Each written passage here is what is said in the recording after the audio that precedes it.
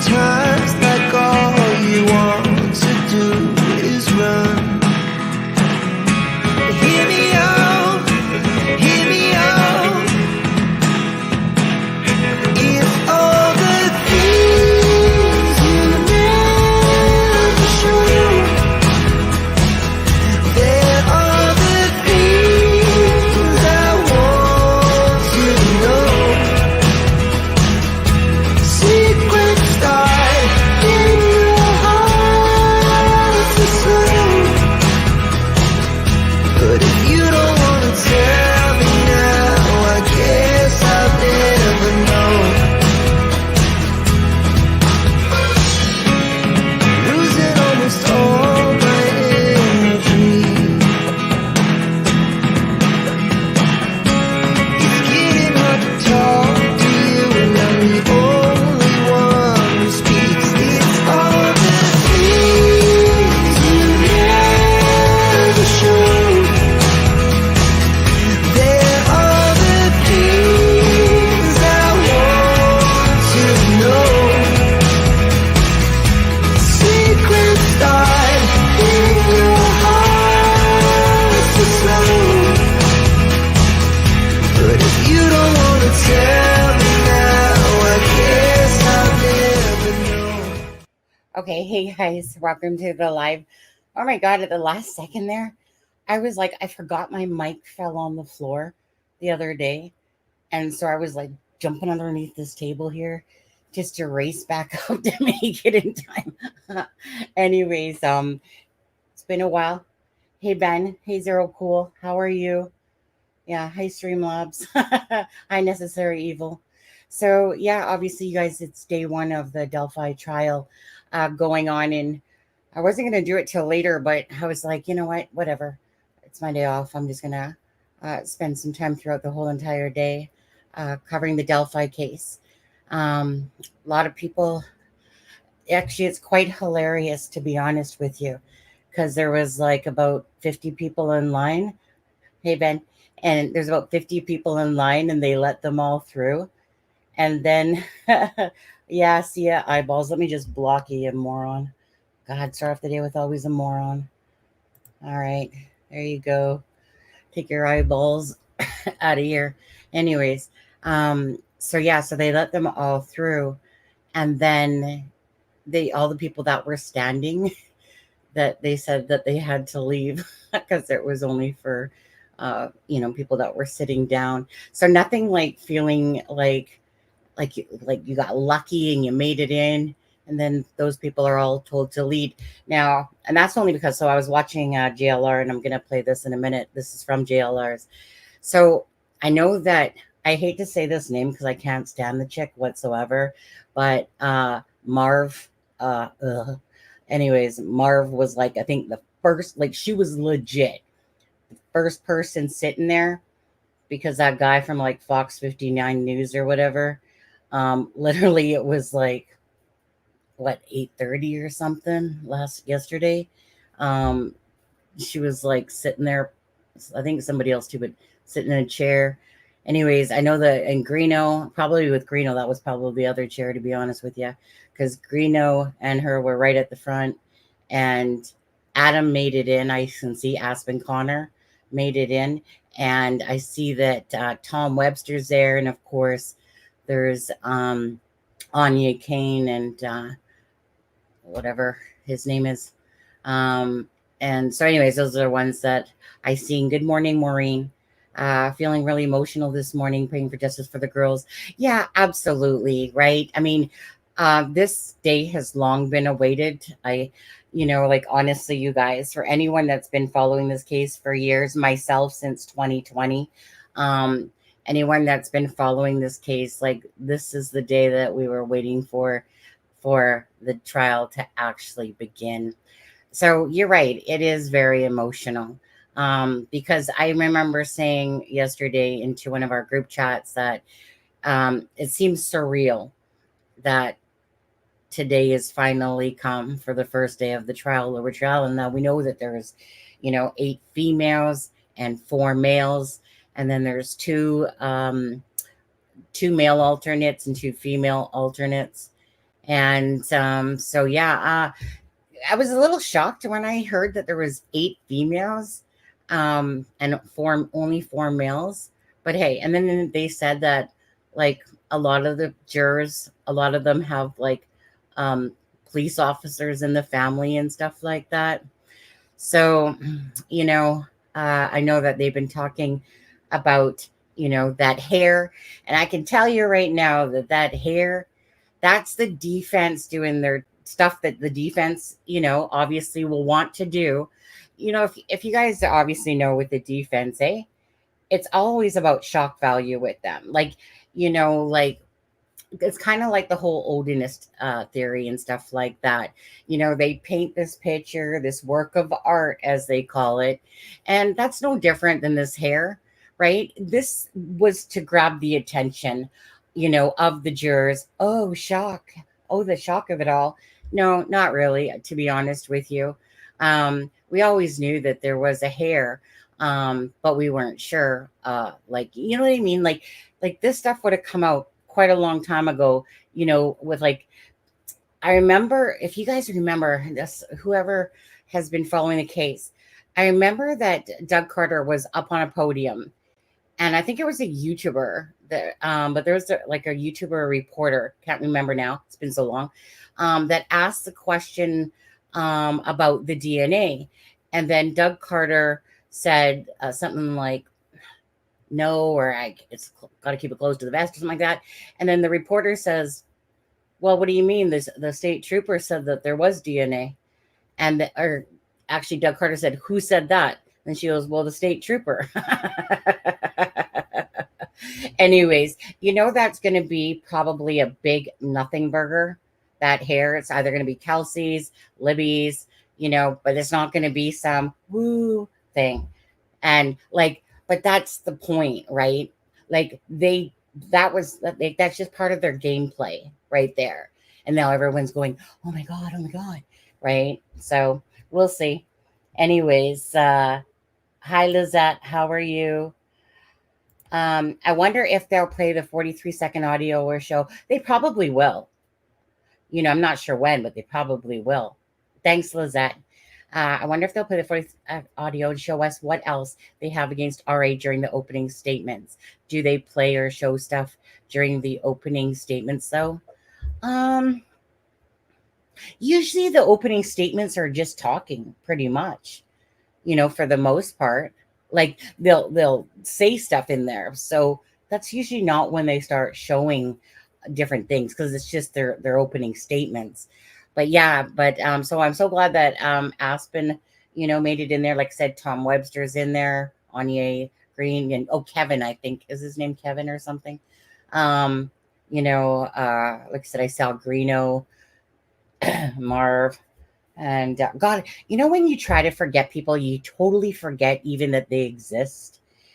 And then all of a sudden you hear their name or you see their face, and you're just like, shit, I'm pretty, like, I literally forgot about half those loser channels of Delphi. Hello, sending everyone. Justice for Abby and Libby. Absolutely. Justice for Abby and Libby, of course. I asked Jenica, how Carrie is doing. And she said she's a bit, nervous, but she's doing fine.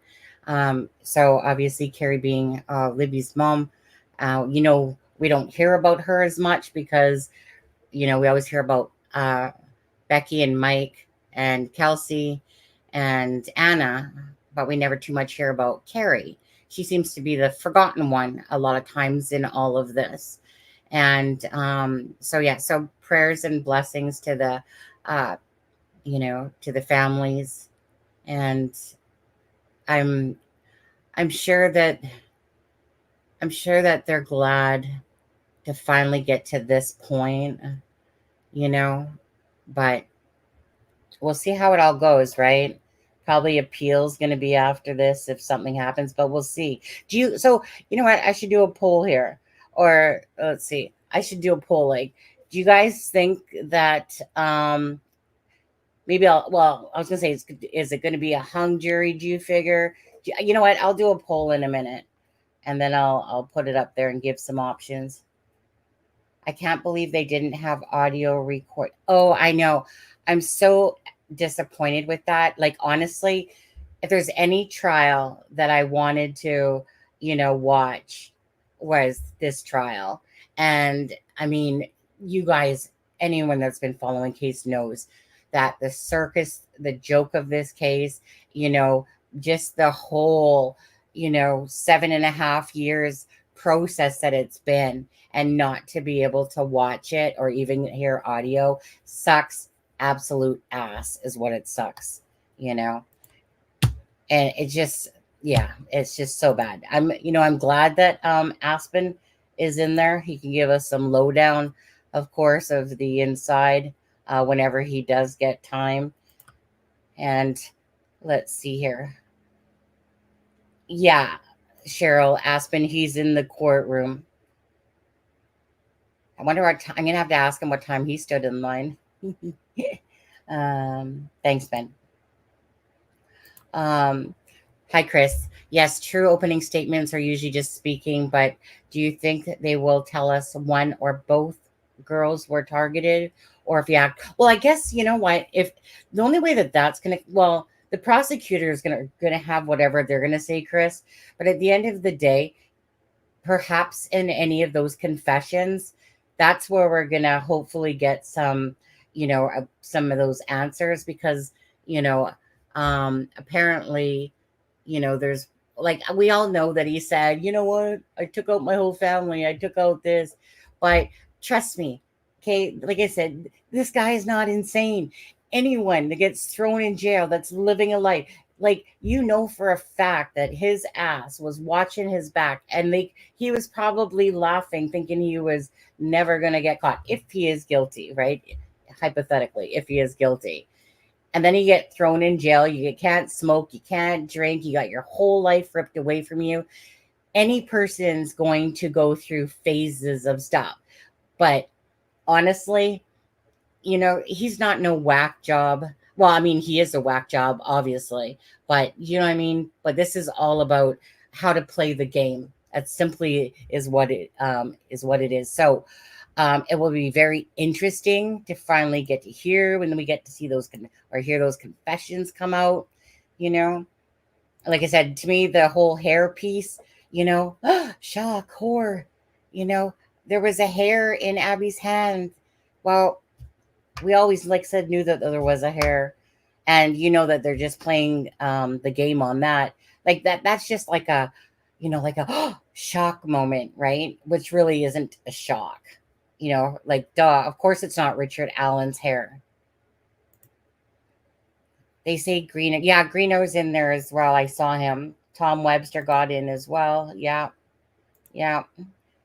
You know what? I mean, like, you know, including Fugly Ugly there, Marv. Um, like each YouTuber that's been following this case and stuff like that. I mean, again, for anyone that's following it, regardless, it's been a long time coming. There's been some pretty trash channels along the way following this case, and there's been some really great people in this community as well. But at the end of the day, each to their own, whatever.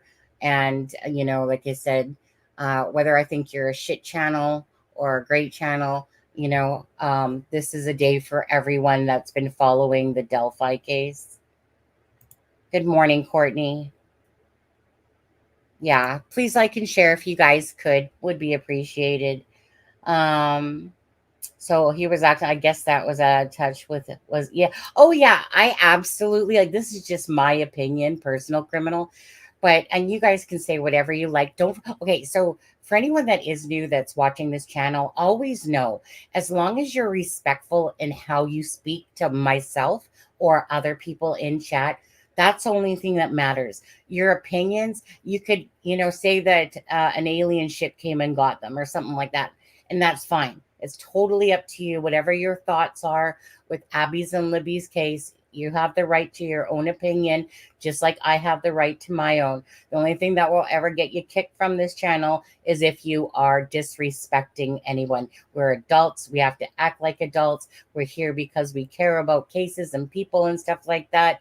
So I don't let I don't let the whole trolling thing and stuff happen in this channel. It's just all about cases and having respect for everyone's opinions. Even if you don't agree with them, it doesn't matter. If you don't agree with it, either move along, you know, and who cares, right? Because at the end of the day, we are entitled to our own opinions on this. Now, wait.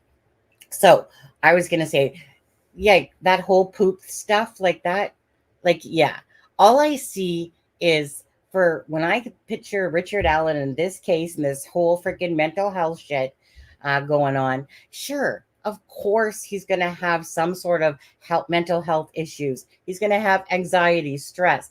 He's going to, like anyone that's put in a cage, when they've had a life of freedom and they've had everything ripped away from them, of course they're going to have, probably, geez, like there wouldn't be probably a single person besides a really, really, really, really crazy, SK out there that might be like okay with it in there. But other than that, most people are going to have issues for sure. But is a lot of that acting, or, like the whole poop thing? Yeah, you know, it's Richard Allen knows if he's guilty or not, first and foremost. Yeah. You know, I, for one, I'm going to put him on the guilty side. That's my verdict, is that he is guilty. And someone that's guilty, like I said, um, you know, mm, I don't know. Some people maybe want to off their own life in their prisons, and stuff like that once they're caught, but this to me is just like the defense has come up with their strategy. Richard Allen, of course, is going to take whatever he can get, you know, and I think that definitely that he's probably had some psycho moments, but as for the confessions and stuff like that, I think some of them are sarcastic and then other ones are like legit confessions, but we'll see. It would be very interesting. All I know is that I want fairness of the trial, right? I feel like Richard Allen, regardless, deserves his fair trial. But at the end of the day, like I said, in my books, I feel like he's guilty. And, so we'll just see how it all plays out. It's going to be very interesting. Well, if we're not going to get to hear any of the stuff I mentioned during opening statements, not sure I'm even interested in it. And well, I'm not sure. Well, I'm sure you're going to hear some stuff for sure. I'm looking forward to it. Hey, word to Big Bird. How are you? I left my DNA on the like button. Thank you so much. And good morning, everybody. Hi, Strictly Chaos. How are you? And Bossy there. Don't give the defense. ET phonome. I know, right? Yeah. Yeah. It will forever be embedded in my head when he used the word a work of art, right? As for the whole Odinist angle, a work of art. That right there tells you that, yes, it was a work of art because they took from point A to point Z, and you guys remember Tupac and how they made it seem like 666 and all these numbers and da da da da. Well, that same idea, right? They took this, and this. They made it into this what they thought was this perfect, painted picture, and it was like, mwah, chef's kiss there, work of art. And there. So, hi, Ellen Kelly. How are you? Any of you know what media got in? Well, I know that Fox 59's in there, and I know, well, no, I did see Susan Hendricks in there as well, by the way, you guys. But I just was watching it because GLR, because like one of the the Fox 59 main one didn't get in. Apparently they dropped the ball.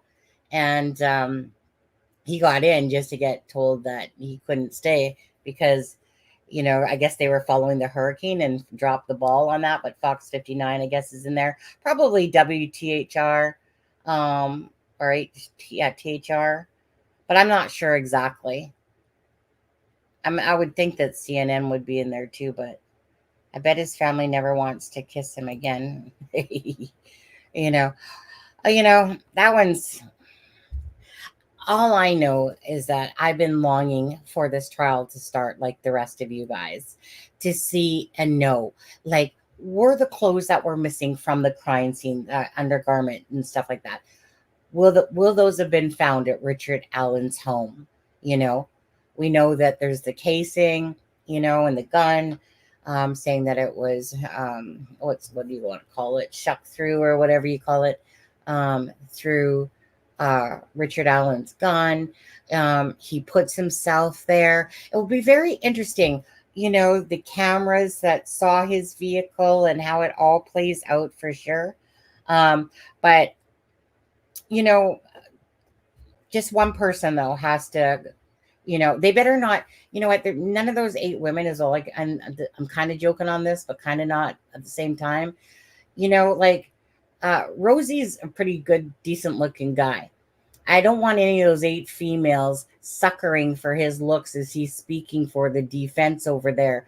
Hopefully Nick can use his slick Nick stuff, and like I said, I just sometimes I worry about that because women are a little bit different, wired differently than men. All Rosie probably has to do is stare at one, and then she'll probably freaking be drooling or something like that. That's just my personal input. Or we do know it's actually true about the whole poop thing. The case is so many ups and downs living here. I've followed since day one. Yeah, absolutely. It's a crazy case. Absolutely. I can't say how absurd. Probably the most absurd case though was the Lori Vallow case. Of any ones that I personally watched. This, like, Lori Vallow case is just whack job city all the way. Where is this is, basically basic people, normal people living their normal lives, 2 girls going out to the Monon High Bridge, then a sick, twisted monster, kills them, and but you know what I mean? One seems like it's like freaking sci-fi, the Vallow case. Whereas this one is just, it's been up and down and all around, left, right, you name it, it's had it. And it's to the point that you're just like, you know what? Just show all the evidence. Just show what you got, okay? I think that there's going to be such overwhelming evidence against Richard Allen, or at least I'm hoping. That's my personal opinion. And, Richard Allen waved and the air smelled like poop. Okay, well, let's see here. I don't think I'm too far lost, am I? Gibbo is a hater because I blocked him. Too bad, Gibbo. Who's Gibbo? Did it. Fox 59 locally, but now. Well, we've all waited for this for so long. Absolutely. You know, um, like I said, it's surreal a little bit today that today's finally the day. You know, I know that there was a shitload of paperwork going back and forth. That crap doesn't interest me personally. Like, yes, okay, there's motions and stuff like that, and some of it's okay, but honestly, it personally bores the shit out of me. And so that's hence why I really wasn't covering Delphi too much, because after a point my head was numb from all the stupid motions going back and forth. And it's not really my personal lingo. Some people like Travis, who's a lawyer, of course, and people that, and Ivy, people, and Charmaine, people that really dive into more of that side of it. Me, I'm just like, just cut the chase and get right to here.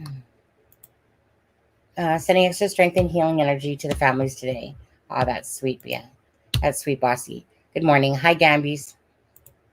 Murder Sheet was waiting in line with Greeno and Marv, and JLR was outside. Yeah. That's what I was watching on JLR earlier. And Tom and Susan Hendricks and Aspen. I like, you can see Aspen right there. It's like You would think that he was wearing blue pants, but it's not. It's just the way it looks. But I'll show you that in a sec. Is there new documents this morning? Don't say that. What do we got this morning? Well, hey, is that the ruling? Oh, Face says, here you go. Docs Bob. Okay. Let me see what Face sent. Now, I'm wondering if that's the ruling on, what was it? The sketches.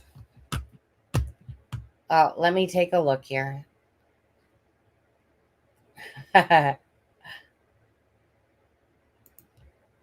Yeah.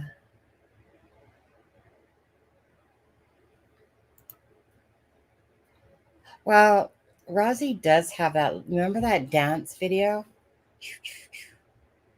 Okay. Winning. Hello, Curious Contrarian. I'm just kind of, hi, GP. Okay, so let me just take a look at my email here. Is it in my main email? I always get them mixed up which one it goes to. Oh, Faith. Let's see here. October. Okay. Download. Oh, okay. Yeah, I was right. Who sometimes is smart? I am. All right, 1 second here. Do.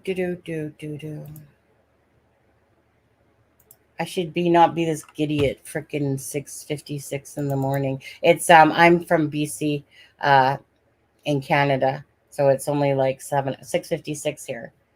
Just pulling up the document. 1 second. Window. Let's see what it says here. Okay. Here, give me a second. I'll take myself off the screen. And okay, so let's see. Brief in response to prosecutor's motion in the limine or whatever you say regarding composite sketches comes now the accused Richard Allen by counsel, blah, blah, blah, blah, blah. The prosecution argues that the composite sketches are inadmissible due to the fact that they were intended as an investigative tool to generate and identify. Yes. You guys know that. At the hearing, the prosecution argued that the composite sketches are suspect, are not relevant because they are infused with subjectivity, both the forensic artist and the witness. The fact that there may be subjective input. Okay, let's just get to the point. Come on. Evidence is relevant when it has blah, blah, blah. Competent sketches in this matter, images of individuals and witnesses on the bridge, blah, blah, blah. The prosecution argues, blah, blah, blah, blah, blah. While we're okay, blah, blah, blah. The purpose behind this hearsay rule did not change, was not modified upon. Okay. I'm not going to sit here and read all this stuff. Hey, but there's a formal special agent Plants. Also admitted to the standards of the guidelines for forensic art and facial identification. That's a word I've never seen. Promulgated by the International Association for Identification, contains the best practices for a forensic artist. Well, let's maybe go back up. Let's see. To the extent that prosecution is arguing that due to the subjective nature of the sketches, there is some blanket rule that composite sketches are not relevant because they are investigative reports is simply untrue. Indeed, composite sketches have long been admitted. In the case and blah, blah, blah, blah, blah. Former agent Plans for the testified that is the best practice that the witness, where did I leave myself off there? May be instructed that his signature will be the feature that allows him to identify the image in court if necessary. There would be no reasons for a witness to sign a sketch in order to identify it in court if composite sketches are subjective investigative tools to generate leads and not to identify suspects. Composite prosecution further argues that the witness who assisted in the preparation of the composite sketches of the bridge guy would testify that they did not see the person depicted in their sketch for a sufficient length of time to allow them for positively identifying the defendant. This argument fails as the state offered no evidence at the hearing as the amount of time of any witnesses who assisted in the creation of composite sketches. The prosecution further argues that the composite sketches are relevant. Is this from, I know I just got this today. Is this from today, though? At the hearing, prosecution argued that the composite sketches are inadmissible. Okay, blah, blah, blah, blah. So it's just this, Jennifer respectfully submitted. Okay, so that's just basically saying, well, that was boring. So, nah, GP, she's not going to be there.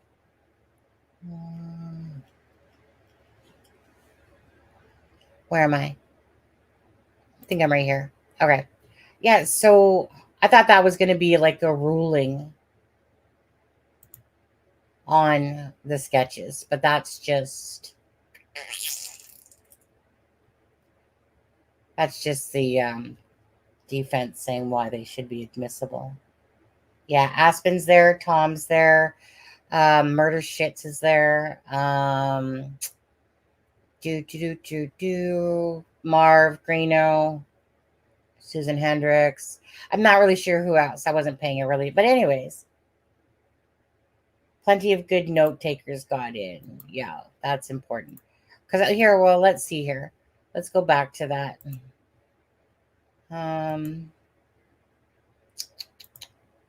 Is it here? Okay. So here, I'll make this bigger in a sec. So this is on JLR. He was there he still is there, but with Magnolia there. And JLR's, he's always really good. He lets people use content, which is nice. JLR investigates. This is the line. So you guys can see Aspen with the white hair here. There's Tom. And there's About Murder 40 Sheets. Anya. Maybe more. Let's Greeno count. right there. Marv right there. Whoops. 1, 2, 3, 4, 5, 6, 7, 8, 9, 10. See, there's 11, Aspen. 12, There's Tom. 13, Tom, 14, Tom. 15. Let's see. 1, 2, 3, 4, 5, 6, 7, 8, 9, 10, 11, 12, 13,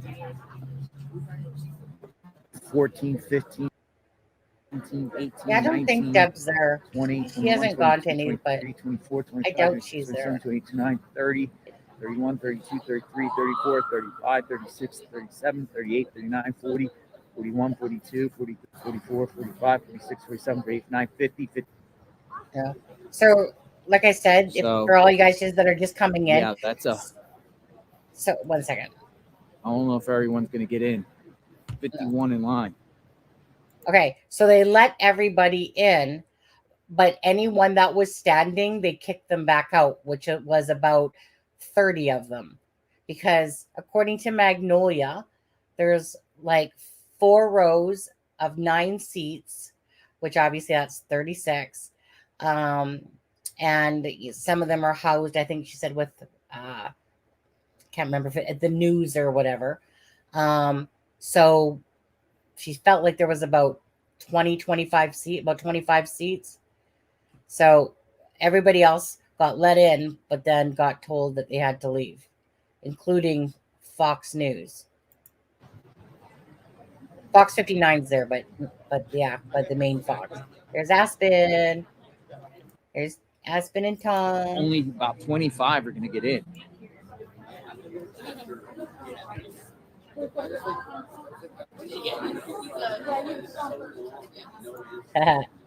Hey, Shane. Yeah, so we got 51 in line, give or take, about 50 people. And I think JLR is just staying down there for a few days, and then they're coming back towards the end, I believe he said. Cold out here this morning. Cold out here. Delphi, Indiana. Nice fall, crisp day. Come on in, JLR investigates. So we're going to understand in a bit what happens here. As people, go in, they'll come out and share what happened, and then we'll get an understanding of what happened. Opening arguments, prosecution, defense, set the tone of what's expected here. I think.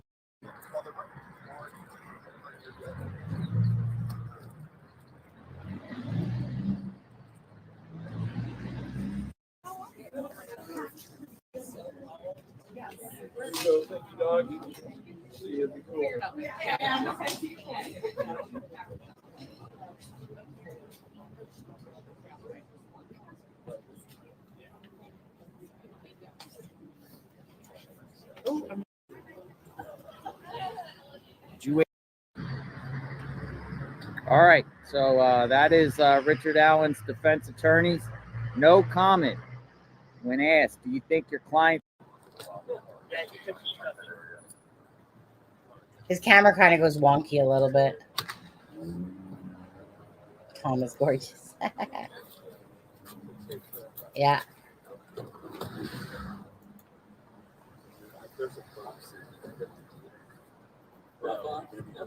I was kind of shocked when Tom put out that gambling video of his, where he said that he had been gambling for 29 years, but it had been stopped for 3 years.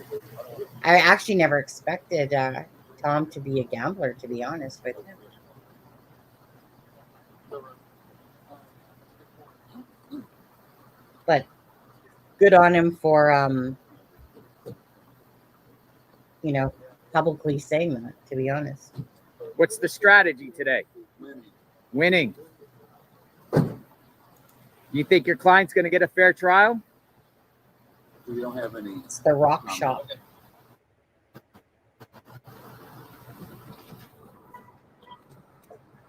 Yeah, his camera kind of goes in and out, JLR's.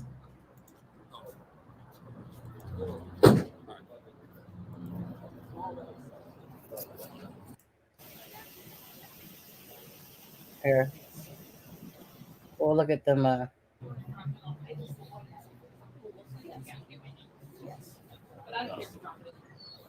mean, yeah, if I'm not standing here. I'm going in jail. Trying to see if I can see anybody else. I don't like you guys can see some other people, but guys, Aspen, Tom, Anya and Kevin, Marv, and See how many Reno. people get in Not sure. as they start letting people in. It's about to get started, folks. You guys see anybody else in there? What day it is. It's Friday. I always have to wonder too what day is it. Hey, Randy. One line is for the media, and the other one. know, is don't they for look so regular, handsome? Citizens. How are you?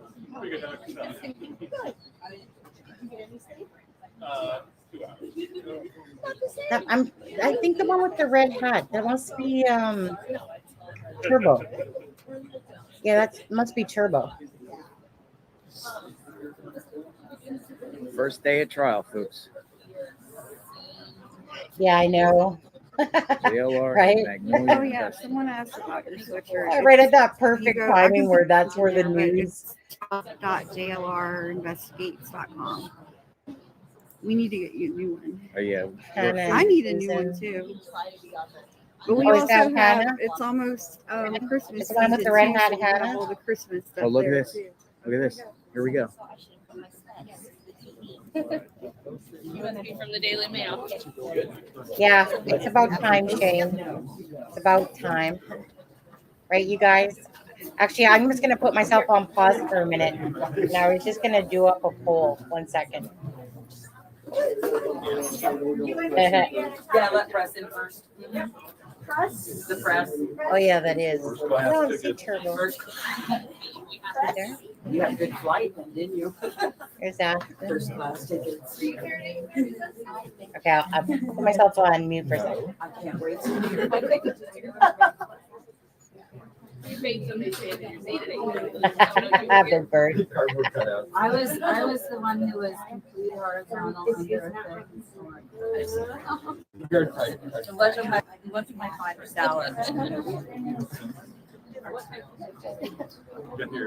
Oh, hey, there's 162 people watching. Do you guys think you guys can hit that like and share button, or at least the like button? That would be awesome. Thank you.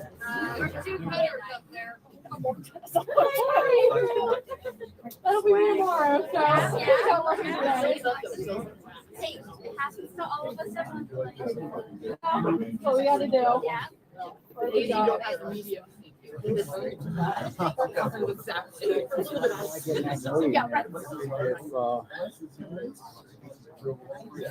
No, you don't. Walmart runs. It even has cooling. I don't know why I need that, but I feel it. Like, A good chunk of it, bossy. For lunch, some more. $600. $600. I was expecting some YouTubers to take their logo on them. like the high school I mean, team you for were football here team. in July. That's why, because I didn't have this in July.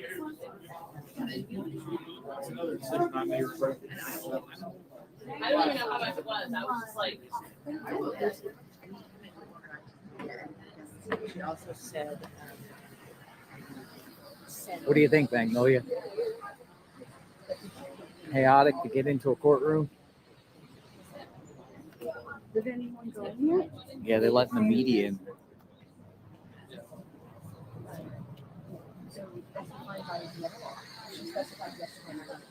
They're letting the media in. Come on in.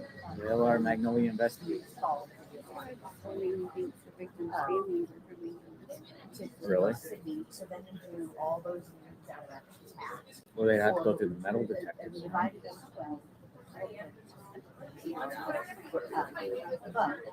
I agree, Cammy.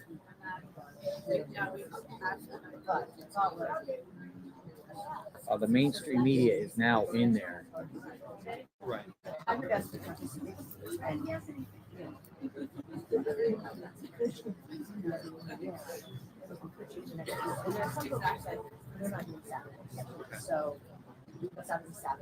So if I came tomorrow Saturday, He's filming me. like I might just have a shot. Like He's filming me.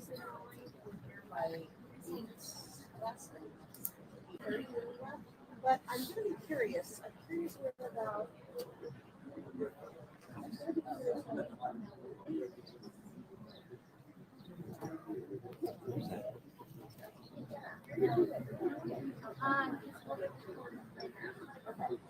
Is that the defense guy? It's one of his attorneys, isn't it?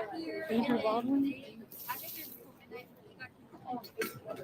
They're just like That guy just asked me if Mike and Becky were here, and I was like, I don't know Mike and Becky. Who's Mike and Becky? I was like, you don't know Mike and Becky? I was like, no. And he said it was the grandparents. I'm like, oh, why didn't you just say grandparents? I don't know people with their systems. He reminds me of John Goodman. Yesterday she said 72. I did from 72, 10, 10, 10. Yeah, Mike and Becky, Patty. Did you know? I thought he was asking me. She came I out don't even those know what I thought he was asking. Yeah. He sees through. I know. I feel cheated too.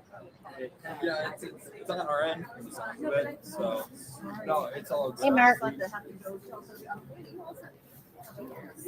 Yeah, it's We're just watching some of JLR's live from this morning. All right, they're letting people in now. They're letting in the people now. ISB, how are you? Yes, it's live. Well, this is the right line, now, so this is this like was 1, 2, 3, earlier 4, 5, this 6, 7, 8, morning. 9, 10, 11, 12, 13, 14, 15, 16, 17. This is like 20 right here. It's right there. That's yeah. like 20 right there. And there's Yeah. only like 25 slots. I don't know if everyone's going to get in. Yeah, it started at 9 o'clock. Well, yeah, this is doors opened at 8. But, It started at 9. 4, 5, 6, 7, 8, 9, So- 10, 11, 12, 13, 14, 15, 17. There's like 20. This is It'll like be 20. interesting. JLR was there doing that this morning here. yeah. What was I gonna say? Yeah. I agree. If we can make sure we don't block Ooh, the go. races without Ooh. making sure we're not on the grass, we don't block the sidewalks. Job's going good, see through. Just the schedule, right? It's like Some of the 2 victims' weeks of families. 6 to 2s, 2 weeks of 12 to 8, 2 weeks All right, of folks. So like 9:30ish type of thing. So we got usually I'm exhausted by the time this I'm is about done. 20 Plus, right here. This is plus I'm about doing stuff with 20. my husband too.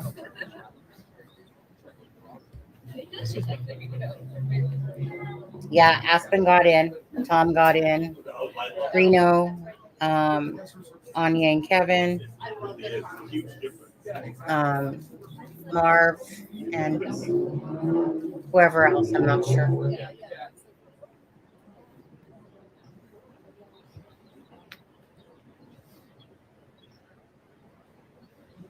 Yeah, so it'll be very interesting to hear what Aspen has to say. All right, so it's just going to When be a he- when he slow, does have slow time, move to hopefully, get in because you got to go at through some the metal point tonight. detectors and everything like that.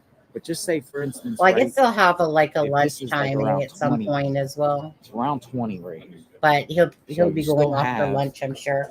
But I'll we'll message just him. go like 21, 22, 23,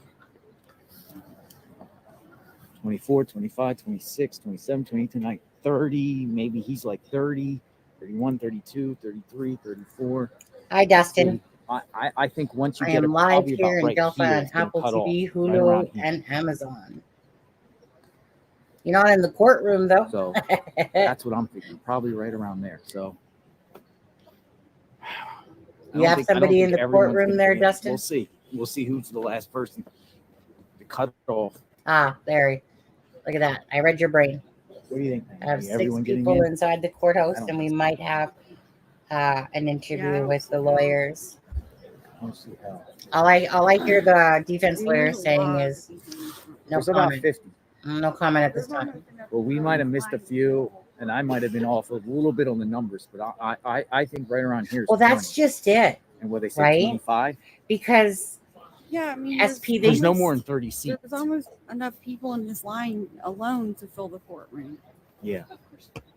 that's So just this it. Is that they said There's already that some of 52 those seats people taken. that didn't get in might get in after lunch. So that led me to believe, like, is there like another lineup that happens? Because no one's going to be All right, wanting to mine is leave moving. then. Hi, Lauren. Hold this Wow, in. you guys, again, this day has been a long time coming.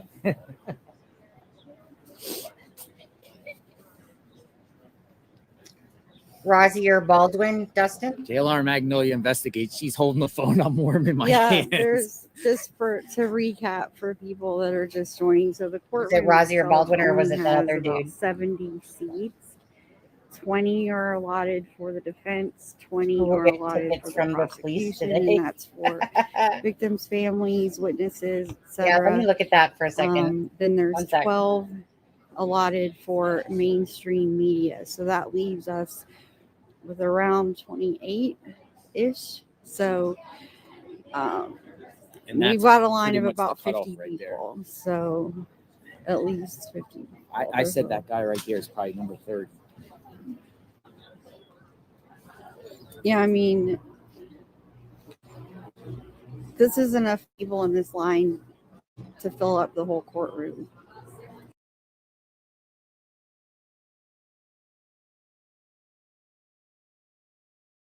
Let's watch. Oh, let's watch the ticket. Let's watch the ticket. The ticket one. Where was it? JLR ticket. JLR investigates. If you guys aren't subscribed to JLR, most I'm sure you guys are, but if you're not, go subscribe to JLR. You guys know he's boots on the ground everywhere. Okay, let's see this. Boots on the ground. I am in Delphi, Indiana. I am out front of the Carroll County Courthouse attending the Richard Allen murder trial. Now, I want to give you guys some information here because there's some signs here that say 2-hour parking.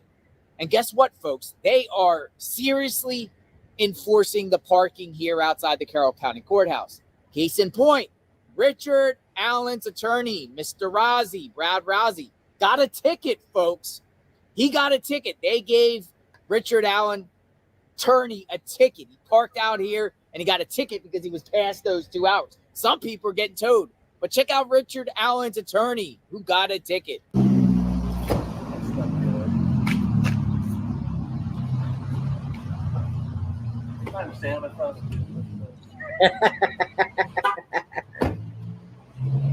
I wonder how much those tickets are. But yeah, this is very, very strange because outside the courthouse, it says 2-hour parking. It says tow away zone. Violators towed at owner's expense. And it's all around the courthouse. Matter of fact, all around downtown Delphi, you'll get these signs. And the question I have, folks, is anyone that's attending this trial or any court hearing, how does that even work? You only can park for 2 hours. Do you have to keep coming out, moving your car? Because unless you have the app around here in downtown Delphi. Unless you want to park in the residential areas. You want to park. Yeah, I'm wondering about that myself too, because I know my husband, right? He works in downtown Vancouver all the time, and it's when he does it on his app on the phone, he doesn't have to go move his car because he can do it from there. But typically, yeah, in a 2-hour park zone, you have to like move, to come back type of idea. So I wonder if that's the same way in the States over there. Yes, JLR and his finger. Park in the residential areas and walk down here, but who knows? And then I'm hearing reports that people are actually getting towed. And not only that, but like parking enforcers are going around chalking people's tires. They'll go around the people's tires and they'll mark it. They'll mark the tire and then they'll come back and they'll know if that same vehicle is there. They'll either get a ticket and or subject to towing, as this is a tow-away zone. But how does that make sense in front of a courthouse? What happens if people have to go to trial or have to be in a courthouse for an extended period of time? Very, very strange. But I wanted to show you the process here in Delphi, Indiana. I'll be attending the trial here, but I'll be outside live streaming, so I'll probably have to keep moving my car around to different locations to avoid a ticket and or towed. I'll take a ticket if it's not much, but I wonder how much the ticket is, $25 or whatever. But that should be challenged, folks, because it doesn't give citizens the opportunity to park long-term. Where are the long-term parking in Delphi, Indiana, especially if you have to attend a trial? You have to go in there for business for an extended period of time that exceeds 2 hours. What are you going to just do? Leave and say, I have to excuse myself. I have to move my car to another spot to avoid a ticket. Come on, make that make sense, people, because it doesn't. But also, doesn't folks, in this is Vancouver one of the either. biggest cases in Indiana history. No. It's not like people go to trial here very often. Richard Allen is. So they probably haven't really dealt with anything like this. No. But also maybe it's a chance to thwart people from coming. Because it seems like there's a lot of secretism going on in Carroll County. Particular Judge Fran Gold, who basically no video recording, I personally hope so. limited seating, no overflow room. There's a Titan security here. There's fencing around. Okay. That's enough about the ticket. It was cute though. Ain't right. No dancing now. Dustin saying that he's had the defenses. You said you had the defense attorney on your podcast, and that state's attorney told me on my podcast that he has new evidence that can put Alan away for life on there. Well, at the end of the day, I personally hope so. I personally hope so. Let's see here. Let's just watch this for a minute, guys. Russ McQuaid and begins seeking justice. Now, Richard Allen was arrested 2 years ago in connection with the murders. He's been in custody ever since. Fox 59's Kit Hanley is live outside the Carroll County Courthouse, joined with our Russ McQuaid. And Kit, the line has just been growing throughout the morning of people who want to get in.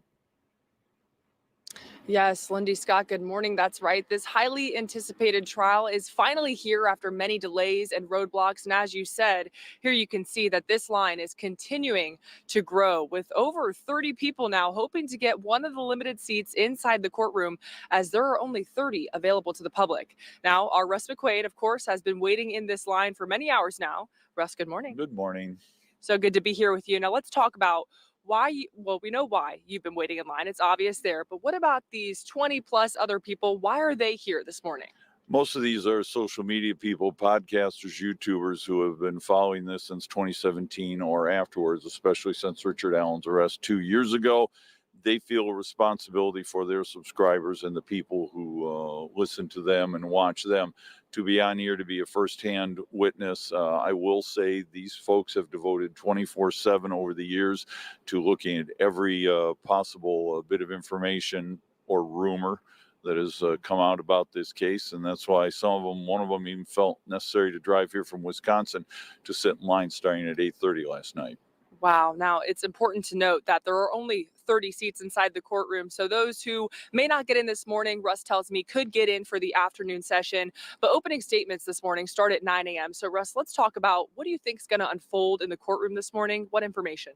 We got a preview of that during jury selection in Fort Wayne earlier this week. The prosecution will say Richard Allen has confessed more than 60 times. We have a bullet we found at the crime scene that matches a bullet at his house, or a gun at his house. And also we've got photos of the bridge guy, the clothes he was wearing. We think Richard Allen was wearing those clothes. It was interesting when the prosecution said, however, to the prospective jurors, what would you think if we didn't have DNA and if we didn't have a murder weapon and if we didn't have cell phone data? And you're thinking, well, why would the prosecution say that if maybe it doesn't have it? On the other hand, you have the defense. The defense is going to say, yes, you will hear the tapes of Richard Allen confessing more than 60 times, but he was under mental duress and had a mental health crisis when he was in the state prison pretrial detention when he said that. The defense also said, which we heard was brand new the other day, that when Abby Williams' body was discovered, there was hair in her hand. It does not come back to Richard Allen. So we will hear competing theories on this. It certainly is not a slam dunk. People have asked me for a couple of years, did he do it? My answer is, I don't know. I really don't know. There's cases I go into where I go, yeah, they got this guy. This is not one of them. I don't know how this will work out. And you only have to convince one juror to vote not guilty to get a hung jury and to get a second chance. Russ, thank you so much for all that very valuable insight. We appreciate it very much here. Now, once again, the courthouse opens at 8 a.m. with opening statements starting at 9 a.m. And of course, our Russ McQuaid and Max Lewis will be in the courtroom gathering all of the latest details for you. For now, reporting live in Delphi, Kid Hanley, Fox 59 News. Okay, oh, the screen went blue. Well, it's not that it went blue. It was going to talk more a little bit, but whatever. We're going to go back to, okay, we don't need that one. I think this one here. I think Ben said it like 2:09. Let's see.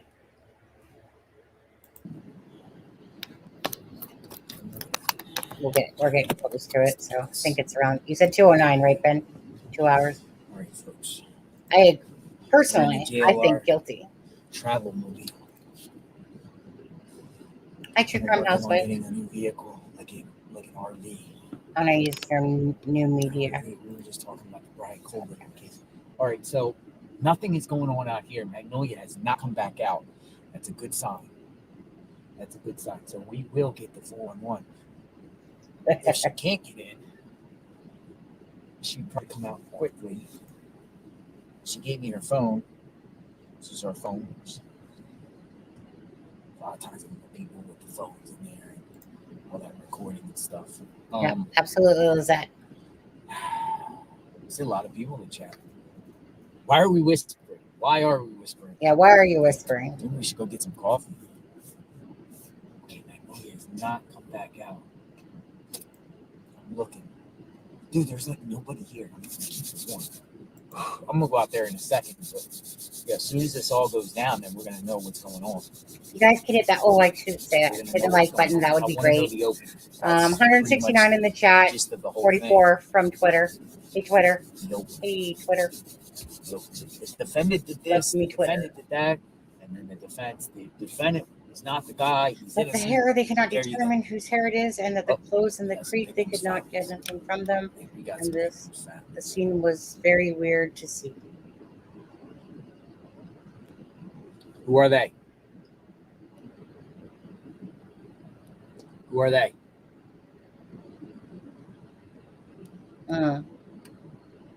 I guess that will play out in court either, Dustin, like, about that hair, because, like, we all know that it's going to be a big nothing burger.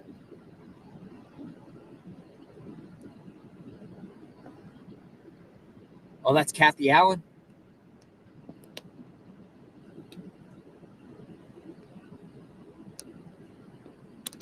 Which one's Kathy Allen? Yeah, that's Richard Allen's wife, isn't it? Is that her? Where? No. That's not her. She'd be in the courtroom already.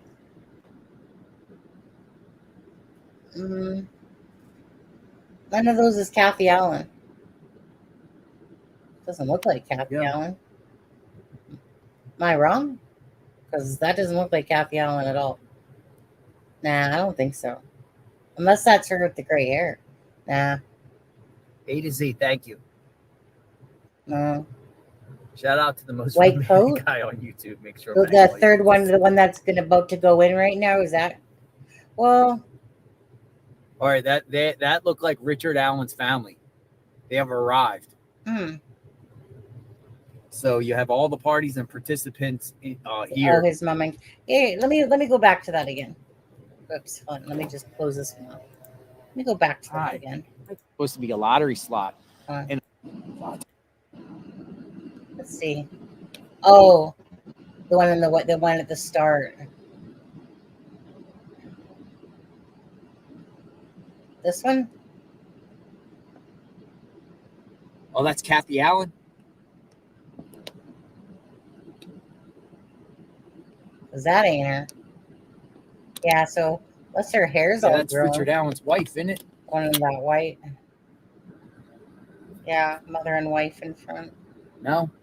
Well, not the one with the boots and the long jacket. That's, I don't know who that is. Who's that? Okay, Mark. Oh, but I think, yeah, the one in the white jacket's Kathy. There you go.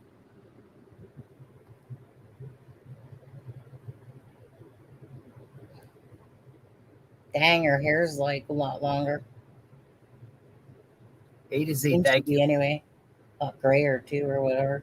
Shout out to the most romantic guy on YouTube. Make sure Magnolia gets to see. All right, that looked like Richard Allen's family. They have arrived. Wait, hold on. So you have all the parties and Wait, participants hold on, one second. You here. said she's the one in the black boots? That's no Kathy Allen in this. That's this one right here? Aw. Oh, that's Kathy Allen? The one with the brown jacket, that's not Kathy Allen. It would be the one with the Yeah, that's Richard white Allen's jacket. wife, isn't it?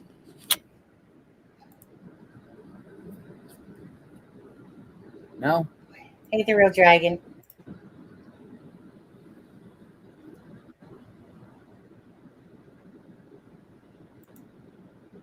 Watch GLR. Get a ticket.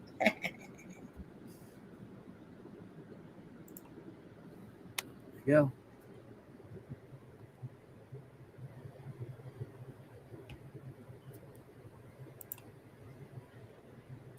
Dustin, I can't see Kathy doing an interview. A to Z, thank you. Shout out to the most romantic I guy can't see on Kathy YouTube. doing Make an sure interview. Magnolia gets to see. All right, that looked like Richard Allen's family. They have arrived. So you have all the parties and Hey, Janine. participants here. Tara, how are you? Hi.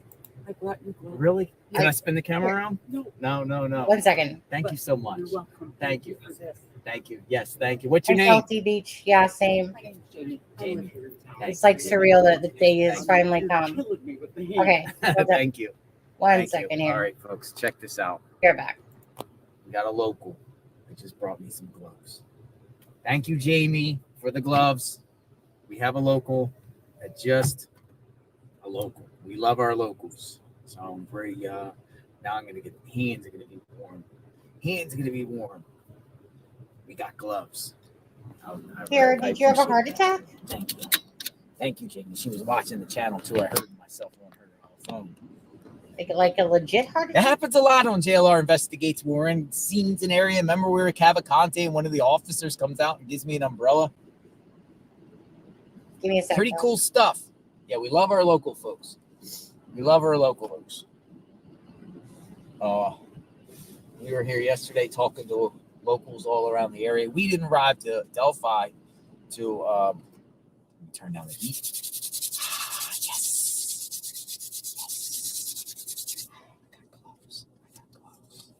I got gloves. Magnolia has not come back out. This is good. This is good. This is good. So what we're going to do for Magnolia is we're going to go down and get her some coffee. I know some people contributed for coffee. We're going to go to McDonald's. And I'm going to go in the... I'm going to have to get my camera here, or my tripod. And we're going to go down to McDonald's. Look, see, they got police. They got a police presence out here. They got police. They're all out here.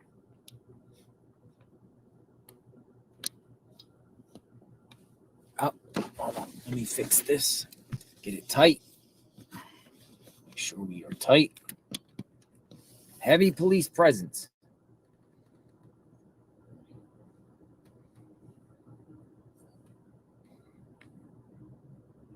But nothing else really around here in the area. We should get some coffee. I got gloves now, though. I got gloves. Magnolia hasn't come back out. So maybe there's more seats than anticipated. Magnolia, watch Magnolia been the last person.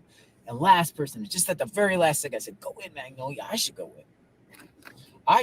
But she's going to go in and she's going to get the scoop. She has a photographic memory. Remember, she comes from Project Veritas.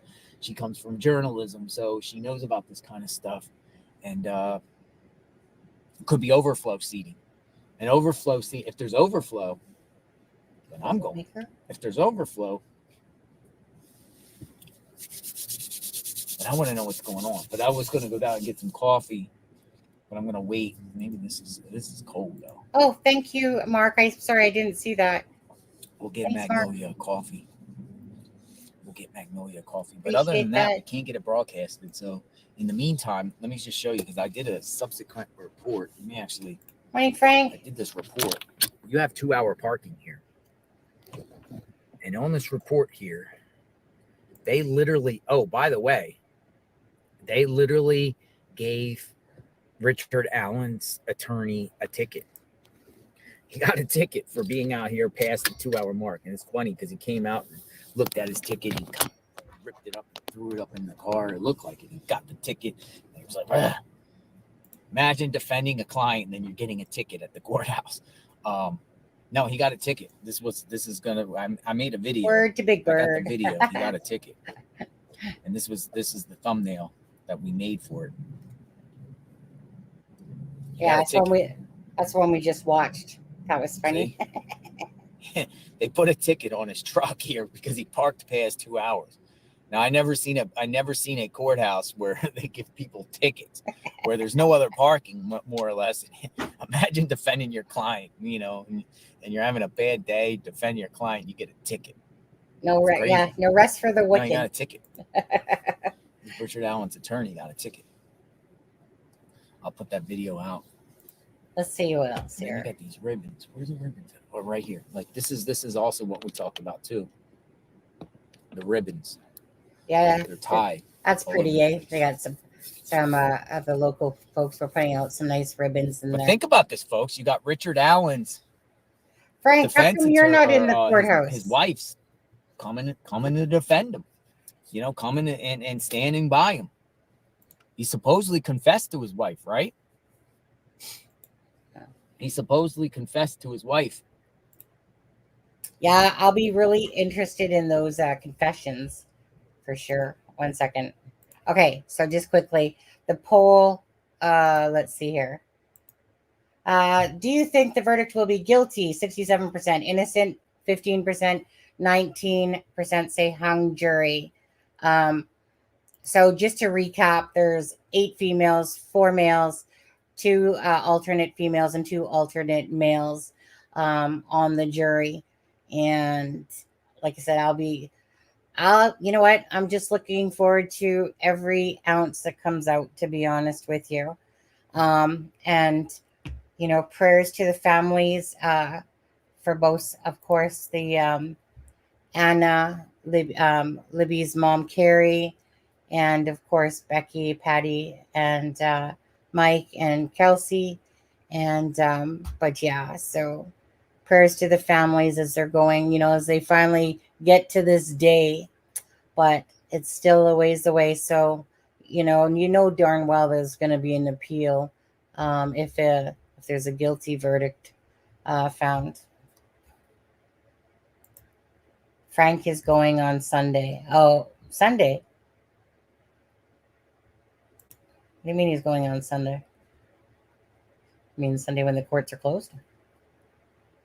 New documents, response by defense to Nix. Yeah, I seen that one. Yeah.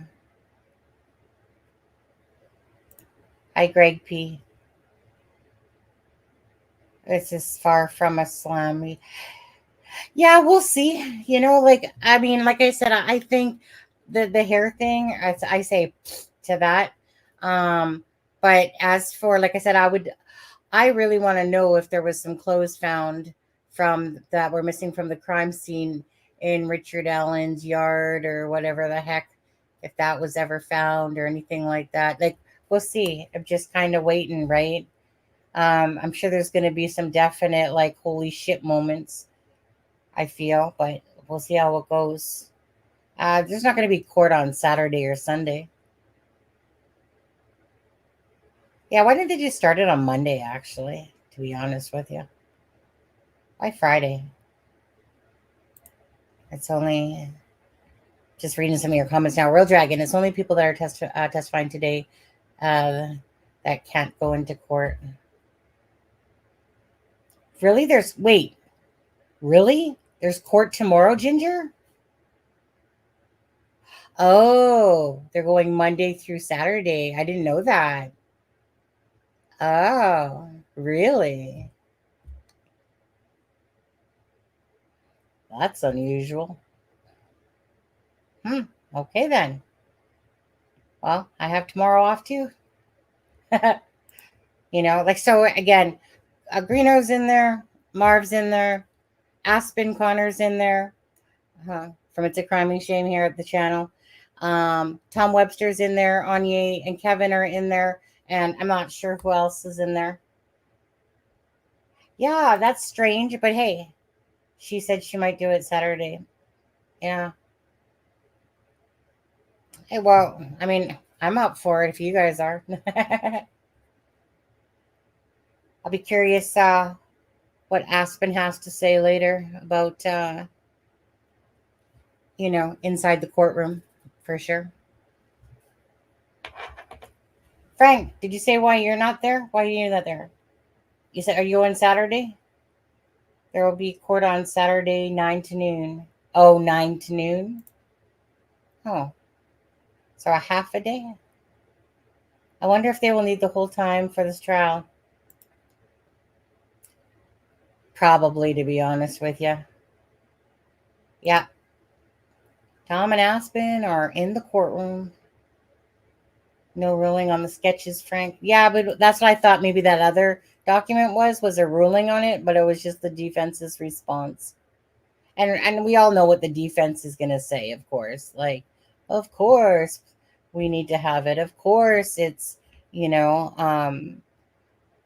whatever the word is I'm looking for, can't find it. But anyways, of course that they want to have it brought in. Of course the defense does.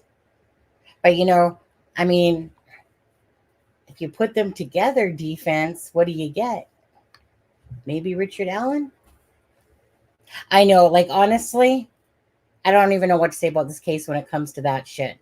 Okay? You show us some 40-year-old guy, and then right when I'm kind of following it, like, it's in 2020. But anyway, so I see that's why I actually wasn't following Delphi right away. Like, I meaning I was paying attention to it, but Suzanne Morphew's case came out. And the reason why I kind of was like, with this case, when I first saw Delphi, I was like, oh, because once I started reading it, I was like, these people are so fucked up. They got two sketches, one of a 20-year-old guy, one of a 40 freaking 5-year-old guy, 40 to 50, somewhere in there. I was like, these people don't know what the fuck they're doing over there. Like, seriously, how do you put out a sketch of somebody that looks as if he's 20 years old with no fucking, clean face, and you got hat and you got gruffiness, and then you come out with some freaking pimple-free little 20-year-old type of thing? That's when I was just kind of like, what the fuck? Like that's when I really knew that this case was twisted. Only I would have listened to my gut on that one. Yeah, tomorrow, Saturday. I don't think I have any plans for tomorrow, but yeah. Yeah, I know, right? Why not just do 24/7? You know what, Gull? Come on, you're up for it. I think if we're being sequestered, I would want to go Saturdays as well. Yeah. I mean, for me personally, I bet you there's some of those jurors, or those people that were asked to come in and stuff, that do know about the case, this is one of those landmark cases, I'd want to be there. You know what? Hey, kids, you stay with dad. Go on now. I'm gonna go to the jury box. I'll be sequestered. Me too, Sonny. Frank had to raise some funds to go. Oh, but he will be going. Okie dokie. Yeah.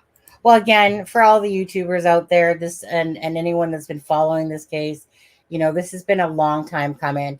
So, like I said, whether I like you or don't like you, when I'm talking about channels or whatever, in sense, or people that are just shits of Delphi, like I said, at the end of the day, even the shits of Delphi that have been trolls and whatever, like I said, everyone has been waiting for this day to come. So, finally it's here. And I'm just looking forward to, like you guys are, to know what's going on in that courtroom right now. Lone Pony.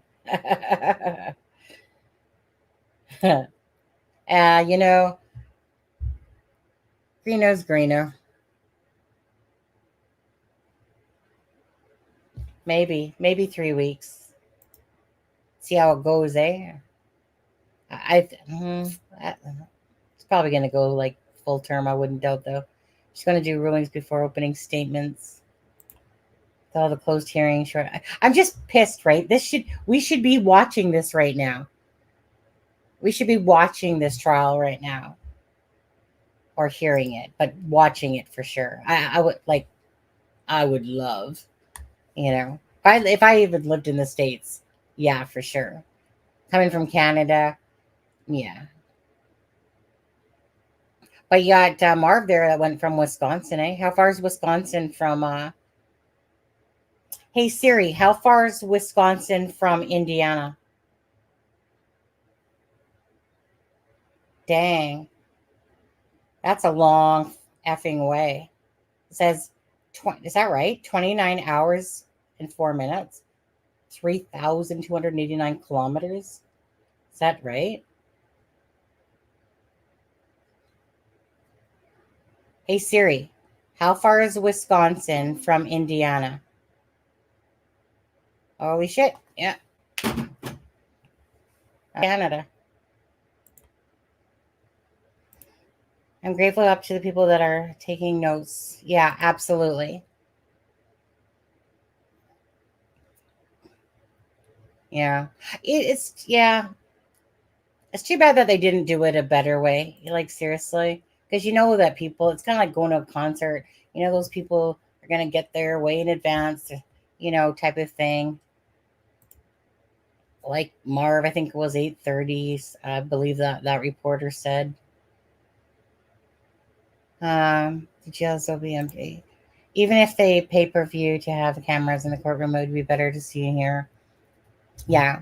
And and I agree with the whole thing that, like the public and everyone, like the public pays for this. Like they should have transparency for the public when it comes to that. Aspen took the most beautiful skyline picture. Oh, did he? I haven't looked. I haven't had time to look. I just kind of got up. My husband left for work and I was going to go back to sleep. And then I was like, oh, I'm going to go get some toast. And then I'm just going to continue watching some Delphi things updates. And I'm like, and then I seen JLR. And then I seen, I was looking for Aspen at first and I couldn't see him on the one news thing. But then when JLR showed it, I was like, oh, there is a little bugger right there. And then I was like, fine, I'll just do a live. And then whatever, whoever watches type of thing. And yeah, my intent was actually to go back to sleep, to be honest, eat some toast and go back to sleep. But, even I was like, okay, you know what? It's court day today. There's shit to talk about here. Indiana's always has 15 years behind. Hi, Daisy. You've been having withdrawals. Are you good now? You're addicted? Addicted to the channel? Anyways, so you guys, what do you guys think about the hair? You guys think it's a nothing burger? Because like I said, to me, that whole thing is just the defense doing the defense strategy, right? Like, oh my God, that hair that's in Abby's hand, it doesn't belong to Richard Allen? Really? Like everyone, oh, shocker? No, I don't think so. I mean, that just actually made me laugh, to be honest with you, because it's just a tactic of them to stick that in the head, right? Plant those seeds there. But then when the whole hair thing comes up, it's going to be like a flush down the toilet. Thanks, Daisy Dukes. Well, some people got their EB, like Marv, I think they said at 8:30. So I'm sure people were arriving throughout the night, some of them, into the early hours of the morning. Hi, Cookie Crunch. Are you an Oreo cookie? Cookie Crunch? Do you like those Oreos? Hi, Bonnie Fix 56. Bonnie 56. Hello there, Elaine from Yorkshire. Actually, I had some Yorkshire puddings the other day. Should be covered. Waited a long time. Love your channel. Thank you very much. I think you're talking to me, yeah? Okay, yeah. He probably came from putting on Kelsey's gray sweater and Libby's black hoodie. Yeah. And those confessions. Okay, you guys, answer me this. The confessions. Okay, I know that some of them you can tell are probably sarcastic. Yeah, like I took out my whole family. What else do you think I did? Took out this. I'm sure that some of them were confessions like later on, but I think that near the beginning, that those ones definitely are worthy. You know how everything is more towards the start, is when the truth is most likely to be told. I wouldn't doubt. I wonder if some of those confessions came out after he had his lawyer. I'll be curious to see how many confessions were after his lawyers. Well, I'm a loony bin. Got to make myself look like the Looney Tune.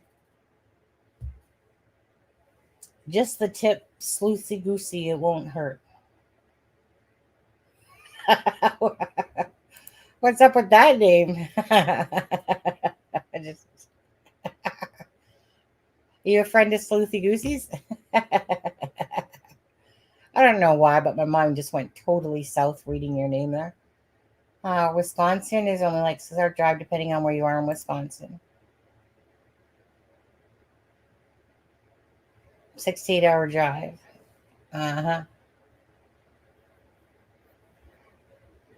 Right. We'll see, Beignet. Yeah. Love the pic today. Wink, wink. Perfect.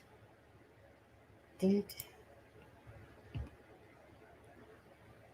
The wrong info confessions were second and third hand, not any. The wrong info, what? The confessions were second and third hand, not on any of the recorded confessions per Harshman's testimony.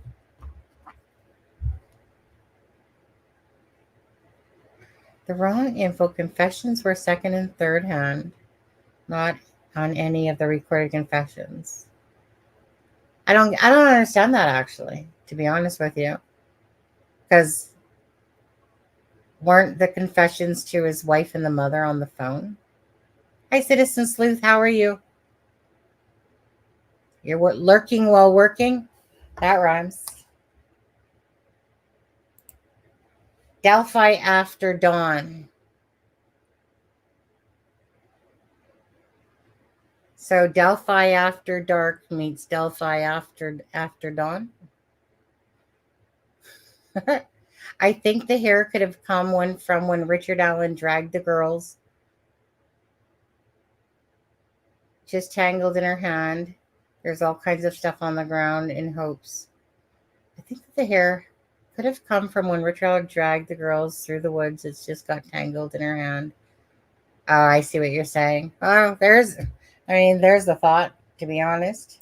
One that most people probably wouldn't think to say. I still think, hi, Marianne. I still think that if these confessions were verbal, other than the recorded, should all be hearsay. Well, we'll see. Well, I mean, at the end of the day, we'll just have to see how it goes, eh? I wonder when they'll get to the confessions. Wonder when they'll get down to, well, I guess we'll see what today will bring. Yeah, I'll be looking forward to talking with Aspen. See what's going on in that courtroom.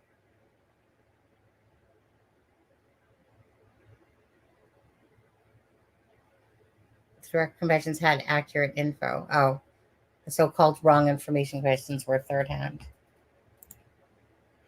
There's no recorded confessions of Allen saying that they were shot. No. Yeah, okay. Yeah, shot the back. Did that confession come after he had lawyers that told him to act like he was crazy? And confess up?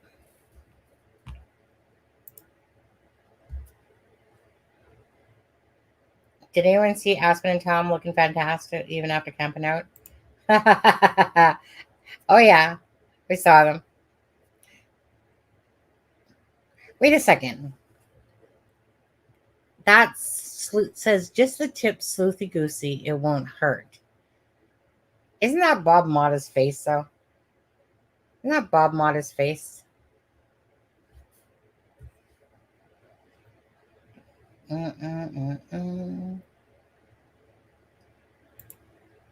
They said on the news that there were people in the line as early as, yeah, that was Marv. Marv and Greeno. Probably Greeno was with Marv then, too. Yeah, I wouldn't believe an inmate saying Ari confessed in his own words. I'm interested. Yeah, I'm just, you know what? I just want to hear it all. I want to hear everything. Yeah. Well, I guess if you drove from Wisconsin and stuff, you know, that's being a diehard for sure, right? You know, to get there, be the first one in line.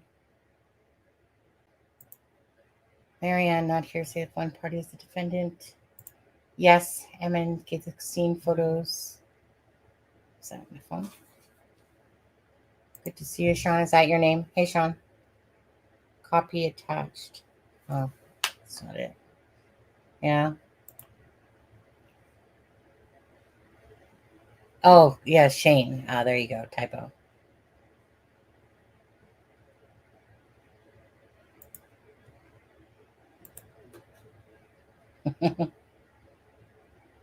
Greeno has Indiana warrants. Yeah, he does. Okay, let's see here. What do we got? What else did I watch this morning? Oh, let's watch this. Let's just, you know what? It will give me time for a break for a minute anyway. I will stop screen for this one. Unless you guys want to watch that. Let's see. Let's listen to this one. Some are beginning and others are nearing their conclusion. And we're starting this hour with a true crime case that's really one of the German. And this all happened back in 2017. Even though their bodies were discovered just a day after they went missing, it was 5 years before this case saw an arrest. And this lack of a resolution sparked a persistent element in this case. That's the public distrust. Because since the beginning, many issues have been raised about this investigation, about management of this case, interviews that were deleted, sketches that were kept from the public, attorneys being forced off of the case, complaints being raised by the public and Allen's defense team. Both of those entities demanded transparency in this case. And then in an explosive announcement, the defense for Richard Allen revealed their theory of the case, one that only seemed to pour gasoline on the burning fire of public skepticism. Not only was Richard Allen not the killer, the defense claimed, they said that members of a ritualistic Odinist cult were responsible. Now, months before this trial, Judge Fran Gull made a series of rulings that only seemed to exacerbate this distrust, and that included a motion that prohibited the defense from presenting that cult theory evidence to a jury. So no mention of Odinism, no talk of ritualistic sacrifices. This was to the dismay of those defense attorneys. Judge Gull also outlawed electronics in the courtroom. So not only are no cameras allowed in the courtroom, at times we're used to that, but Judge Gull also prohibited any use of audio recording devices or even phones or laptops. It's almost like it's inside of a federal courthouse, because this means that the reporters inside of this state courtroom must take notes the old-fashioned way, with a pen and paper. So we're faced with this problem. How will we know what's going on inside of this courtroom in Indiana? Well, Court TV senior producer Barbara McDonald is here. She's there in Indiana joining us live. She's been inside of the courtroom all day for day 2 of jury selection, taking those handwritten notes. So Barbara, you are our next best thing in this situation. Set the scene for me. Tell me about what it was like today and what major moments have stood out to you. Well, we do have a jury. A jury is seated. We have 12 jurors and 4 alternates. Tomorrow, court is going to be dark, and they'll be back on Thursday to be sworn in front of Richard Allen.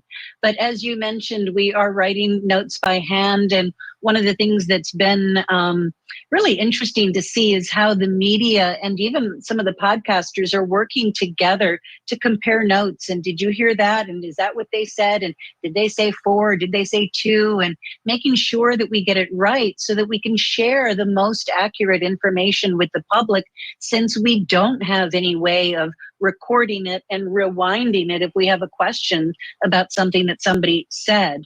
But again, 12 jurors selected, 4 alternates, and we did get to hear some mini opening statements the last 2 days from both the prosecution and the defense in this case. They asked for that privilege from the judge. She granted that. And so they each got 5 minutes yesterday and 5 minutes today to talk to the jury about what this case is about for them.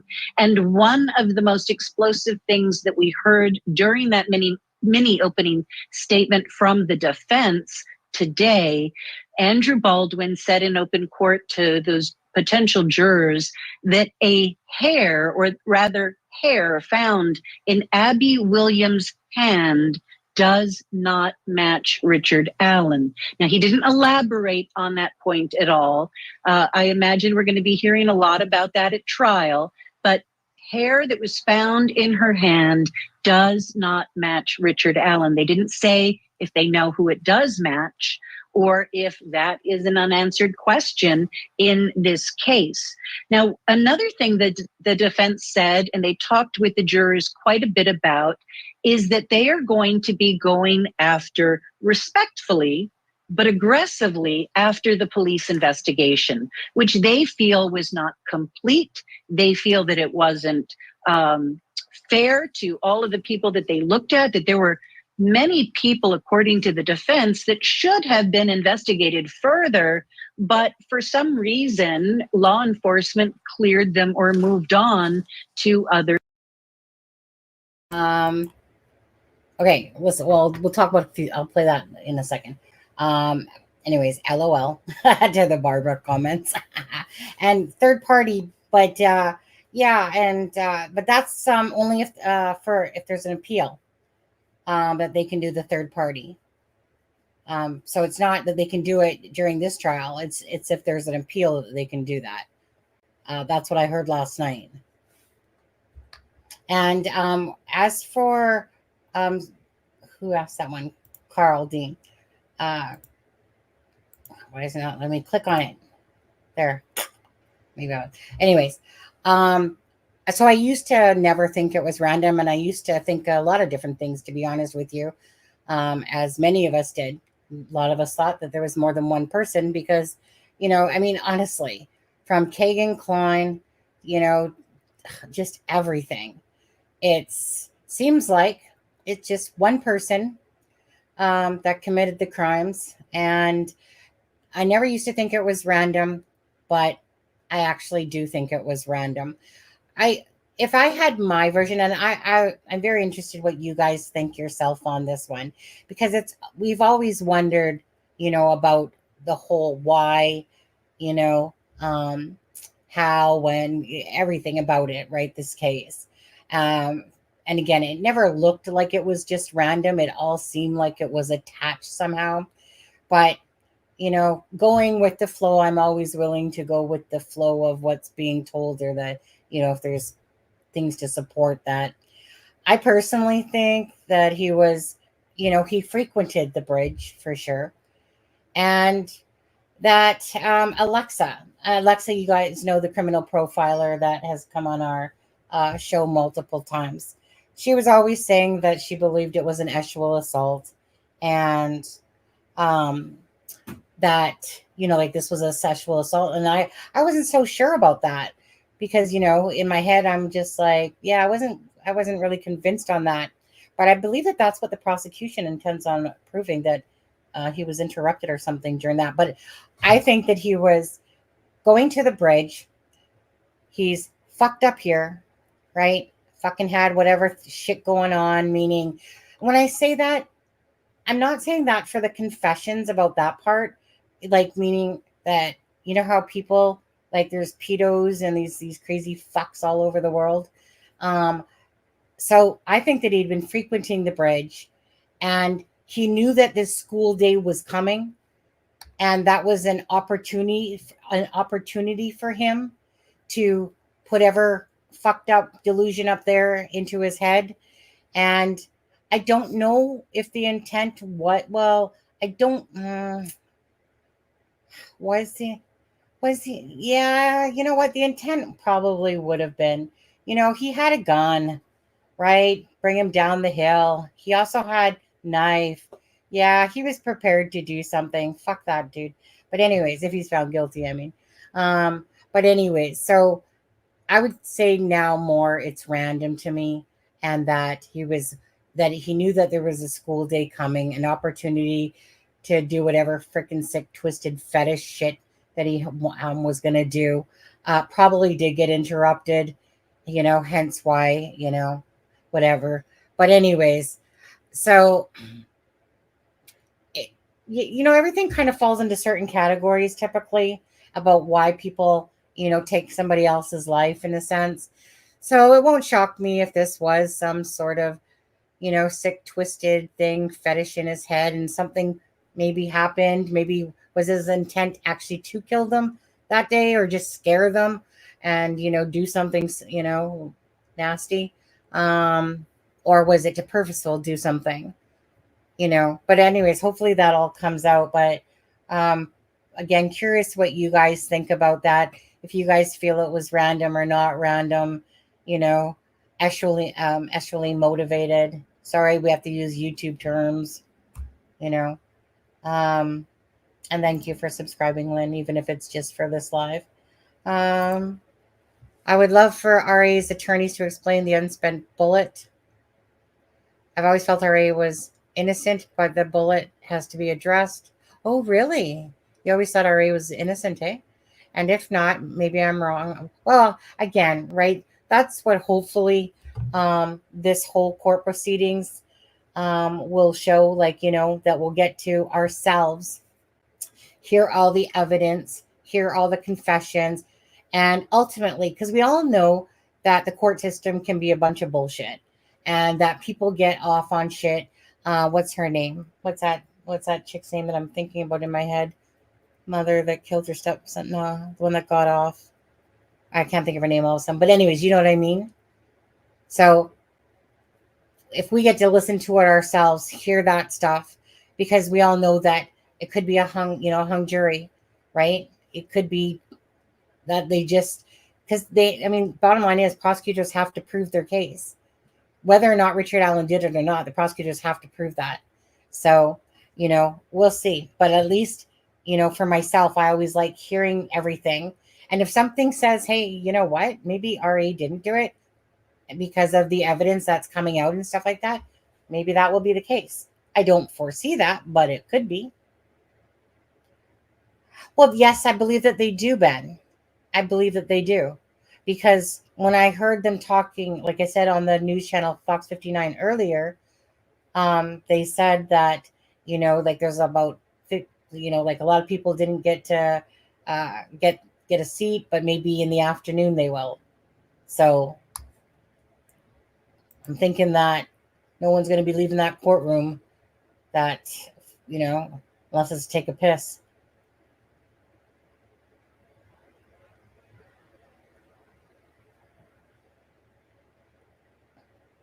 She wrote that they can use info from the hearings if they have an offer of proof in the hearings. Well,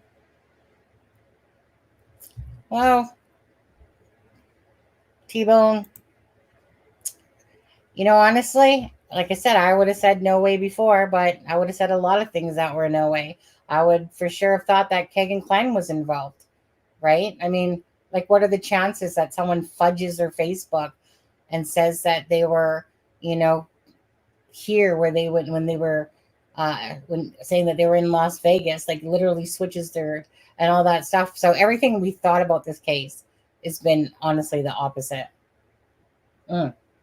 Including Richard Allen. When Richard Allen was arrested, everyone was like, what the fuck? Who the fuck is Richard Allen?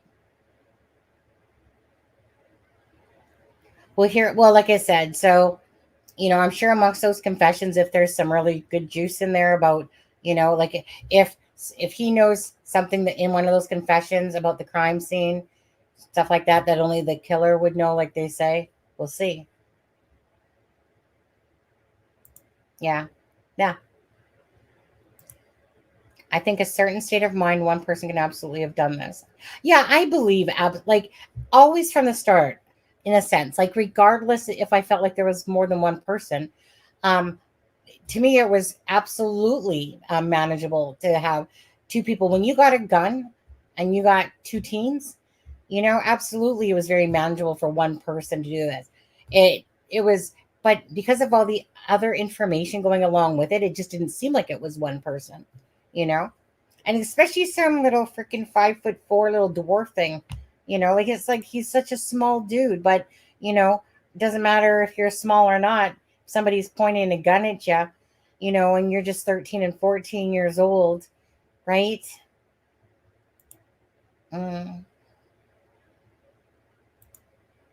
It's it's just sickening to know that Abby and Libby, like so many other people out there, should be alive today.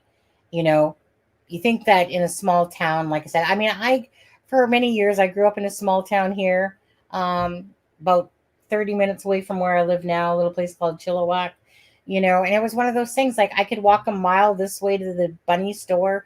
I could walk a mile this way and stuff like that. And, and I was like 7 years old and we could go and just do stuff like that. You felt like you were just kind of safe. You could go do exactly, when people sit there and try to give Becky and stuff that shit for letting the girls go. Well, typical thing you do in a small little rural town, and I was 7 and 8 and these girls are 13 and 14, so for those people that always kind of talk shit about that, like I said, I don't know where their brains are, because for a 13 and 14-year-old to go head on to the Mona and High Trail Bridge and walk down those paths, nothing wrong with that, to be honest with you. Very normal thing, especially in those little small towns. And, you know, but now, like in the bigger cities, like I said, nowadays, no. But in smaller towns, like I said, it's just a very relaxed feel, you know, and you don't think that, you know, two girls are going to get murdered. You know, that's the thing, is that nobody was thinking that these two girls were murdered, right? It was something happened to them, that perhaps one of them fell, you know, anything but being murdered, to be honest with you. Crows, hawks, raccoons, they would have smelt new food. Oh, my cat. It's like, what's that noise? It's a cat. There was 2 deer standing near the girls when they found them. Well, yeah. When that guy was looking across from the other side. I'll take smoke signals. Hi, Junior Johnson. Yeah, I know. That's why, you know, I just got to the point myself, is that no matter how much speculating, it was just forever rotating around the same stuff. And for me, that kind of gets boring. Just talk, like, meaning when there's no information and everything's just the same, it's boring for me to keep talking about the same thing over and over and over and over and over again without going, okay, you know what? Let's just wait for the trial to come out, you know, and then we'll see. Because this is what, you know, like many of you, this is what I've been waiting for this day to come, for the trial to start, for hopefully the road for justice for Abby and Libby. But, you know, you don't know for sure what's going to happen. Yeah, no, it wasn't Erskine that saw the deer. Yeah. Is Anna there? I'm not sure, sees through. I don't know. She might not want to be. I'll have to ask Aspen whenever. Day 2 of jury selection. Wait, I thought today was. Yeah, today is opening statements. Chris, today is opening statements. Hi, CJK. I think the family are escorted like the jury, so we don't know. Yeah. Right, into like the back way or something there, Ben. But yeah, today's been a long time coming. Like I said, I personally didn't know about this case. It was 2020 when I had saw it on the side of my YouTube there and clicked on it. That's when I got to even learn about this case. Some people have been following it since the moment it happened in 2017. 7.5 years has gone by. 5 years before Richard Allen was arrested. Right,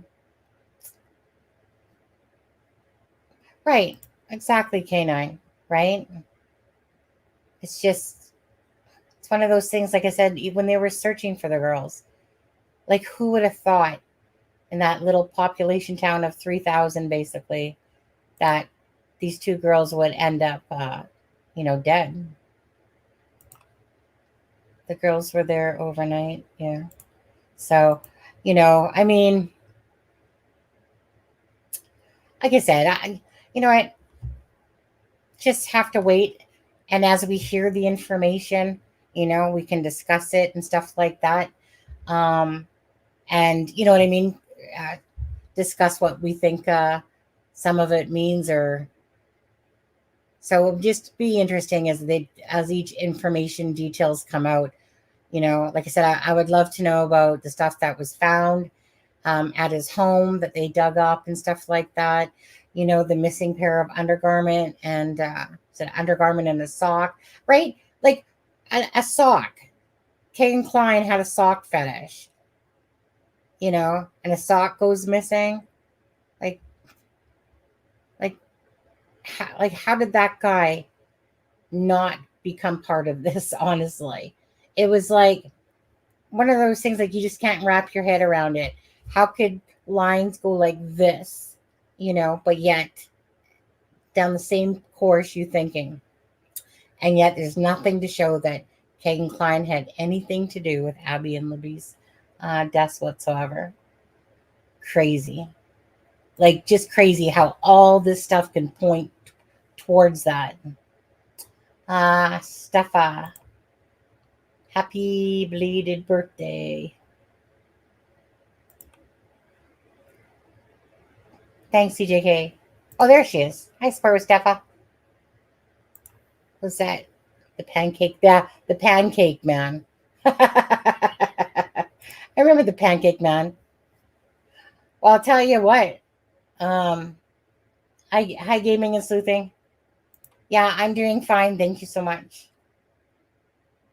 Like I said, just been really busy with work, and work is exhausting because I fix people's issues all day with IT and different stuff. And so, yeah, and the hours can be from 6 to 2 to, but every time after I'm done work, I'm just like, I just want to go home and usually most times I'm working from home, but I just want to go to sleep because my brain hurts after that.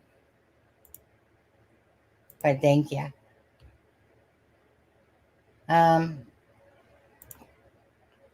Daisy says, who's been following since day one? Show up with a purple heart. Hey, Miracle for Missing. How are you? Miracle for Missing. She always made those amazing pictures of Abby and Libby in the Idaho case there as well. Does beautiful work. And so, yes, here's to justice. Hopefully on the side of Abby and Libby and the families. But like I said, we're just going to see how it goes. It's just, I'm just so happily relieved that this day has started, that this is day one of a trial, a case that people have been wanting to come to for a long point. Never did we ever think that some dude named Richard Allen, out of all that 90 people on the list, and being so wrong, and learning a lot about definitely distortion of pictures. No pancake man exists. Yeah. Taught me never to accuse someone either of being the, well, I didn't say he was a murderer, but I was accusing Keegan of being the BG, Garrett Kurt's friend.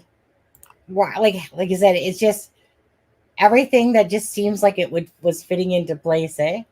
Kagan Klein, Garrett Kurt's friend, Ron Logan's land.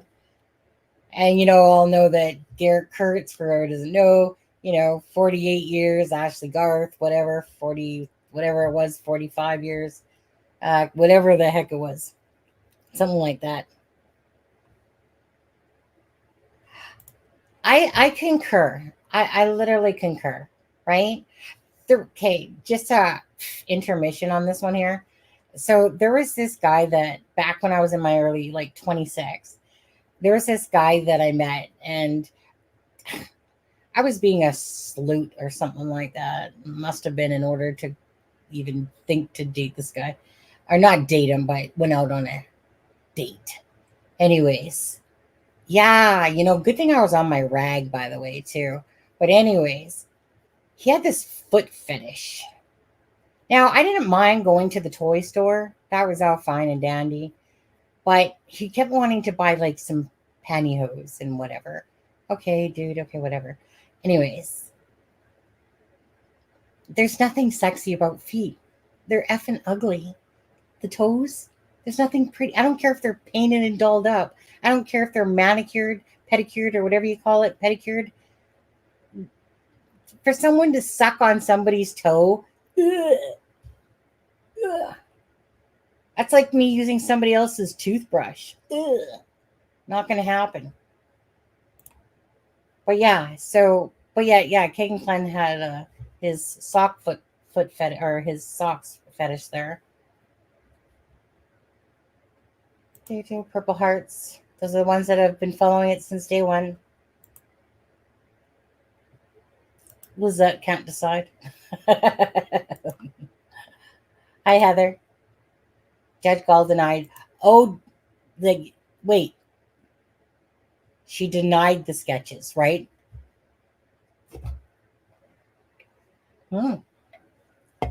She denied that the sketches could be used. Wait, scheming and sleuthing. Why? I'll be back. Yeah. If I never hear the word bridge guy again after this trial, right?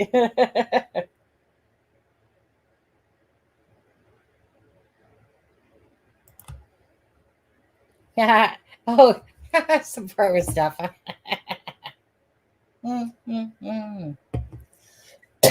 Steph, if you're bored, tell me, and you can come up here and join me.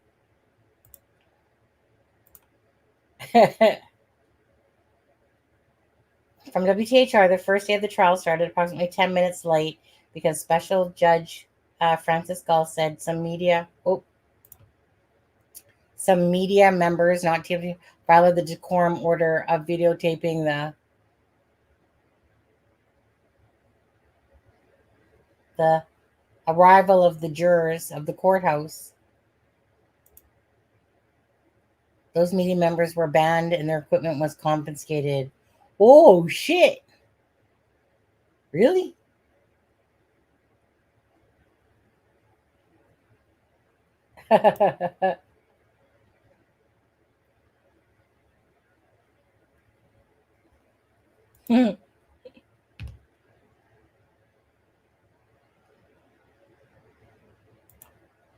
Because the hair in Abby or Libby's hand was not RA's, thus. Oh, no, but you can't. Gaming and sleuthing. Come on now. Okay. You can think whatever you want, but come on now. That's the defense playing the mind fuck with you, right? They know damn well it's not RA's freaking hair on there. That's their little shocker for the jury.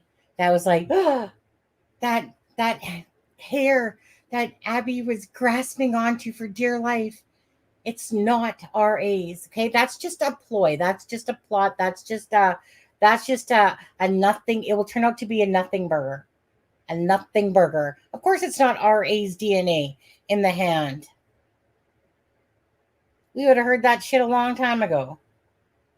We know that there was like no DNA of his.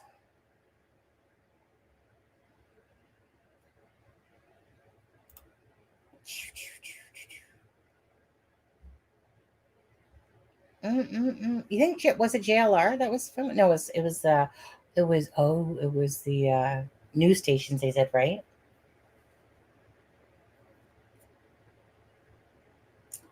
RA was the bridge guy, but not the killer till.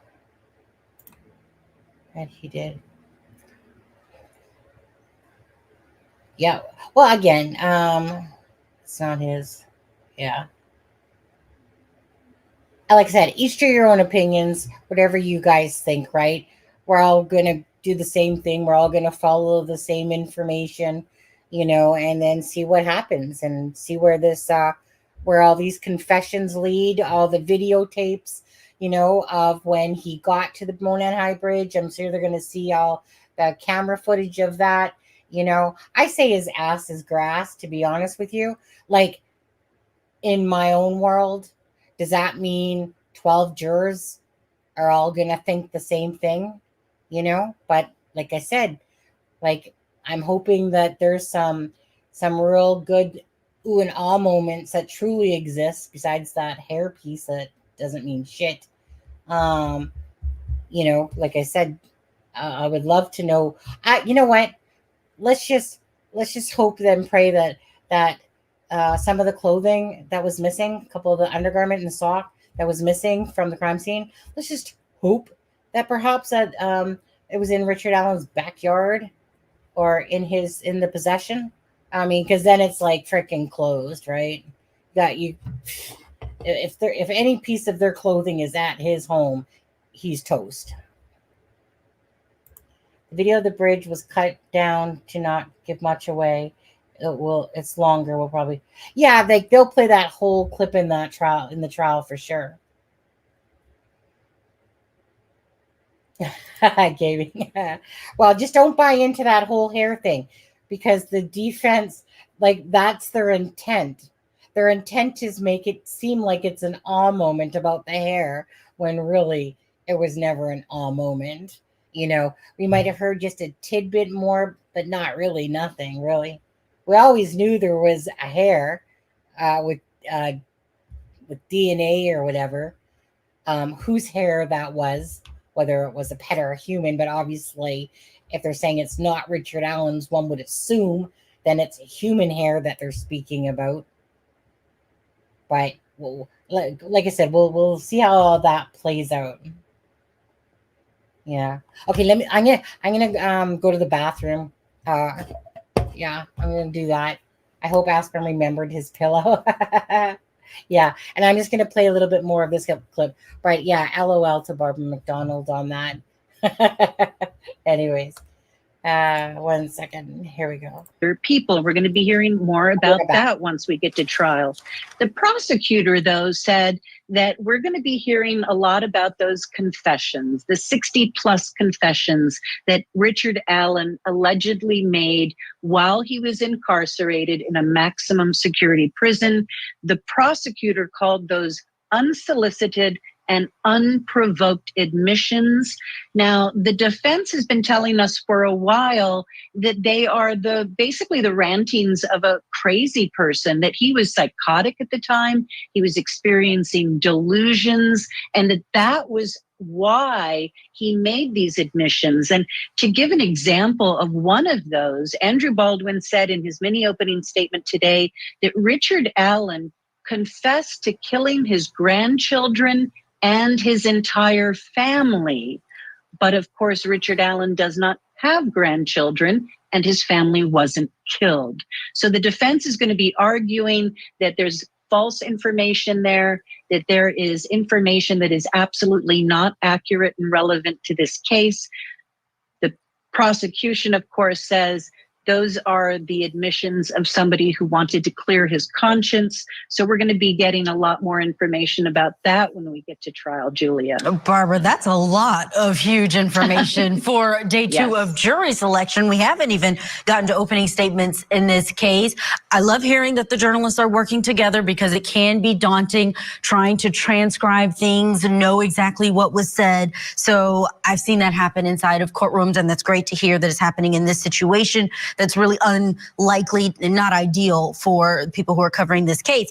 The strand of hair, that's huge information, but I understand there was a motion in limine filed by the state earlier today that was big. Break that down for us and how that could impact things going forward. Yes. So people who have been following this case are very familiar with the two sketches in the case. There is the first sketch that was released in 2017 of the older man on the left of your screen wearing the cap. He's got some facial hair and a hoodie. That was the first sketch released, and that was plastered everywhere. Law enforcement took that to Dr. Phil, to the Megyn Kelly show, to CrimeCon.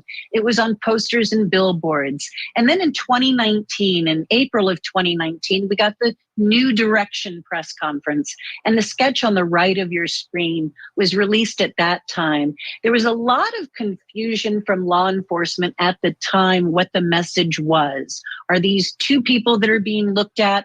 Is it one person? Is the older sketch no longer relevant?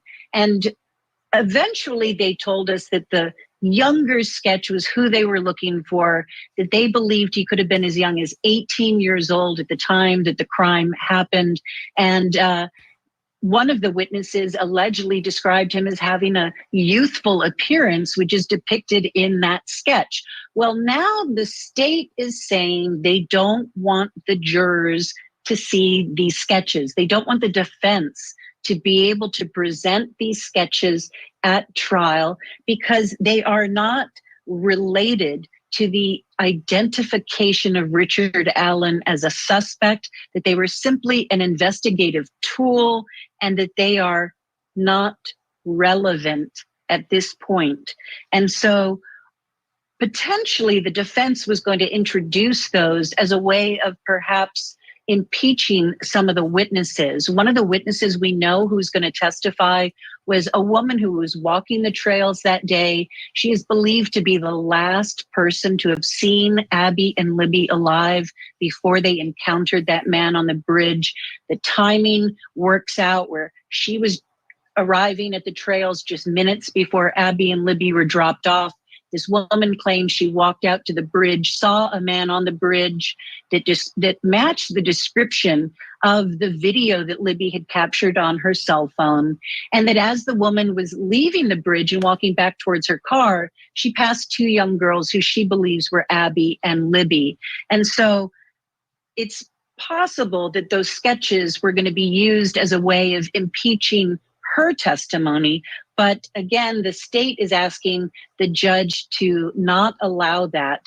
Those motions are going to be heard on Thursday morning. The jury is going to return on Thursday. They'll be sworn in front of Richard Allen, and then they will be excused to be transported to their hotel, which will be near Delphi. There are no real hotels in Delphi or the immediate area. They're probably going to be 20 to 30 minutes away. They're not letting us know where they're going to be housed, obviously, for their safety and to protect their privacy. But those motions should be happening on Thursday morning. And then on Friday morning, we are going to begin with opening statements in Carroll County, the county where this happened.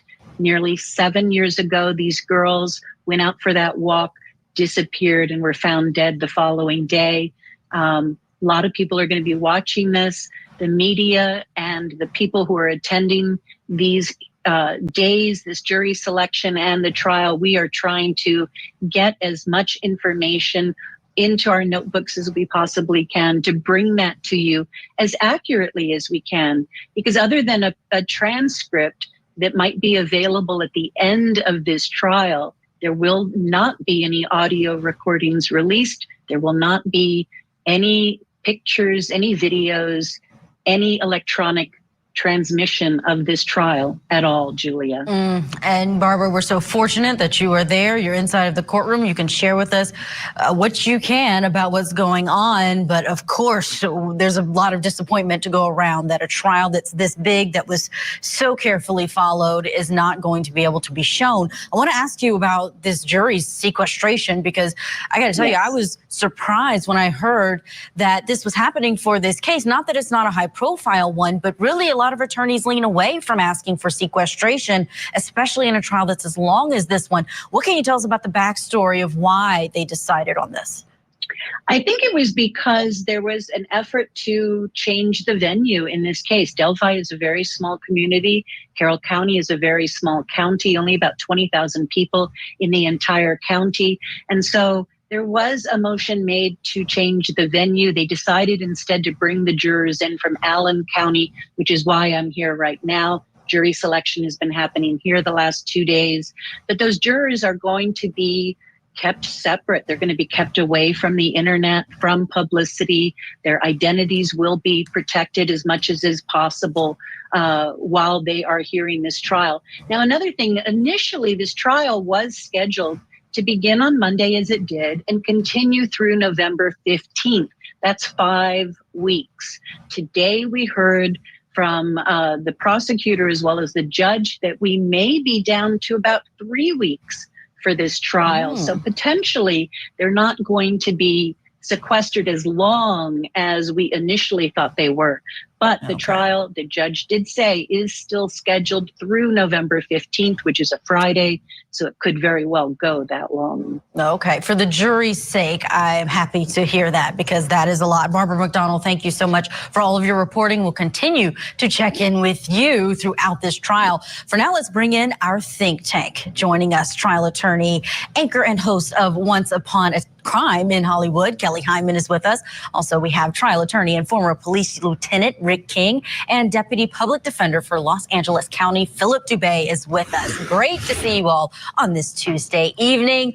Kelly, let me start with you. Big news on this strand of hair found in the hand of one of the victims that doesn't match Richard Allen's. I'm surprised that it hadn't gotten out before in terms of information that the defense has shared. But your thoughts on that news, especially as we're going into this trial? Very strong evidence. Ultimately, the jury is going to make a determination of whether he's guilty or innocent, but that gives reasonable doubt. Now, it's important to remember that the prosecution has the burden to prove the case, but the fact that it was someone else's hair and who was it and how did she get the hair, I definitely could see that playing a key part in this case. So, Rick King, we've got these confessions, alleged confessions that the prosecution said these jurors are going to hear. So it sounds like they probably have some type of audio recording rather than just the words of some of these officials there inside of the jail. But this mixture with elements of his grandchildren that he doesn't have, family being killed, your thoughts on how the defense can use that to perhaps try and protect Richard Allen? I mean, I think it's obvious, and from some of the information that I've learned, that they've gotten these from, some of them are phone recordings between Richard and his wife that they've recorded him allegedly confessing to her. Now, if those confessions are mixed with some hallucination type information that he's provided, I mean, the defense is going to be able to talk about how he was really incompetent at the time he's making these, or under the influence of whatever psychotic episode he may have been going through. But just looking at him now and looking how he looked then, you can tell that there's always going to be a certain amount of stress on when you're incarcerated that way. So I anticipate that they'll use that to say that, hey, those confessions are nothing but the ramblings of someone who was under the pressure of being incarcerated for all this time. Yeah, they've got a number of them. So I wonder if that mixture is in all of them. But Philip Dubé, it's the jury that's going to have to make that determination. And we've got a sequestered jury. You've got this gathering of a jury in one county. They're going to hear the case in another county. My question is, I understand perhaps why they need to have them in a hotel, provide them with food, transport them, all of that, because they're in a different county. But did they have to go so far as to cut them off from perhaps their family, all internet and everything while they're in this trial? Did they have to? No. But if you're going to go the distance of drawing a jury from out of county to avoid pretrial publicity so that the rights of Mr. Allen are not prejudiced in any way by all the hoopla, if you will, from the trial itself and the pretrial proceedings, then why not go the extra mile and sequester everybody so you cannot cry foul later on appeal should he be convicted? It's the best way to go about it. I mean, they're spending the money anyway. They've drawn a jury pool from out of county. What's the point of drawing them from out of county, schlepping them into another county, only to pollute them with all the media attention, all the news reports, all the social media, bloggers type commenting on the internet, if they're not insulated from that sufficiently. So I think by holding them up in a hotel, cutting them off from all internet access, cellular phones, publications, is a surefire way to make sure that they remain impartial and neutral. And they are headed to their hotels. I believe it was news crews that were banned, if I'm not mistaken, that somebody had said earlier. Is Cordy here? Oh, there's Cordy. Hey, buddy. How are you? Thought of you multiple times. How you doing? Anyways, aren't you finally glad, Cordy, that this day is finally here, that the trial's finally starting for this case? Truth is, he's screwed. It's hard for people to wrap their minds around the fact, minds about the fact that are so capable and willing. If anything else is found because they put it there, I promised it's not far-fetched. Thanks, Tara. Alan is just looking straight ahead. Yeah. On there. What was I going to say? There was something obviously not very important, I suppose. I was going to say something. Oh, the hair thing. Yeah. So, again, this hair thing, we knew that there was a hair for a long time. And it was always speculated that that's what they were doing animal testing and stuff like that. But like I said, the news is going to play on that. Who wouldn't, right? If it gets them clicks and views for that, they're going to, milk the shit out of it. All I know, for me personally, you guys can all think what you want on it.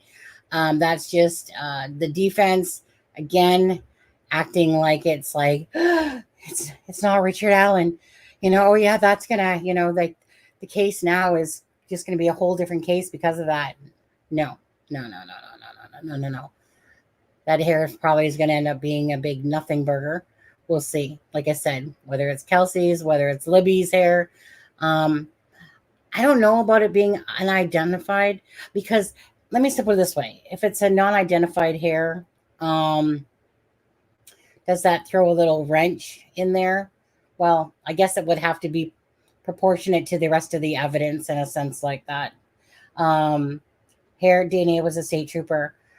Well, see, Tara, are you saying that because of the news? When that news clip, which is hold on a second here. Let me find that. Except for I don't know why, but my Facebook is acting up. Let me try to refresh my Facebook.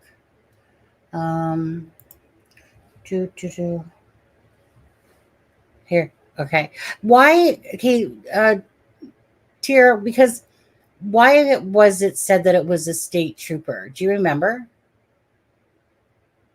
Because I remember, like I said, when Doug Carter was standing up there, and the one reporter said something about the DNA, and then he said, like, basically, like, no comment, we're not allowed to talk about that, whatever. And then the reporter's like, well, what do you mean? Like, the state trooper said that there was DNA. And I always remember when there was that one interview, and I think it was down near the water, I think it was down near the water when they were talking about the DNA, and it's just like, yes, like they did, but it's like, but it, we're not saying whose DNA. And when the captain told me, but it was, I don't think it was hair. Anyways, that will all regardless get played out, but I don't think that we're going to be like shocked. The defense wants the jury to be, oh, really? I mean, the hair in the hand of, especially if they don't really know about the Delphi case in depthly, it's going to be like, oh, Abby was clutching hair and it's not Richard Allen's. Well, who could it be? Type of thing. But to me, that's just the defense blowing it up, doing what the defense is there to do, which is to create the reasonable doubt and put those little shocker things in there that the defense does so well. I mean, they're good. They're good at playing the game. But the thing is that it will all boil down to the evidence from both the prosecutor and the defense, and what else? Like, what is it that we don't know with this case that will come to fruition? Hearing the confessions, like I said, getting to know every aspect that we can about the lady that was walking the dog, about the timing, the video of Richard Allen's vehicle, et cetera, right? Okay, wait a second. What was I doing? Right. It's let me see if my things, no, that's not it. No, that's not what I wanted. Where's the one? Wasn't it Alexa? Who was it that sent it to me yesterday? Shoot, why am I'm having a brain fart. I thought it was Alexa that sent it to me. Maybe it wasn't. Thought it was, though.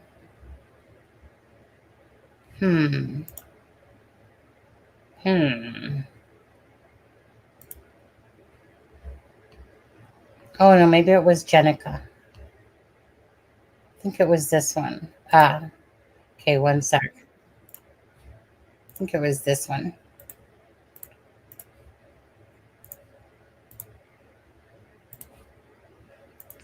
People willing or at least able to put their lives on hold for a solid month and move 100 miles away, where their days will be spent in a courtroom and their nights will be spent stuck in a mid-priced hotel.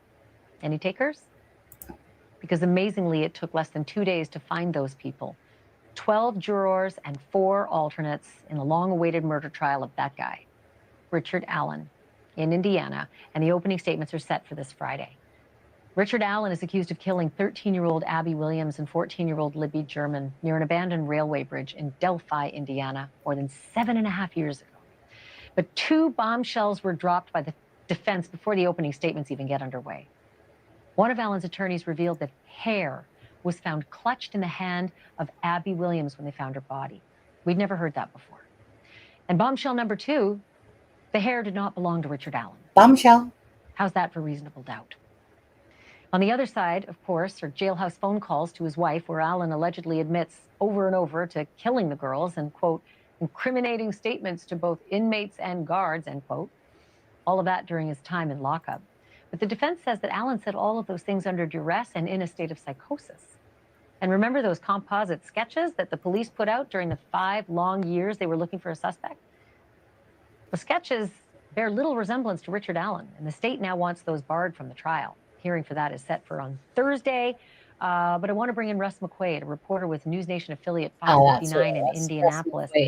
Great to have you, Russ. Thanks for being on. So let's talk about that hair, because that it just feels like that it would have just taken the oxygen out of the courtroom. Did it? And what does it mean?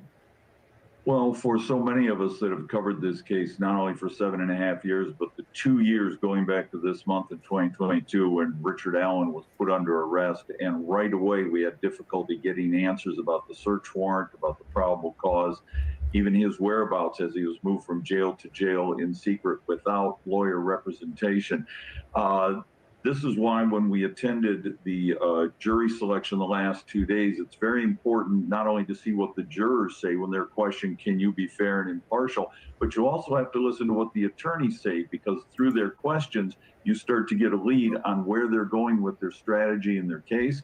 And it was on the second day, today, not the first day, when Andrew Baldwin, one of the defense attorneys, as he is trotting out several of the aspects of the state's case, which he says won't hold water, and he said, yes, there was hair discovered in Abby's hands, and that hair did not belong to Richard Allen. You look at the various photographs of Richard Allen. Of course, the most recent photographs or most early photographs we have were 2022, not 2017. Yeah. If you look at Richard Allen, he's a bald-headed man with close-cropped hair. So, and there's always been speculation. With a beard, though, you know. Well, and he did. I want to ask you this, though. Yeah. Let me ask you this, because there's some other stuff that really sort of jumps out. In 2022, Libby's grandma said in an interview that the police told her there was DNA in the case. Just days after the actual murder itself in 2017, the sheriff told your station that they had DNA evidence, and then law enforcement later asked to have that information pulled from the website. Does that start to square with this bombshell today? I was told that was DNA of a state trooper, assuming it was a state trooper that was down there investigating the crime scene. I was told that personally within the first few days of the investigation. Then that information sort of went away.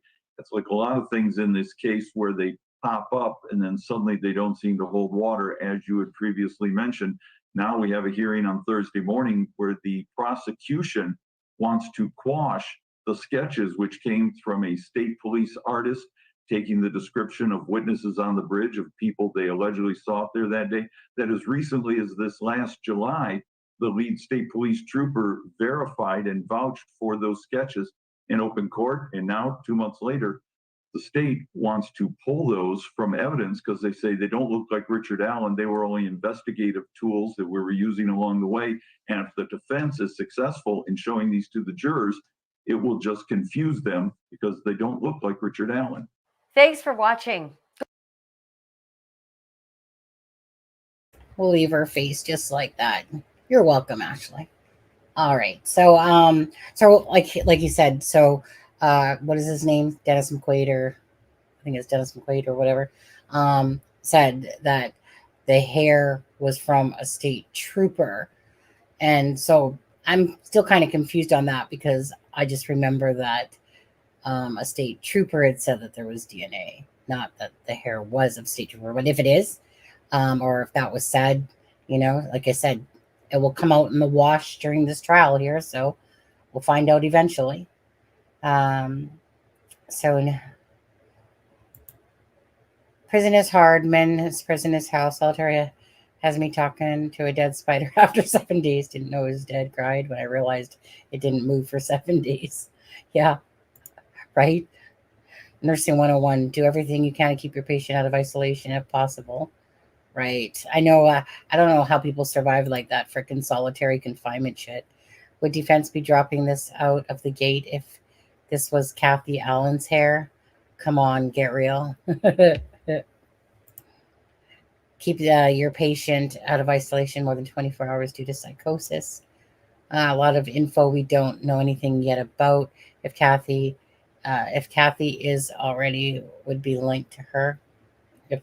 If it's Kathy's, I think would be linked to her.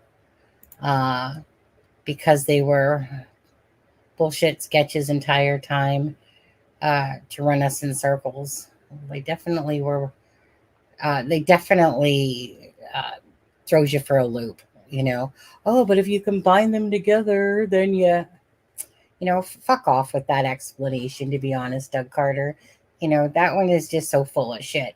Well, let's just take this old guy with, that looks like he's 40s to 50s in there. That's, you guys got Groff, you got a hat on him and everything. And then you're going to give us some 20-year-old looking sketch, Now, granted, when they kind of combine them, you can kind of go, oh, yeah, okay, that looks more like Richard Allen, in a sense. But it was just like, how do you put out to the public this, then come out 2 years later, whatever, and then go, oh, no. It's like this, right? And it was just bullshit. It was just all been bullshit, really.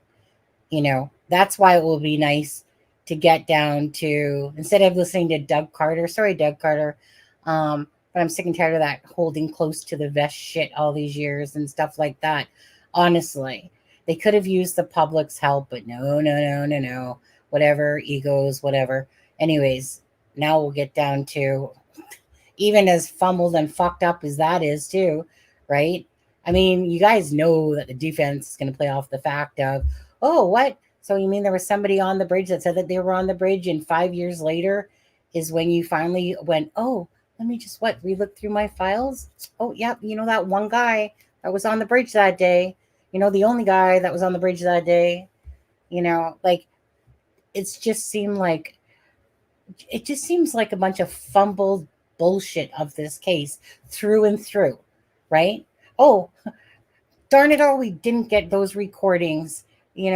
All those recordings from this time period to this time period failed, and da-da-da-da-da-da. Like, honestly, if there's a case that can be so screwed up, this case takes like freaking top award for it, to be honest with you. I've never seen a case that's this fucked up, and that's from all angles of it. Maybe it's a horsehair, who knows? The Logan lovers would like that.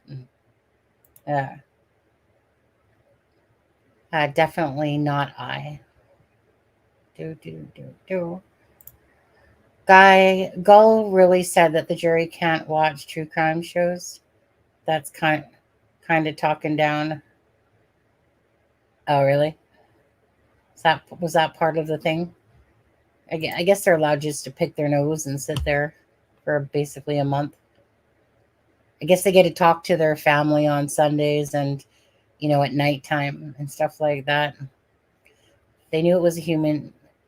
They knew it was human's wife's hair. I'm sure that they would know. Well, exactly. Yeah. Daisy Me Too. I heard it was because they were minors. So go figure, it's degrading like they're not. Okay. I don't think we'll hear everything that is needed to have a fair hearing. Sketches looked like everyone. Yeah. Now, correct me if I'm wrong here, but I'm sure someone said not too long ago But the sketches, Gull denied the sketches. Is that correct? 1 second.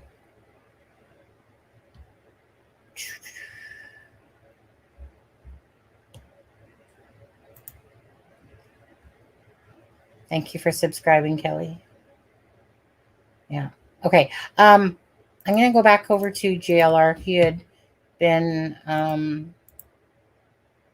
streaming, it looks like a bit ago, right here. Let's just see what he was doing. Let's take a look at it. If you guys aren't subscribed to JLR, Breaking news, breaking news. most of you probably are. Outside the Carroll County Courthouse, Richard Allen trial, the first session just came to an end. Opening statements by both parties. We're going to try to understand what was said in there. People have been rushing out of the courtroom right here. So let's get an understanding of what's going on, what is said. We're going to kind of listen to around. But it seems like News Nation here is about to go live right now with some information about what transpired. Only a few people got in. So we're going to get some details very soon within the next few minutes by listening to others and try to get the details of what's going on. Let me go out here. Deb is on it. Deb's on what? Deb's on what, Ben? What happened? What have you learned? Here, I'm going to spin the camera around. What have you learned? Well, I was just talking to Mother, so I guess people are kind of surprised right now, shocked a little bit because there was nothing new presented in the opening argument. So the state went first, and then the defense did theirs. That's all they've done so far is just the opening. So the opening statement from the prosecution was the same as what they've been saying. There was nothing new. And he just said, you know, they believe that Richard Allen wanted to have his way with the two girls and could have been interrupted by a neighbor coming home, Brad Weber, nearby. And that was pretty much the prosecution statement. And then the defense, you know, they said kind of what they've been saying, but mainly just that there's a lot of problems with the investigation itself. They brought up the hairs found in Abby's hand. They said that apparently those hairs were not even tested until recently. So there's a lot of questions, and they said there's a lot of problems with this case overall. And also another thing that they said, it seems like they're going to try to say that Libby and Abby's bodies were actually moved to where they were ultimately found, that's not actually what happened, that they weren't in the area until later. Really? Yeah. Do we get an understanding of what he was wearing? Richard Allen? Yeah, No, what was we he can go. Do you have any idea what he was wearing? No, I didn't know. She's right there. Ask her. Yeah, and then I'm gonna she's gonna get an understanding of the attire of what he was wearing. So we're getting information that's trickling out right now. It's the first break right now. JLR.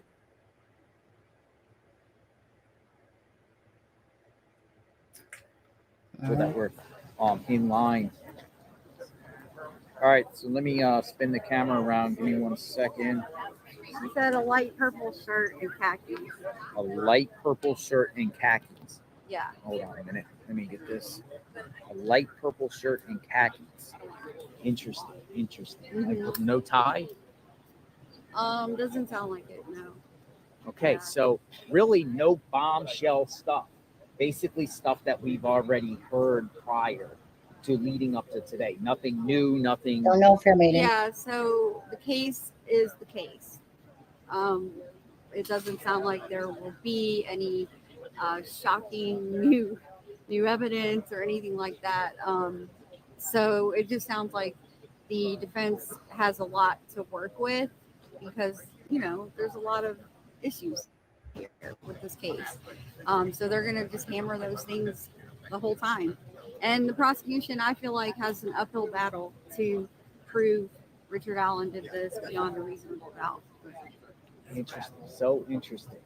So, so let's go over here a minute. Let's go over here and try to let's talk a minute, Magnolia, because we talked to some local here, and a local was telling us.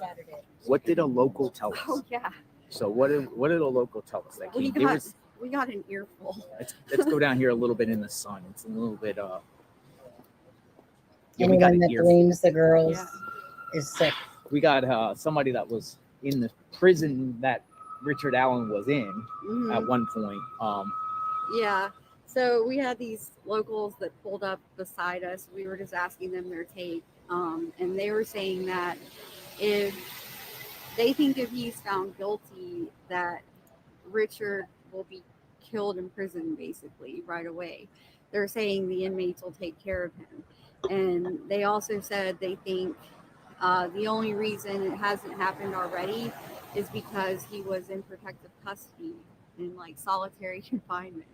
Because they think that someone would have done something to him otherwise. But they also were kind of questioning the case too.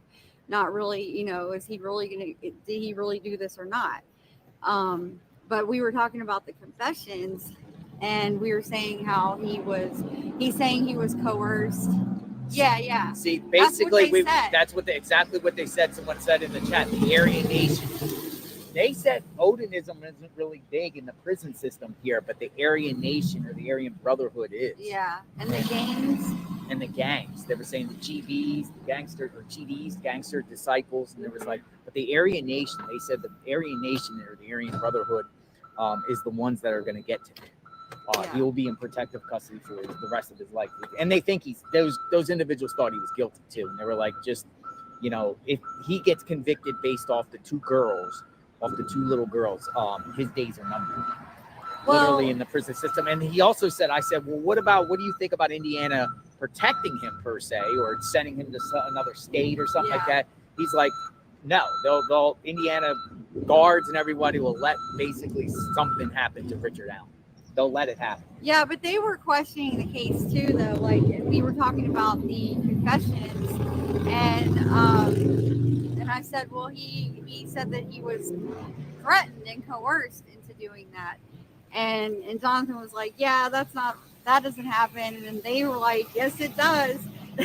They said it does happen where people can be threatened and coerced into doing something like making a false confession. So, they thought it was entirely possible being in the prison themselves. So they just kind of made it sound like Indiana prison system is pretty hardcore. So Marv, they're going back in. Is it just a break? Yeah, a quick break. So what's going on? They have to get back in and get back to their seat because they only had I think maybe a 10-minute break. Oh, a 10-minute break. Okay. Mm-hmm. So basically is the gist of this particular live right now is nothing new that we haven't really heard. No opening bombshells on either side. It's pretty much the stuff that we've already known up to this point. No smoking gun, no nothing, no new information or anything like that. On that. That's interesting. Well, yeah, I mean, based off what Marv said with the opening statements, the biggest thing I think is this idea that Abby and Libby's bodies were moved, that they were not originally at that spot where they were found ultimately. Now, who said that? They were moved. So this was part of the defense's opening statement. So interesting. That's something they're going to, it sounds like they're going to explore that. Angle. So the bodies were tampered. Somebody placed the bodies where they were found. Yeah, they were saying that the bodies were not there initially and somehow ended up in that spot where they were ultimately found the next day. Now there's a lot of stuff too. I know with the phone data from Libby's phone, and there's also this geofencing data of different phones that were in the area. So maybe some of that factors into what they're saying with the body moved based on Libby's phone GPS and things like that. So yeah. All right. Well, Lisa says the bodies were moved. Yeah. So that's something I don't really think we've heard a whole lot of talk about that detail. I've heard it once or twice before, but it does sound like that is an avenue that they're going to go down. All right, I'm gonna spin the camera around. See if you can try to find out more details or something. Kind of like ask around, or are you good? This is where the jury comes in, where the defendant and the jury comes in right here at the side of the building here. It's definitely much warmer out here right now, but people started flooding out. And so we got a little bit of info of what transpired. They're going back. The court is going back into session very, very soon. Court's going back into session. As a matter of fact, everyone that was out here is now. We hit something. So, court is back in session. Court is back in session out here. Okay, I got another thing. You got another thing. What do you got? As expected, Fran Gold did approve their motion to suppress those sketches. Ah, So okay. the sketches will not be used in the trial. So no sketches used in trial. That hurts Richard Allen, correct? Yeah. I'm sorry. The Debbie, the Drooby Dooby Doo show. Drooby Dooby Doo show. Thank you. Thank you for that information.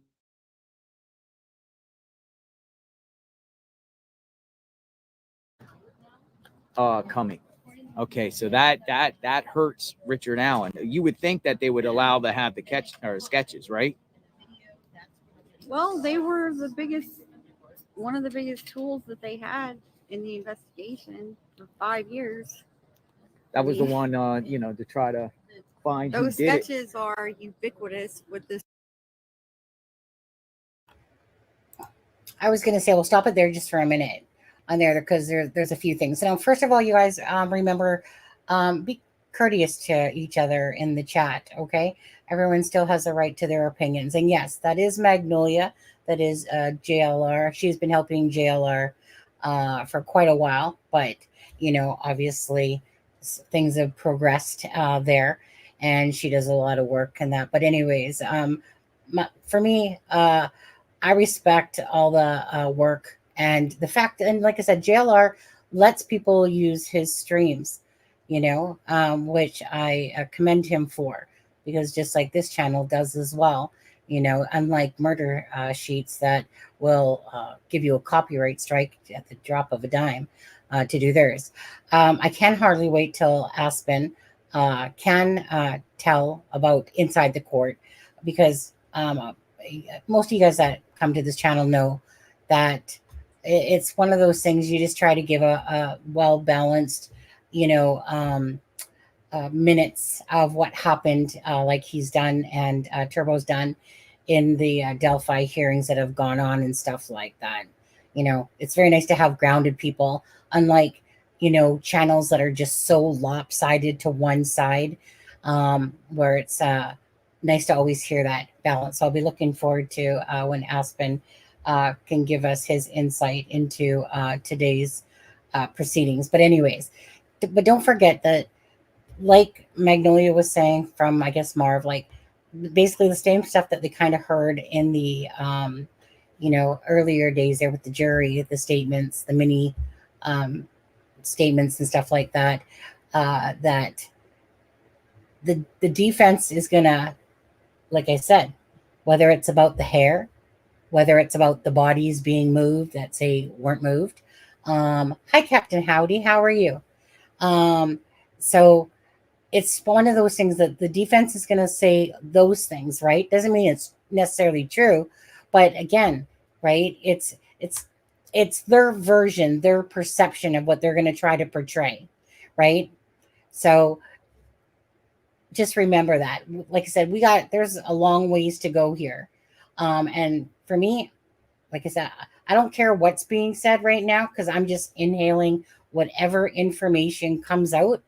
And when it comes down to the actual facts that they'll be showing, that then we can know about for sure, because obviously the prosecutor is going to say, well, this is why Richard Allen is guilty, but there's still much more to come with what actually we don't know. And then to have all those most of those details that we've heard or got the gist of, put into the fuller version and stuff like that. So like I said, today's only the start, and today's just about, like I said, putting out those statements and from the defense side and the prosecution side. And like I said, the defense is going to do everything they can to make it seem like, well, that he did not do it. And about the bodies being moved, like that they weren't even there. I think we all know that they said that the bodies were moved, but it's not like they had like left the area. But all that stuff will come out during trial regardless. And then again, it's just a matter of us listening to it all and then making sense of it and seeing what we feel and think about it as well. Per W. Baldwin said hair found at hand had a root with DNA. The DNA seemed to possibly match a female relative of Libby and not Ellen. Yeah, like probably Kelsey. Like I said, so,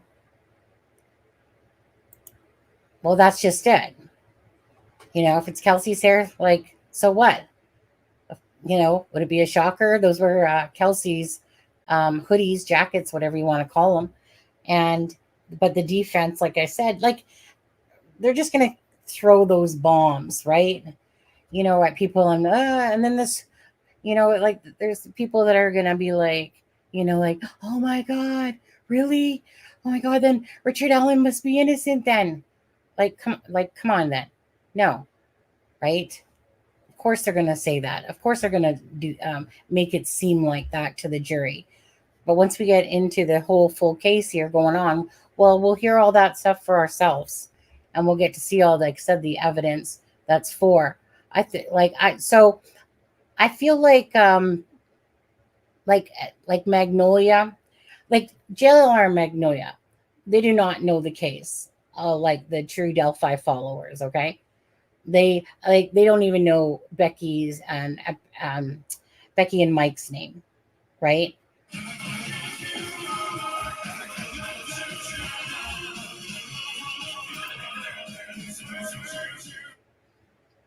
Thanks, Belinda. But so in saying that, it's kind of like as she was speaking there, I'm taking it with a grain of salt. So I do believe that there's going to be definitely things that are going to come out that we didn't know, and that will give us more of a shock value once we actually hear it. So I'm taking it with a grain of salt because they do not follow the case or know of the case like most of us do. So I don't think, like, it just that when she was explaining it there, it was almost like, yeah, so it doesn't seem like there's going to be any big, bomb or anything like that right now. And, but I think that there will be things that are going to make us go, once they play out all the evidence that they have, there's definitely going to be things that either we go, yeah, that's what we thought, or, oh, really? Shit, for sure.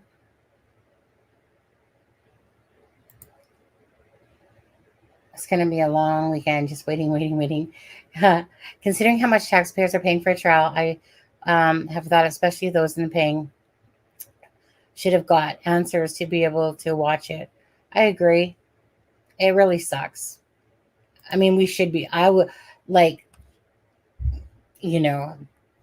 that would be amazing if this could be a trial that we could watch. And it does. There's no way to say it. It's suck on it, Gull. Seriously. Suck on it. Because someone that is all about cameras and stuff like that, but the public should be able to see this. It's a huge case and everyone wants to make sure that, like a fair trial, and it should be public. It should be transparent. That's taxpayers' money not working for you. No, we don't know that it's Kelsey's at this point 100%. But what that statement above was that a relative to Libby. And the hair has been talked about for a long time. The hair has been talked about that it was Kelsey's hair. Some people have been saying that it was an animal hair and stuff like that. So Does it come as a shock about a hair? No. And it makes him like, Abby was just clutching onto this hair for dear life. Oh, wait, it's not Richard Allen's. No, it's, like I said, that's the defense playing off of that. But when the truth actually comes out about it, like I said, it won't be this, it'll be the, oh. Baldwin also said RA's car was gone by 2:15. Can't wait to hear him back that up. Yeah, well, like I said, we'll see how that all plays out, eh? If the state fails to prove element beyond reasonable doubt, you must find the defendant not guilty. Gall told you. Well, if the state fails to prove each element, right? Yep. I mean, it's kind of like when you're watching those trials and, they got like 12 things that the jury has to, agree on and blah, blah, blah, blah, blah. WTHR said the pros opening was about 15 minutes. Yeah, let's see here. You know what? I'm just going to play this again for a minute, you guys. And let's see here.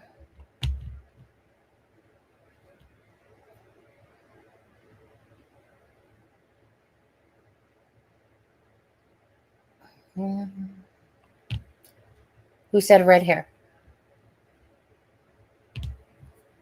Okay, anyways, I'm going to finish playing this, and I'm just going to go check and see if WHTR or THR, I always get that mixed up in my head, to be honest with you, to see what's out there. But anyways, so let me take this back off here. This case, so it's kind of strange. And I'll be right back. Let's walk this way a little bit. Come with me. As we are out here, sun is out here, Delphi, Indiana. We're giving you another update, and we'll keep giving you updates as people come out. They'll keep sharing their updates.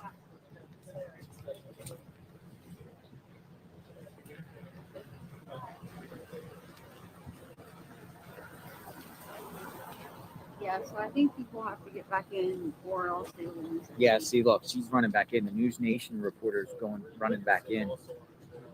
There she goes. There she goes. Okay, so just want to go down here a minute. So what we'll keep doing, folks, is we'll keep every time there's a new update, we'll keep coming back out and sharing new information. Again, we want to get you guys the information, what's being said out here. There is a state police presence out here. State police presence out here. There's somebody flying a drone. I think he got a drone. Don't you have a drone?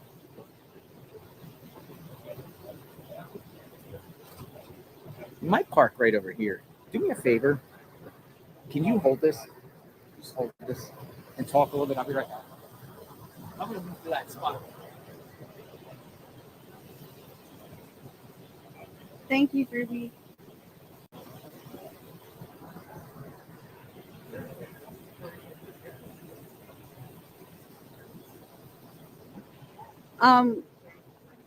Yeah, they're talking about the sketches that were done by law enforcement. There were two different sketches.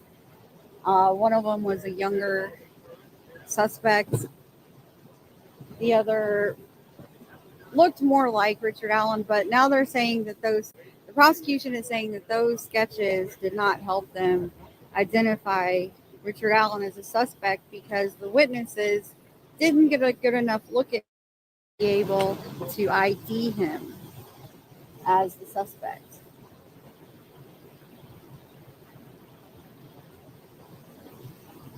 What's the breakfast place called?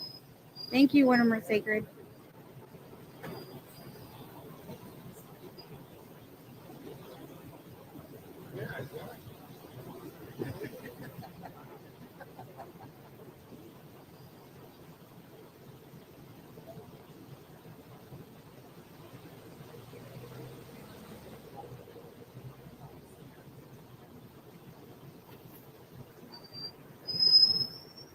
Hello.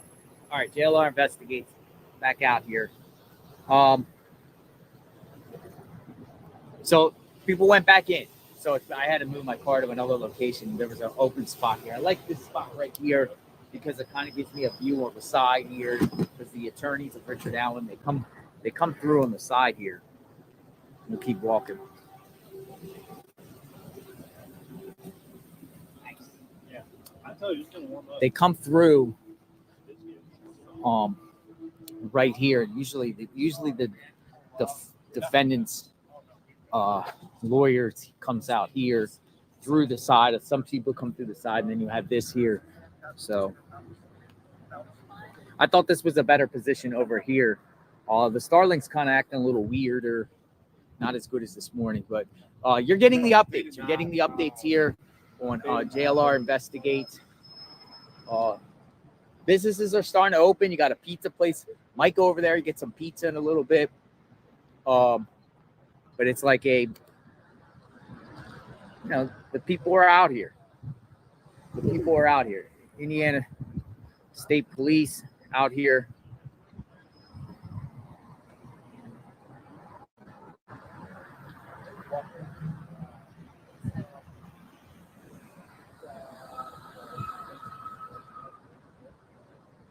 And that's pretty much the situation.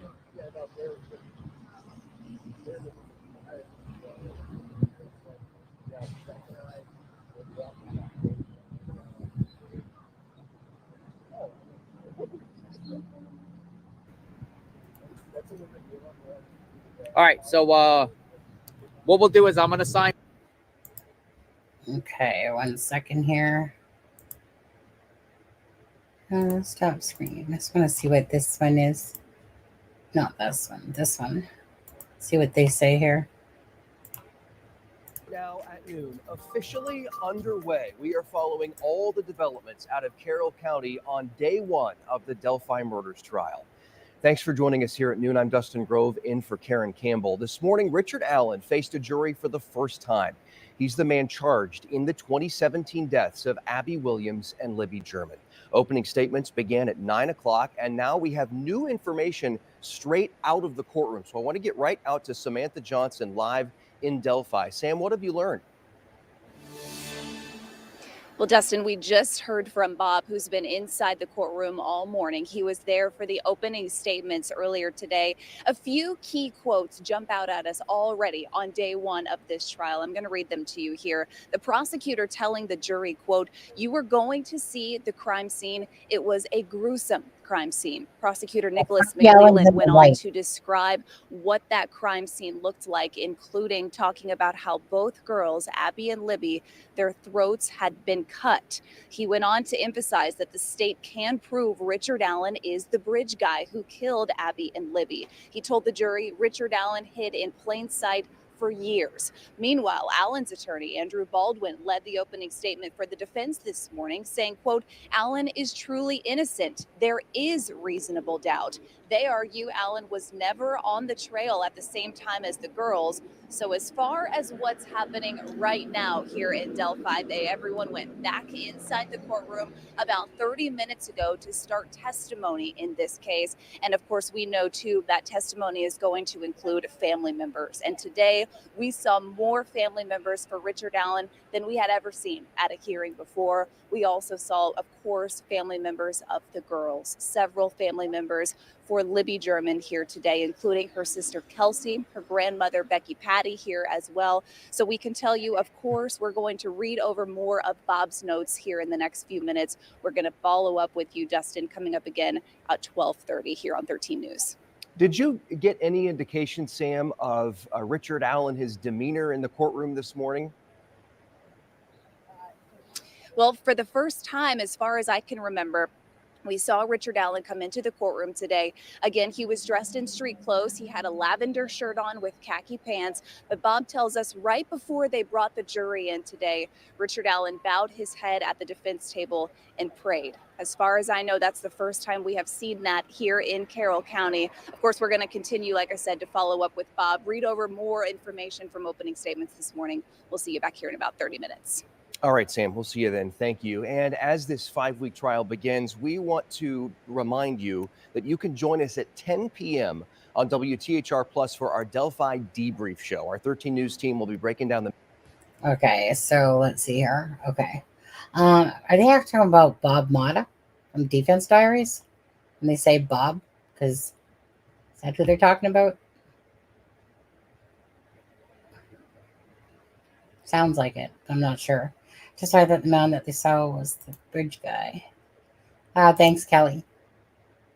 Alan was there at the time. Yeah, like, the defense is going to say wasn't there at the same time. Because remember how it changed? But anyways, at the end of the day, the camera footage on the Harvester store is going to have his vehicle. So anyways, we'll see how that all plays out. Because again, it's kind of like having the same information, and yet the defense is twisting it their way. And of course, the prosecution is going to play their cards and stuff like that. It's just one of those things, right? Like I said, that information will come out to us as this trial keeps progressing. Let's see here. So friggin' vague. I want you to know exactly what McClellan said. Yeah. Well, Aspen, like I said, I'd like to hear from Aspen later on, once he's once they're done in the courtroom today, and see what's all kind of happened there. Get the inside perspective.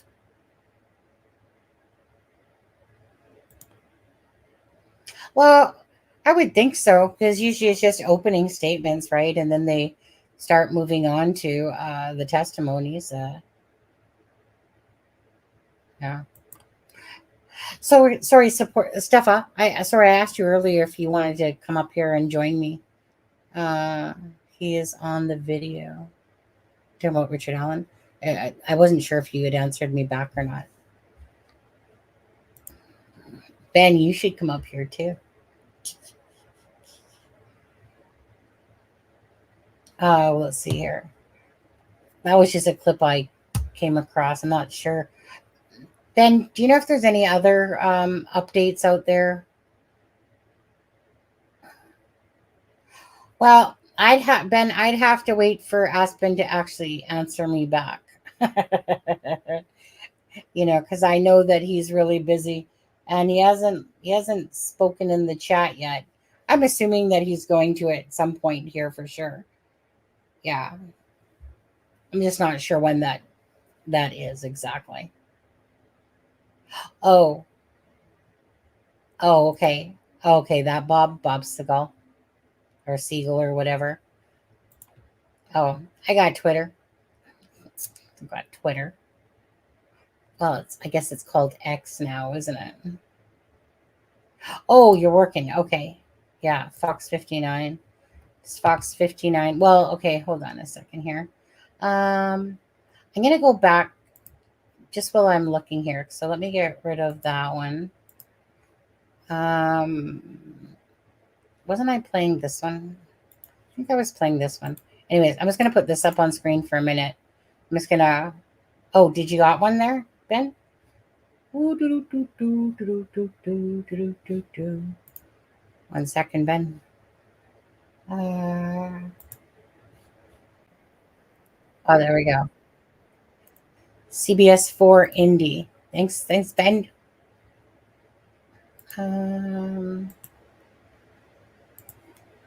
Delphi double murders trial. Richard Allen is charged with the murders of Abby Williams and Libby German. The teens were found dead in 2017. Their murders made national attention, and many have been waiting for this moment for years. That's true. CBS 4's Russ McQuaid was among the first in line for court this morning. He joins us now live with the dramatic start to this trial. Russ?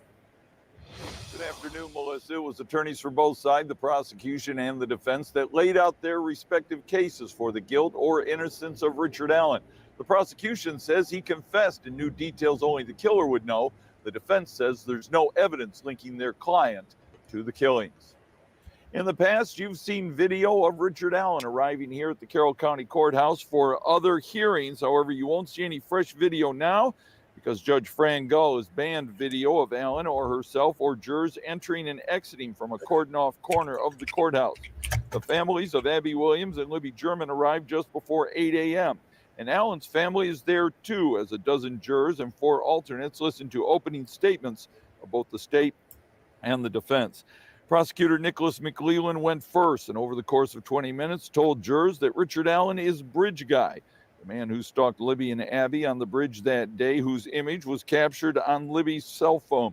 And he matches the description of a man seen on the Monon High Bridge in the minutes before the girls were abducted.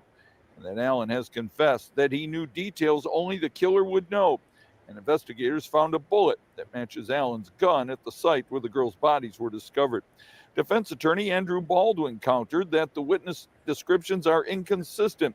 Allen suffered a mental health crisis that led to false confessions. The bullet testing was inconclusive, and that the girls were likely abducted on Monday afternoon, February 13th, 2017, driven away from the bridge, killed elsewhere, and their bodies were placed not far from the banks of the Deer Creek.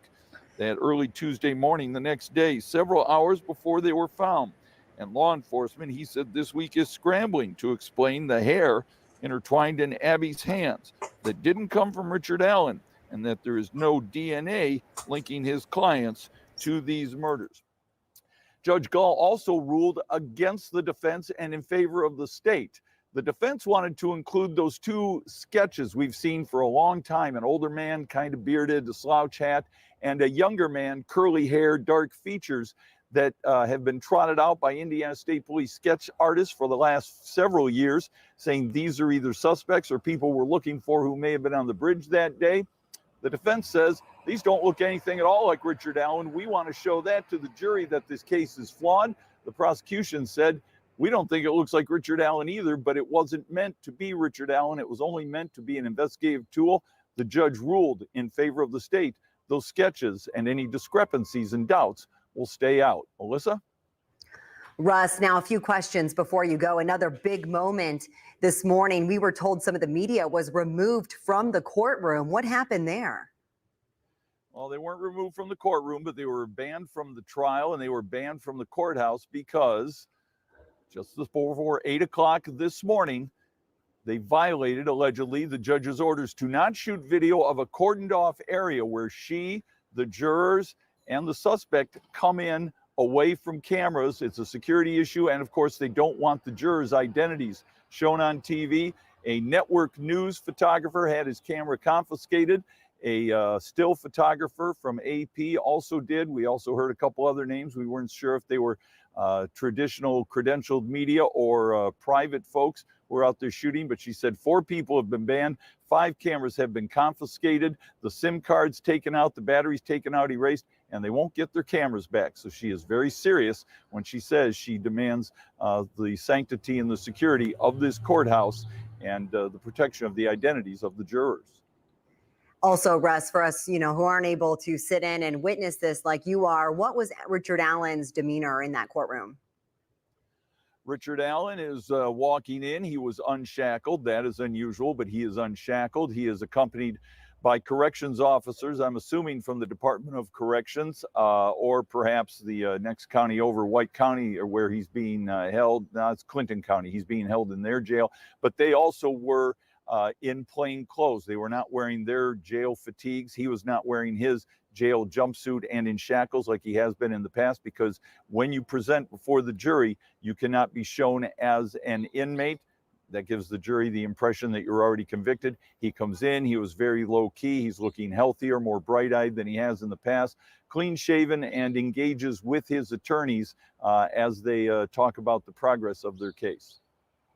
McQuaid reporting live there at the courthouse for us on day 1 of trial. Thanks so much for your insight. CBS 4 will bring you.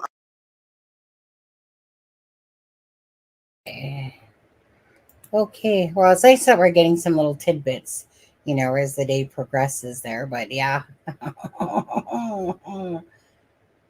Imagine if that was, they don't get their cameras back.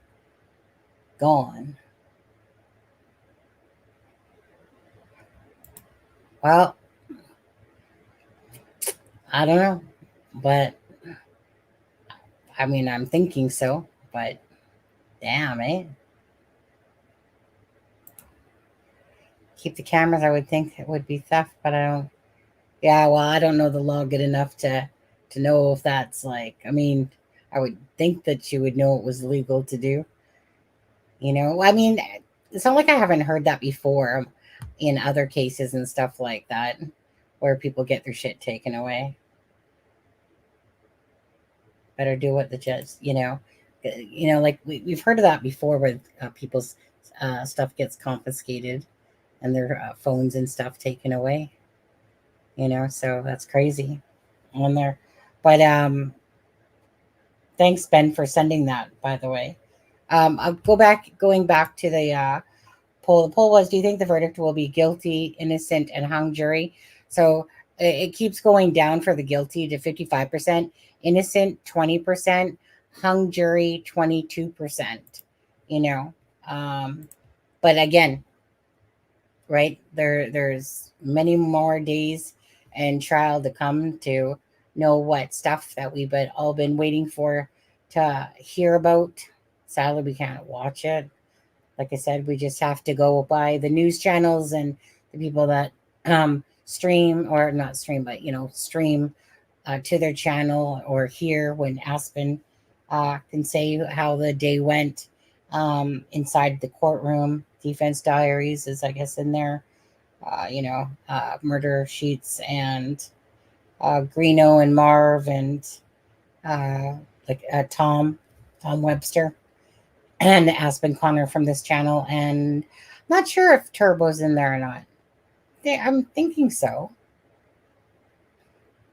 I'd be furious beyond measure with those thousands. I know, right? That's all that was going through my head is, damn, like some of those cameras are like thousands of dollars.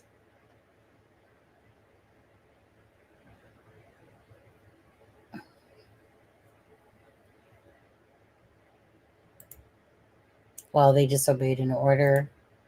Yeah, like if there's an order, like I said, I mean, I believe she can confiscate. Right, but how would they know that they knew the rules? Perhaps are paid per photo. But how would they know that they knew the rules? I'm thinking that you're meaning because I mean, the rules were set out, about what you can and can't do in the courtroom.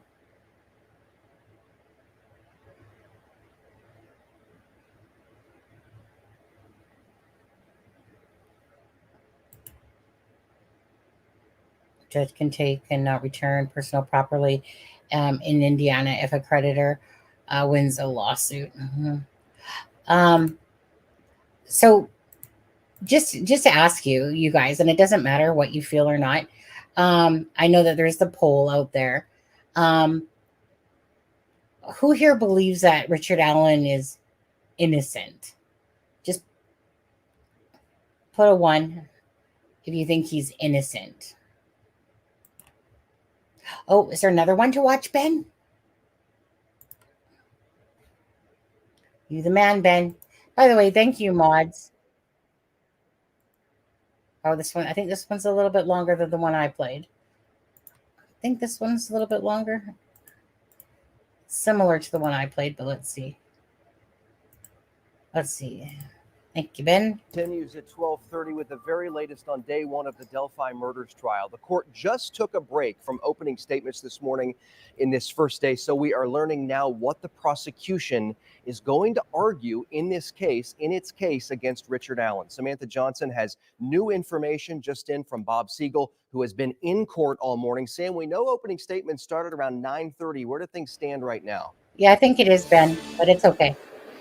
Yeah, that's right. They finished opening statements earlier this morning. They took a quick break. They went back in to start testimony in this case to hear from their very first witness, a witness that you have seen before. Becky Patty, the grandmother of Libby German, was the first witness in this case. I want to bring in Bob Siegel. Like we mentioned, he's been in the courtroom all day. And as you can imagine, you were saying, Bob, that was pretty emotional testimony. It was emotional testimony.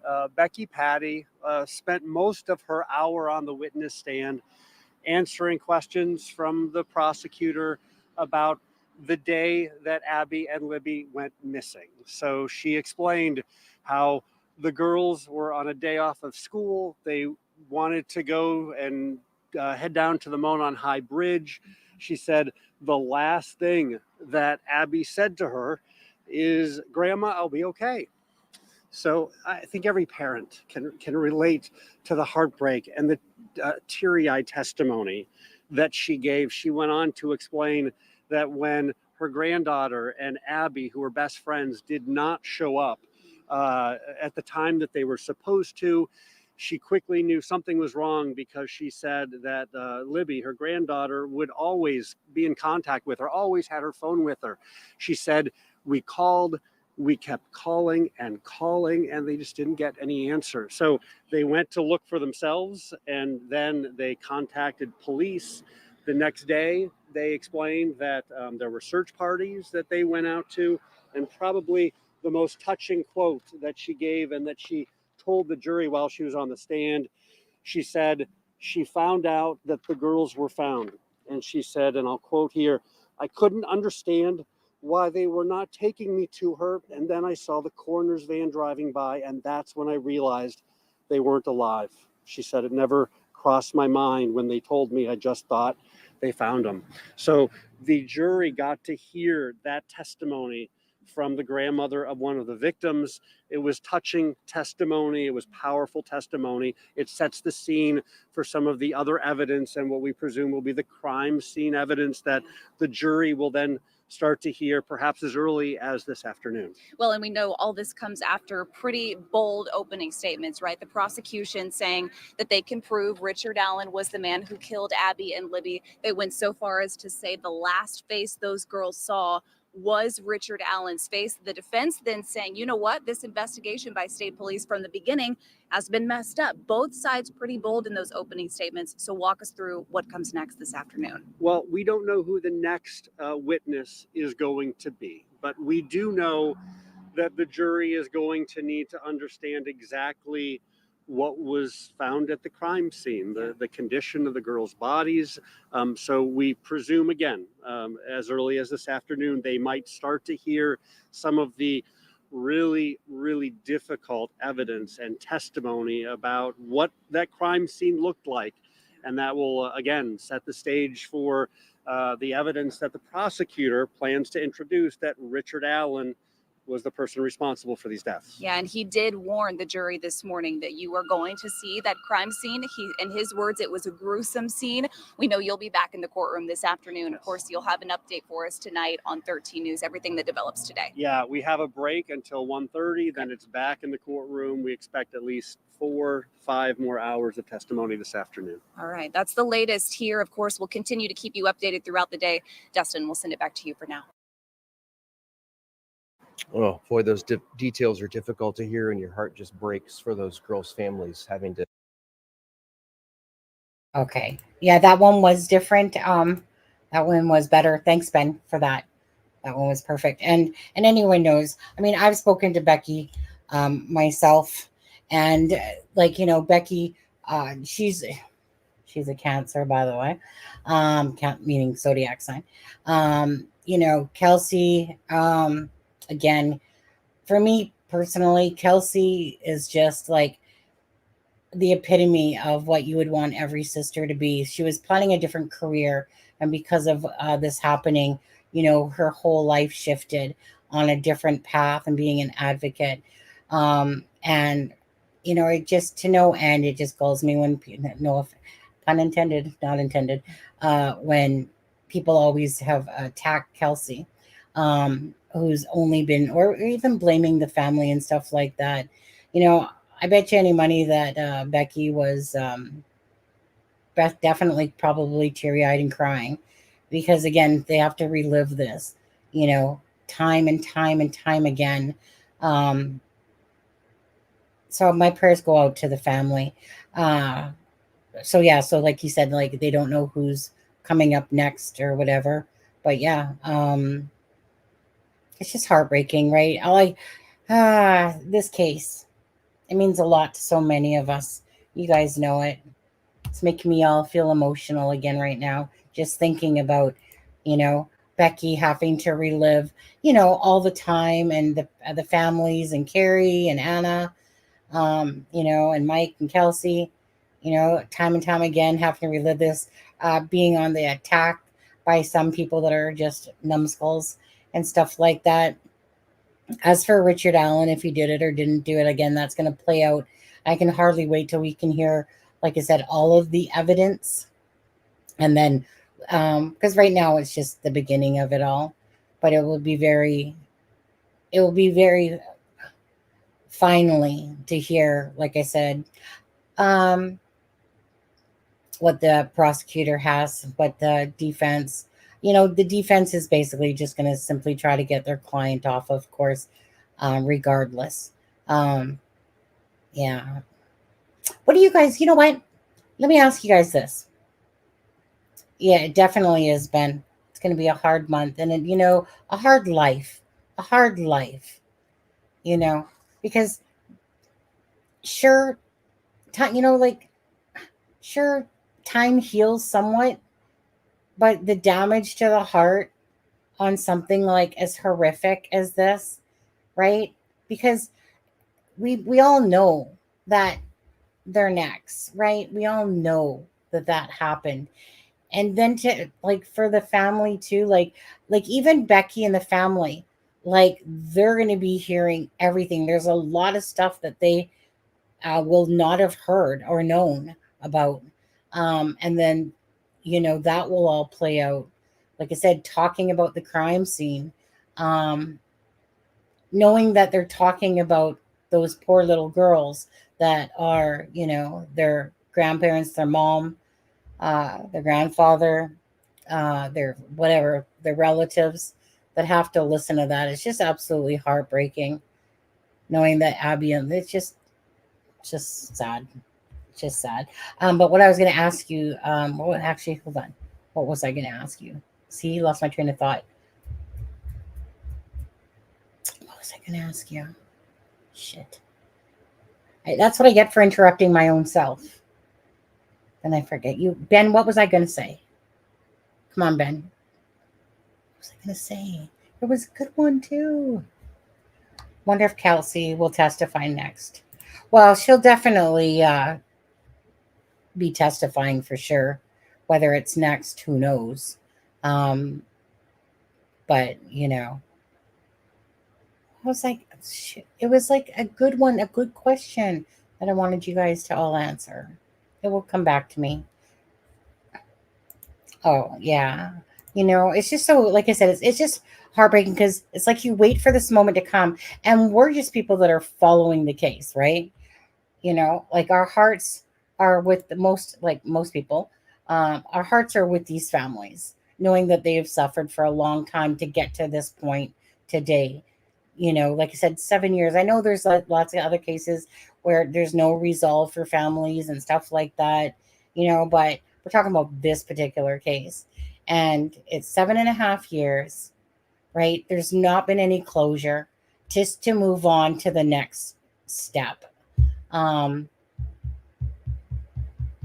that's what makes it hard, right? But because, like I said, all of their life, like for the rest of their time on this earth, the family members, like I said, this is something every day that will be in their heads, be in their minds. Nothing will ever heal it fully. Yes, the girls thought she would be first. Oh, you thought Kelsey would be first? I'm wondering if Anna is there. I'd be curious to know because she wasn't at the last ones or whatever. But, because some people because Anna, she felt like Abby's grave was personal, and she was really pissed off with people, that anyone that had posted Abby's memorial, whereas Becky and that, you know, they're like, you know what I mean? Like they just see things differently and how they deal with things and stuff like that. I remember when I was talking to Becky, um, sometimes you find it hard, right? Because you're talking about something that's impacted the family. And I just remember her saying that, I said something, and I said, like, sorry, you know, um, if you don't want to answer, whatever. And she's like, no, she goes, I love talking about Libby.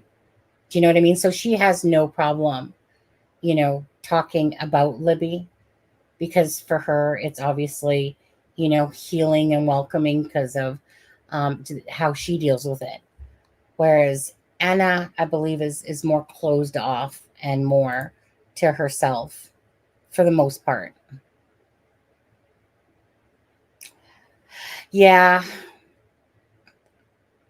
you know, I, those are those things that I feel so badly for Kelsey, is the fact that, everything just played out the way it was obviously meant to happen that day, right?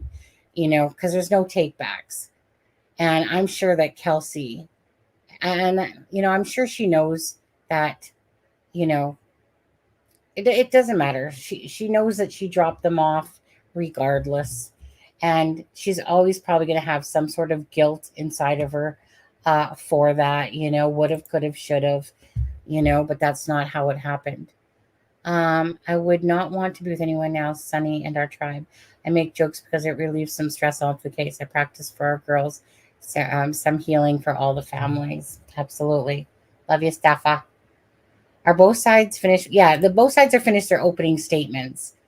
That's why, Becky was already on the stand, and then after lunch, whoever they don't know, but obviously, so let's see, 10 to 11, 11 to 12, 12 to 1. So he said 1:30. So about another half an hour, it will start up again, and then whoever else is on it. Yeah, Becky's she's a definite warrior.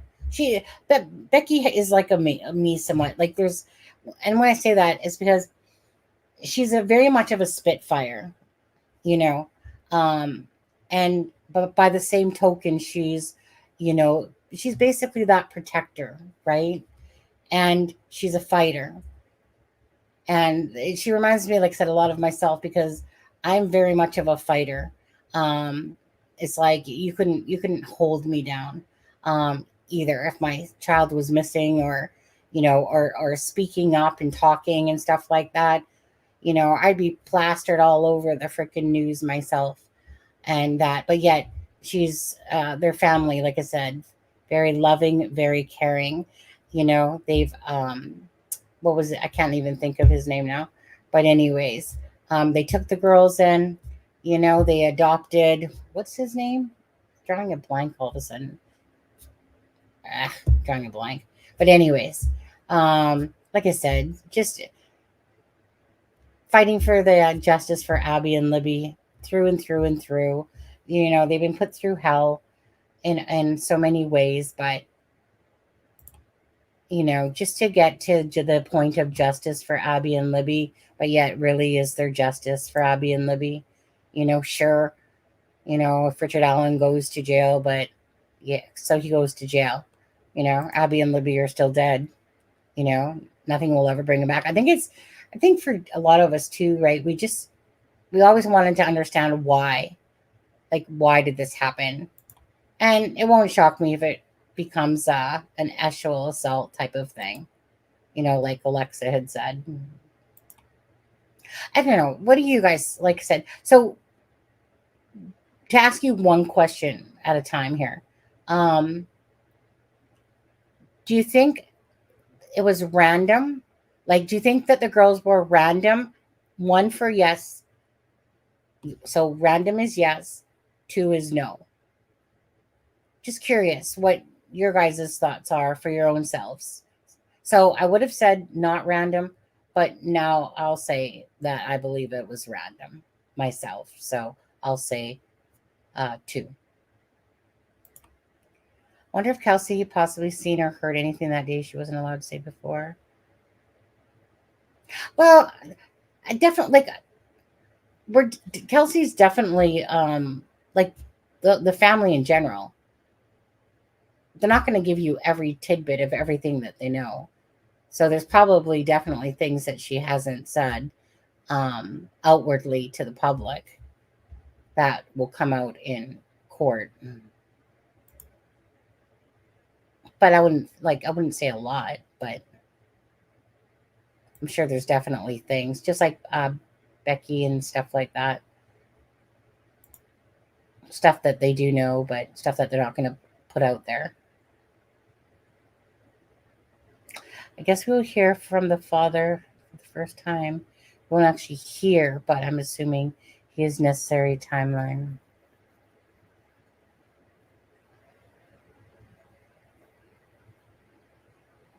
Oh, you talking about Derek? Ooh. I guess Derek, because I mean, he went there to go. I guess he will, right? He would have to testify, probably, right?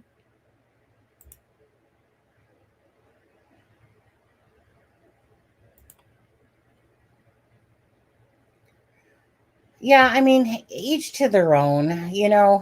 Like it's one of those things. Like the family was being attacked, and the only thing that would have happened with Derek, for the most part, is he would have just been attacked to no end for sure. Okay, so 1 was don't think it's random. 2 was it's random. That's what I said, right? I hate it when I say that and then I forget exactly what I said. Ben, I said 1 for that it was not random. Did I say? Remind me just quickly. I forget. I promised myself when I said it that I wouldn't forget, but I kind of said it backwards. Even my gut, I think Kagan Klein was involved. I don't know, Kim. Honestly, I would have thought the same thing. It's kind of like Kagan Klein reminds me a bit with Richard Allen, somewhat, is that everything pointed to the fact that Richard Allen, that Kagan Klein, did I say 1 is random? Shit. Did I say 1 is random, you guys? 1 is random, 2 is not random? Is that what I said? God, I'll have to go back and listen to myself. It's not, I fucking hate it when I do that. 1 was random. Okay. 1 was, thank you, Jacqueline. Thank you. Okay. So 1, yeah. So 1 for me was random. Okay. As for Kagan Klein, like I said, everything, right there, like it was like a shitload of shit that, how could it not, had messaged Libby that morning, that day, changed his Facebook to working in Las Vegas, literally, there's so many things. And then, let's just say, because there was nothing to show that he was even part of it.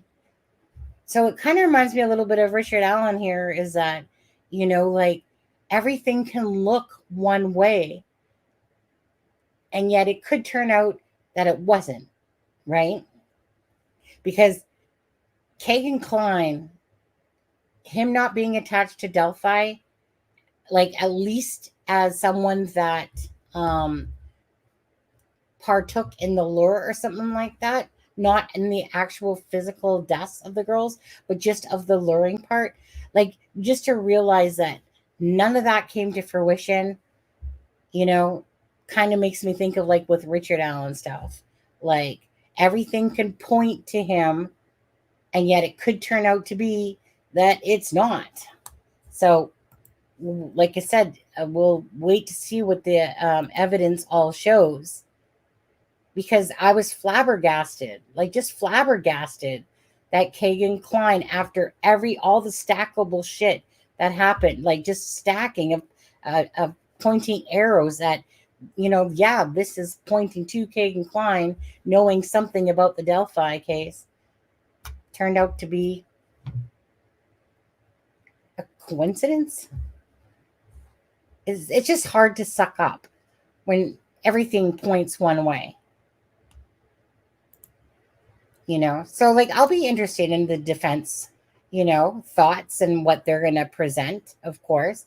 I like to always okay, so do I feel like Richard Allen is guilty based on what I think I know, in a sense?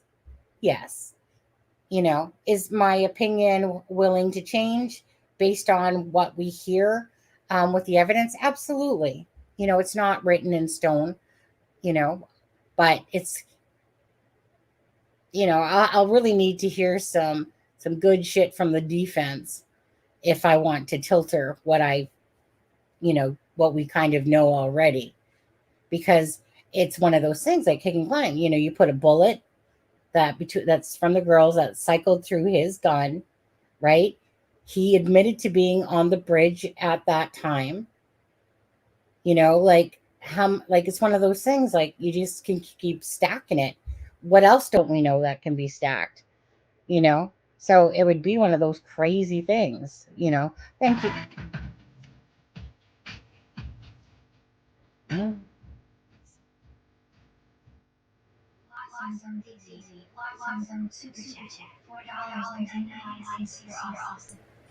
you.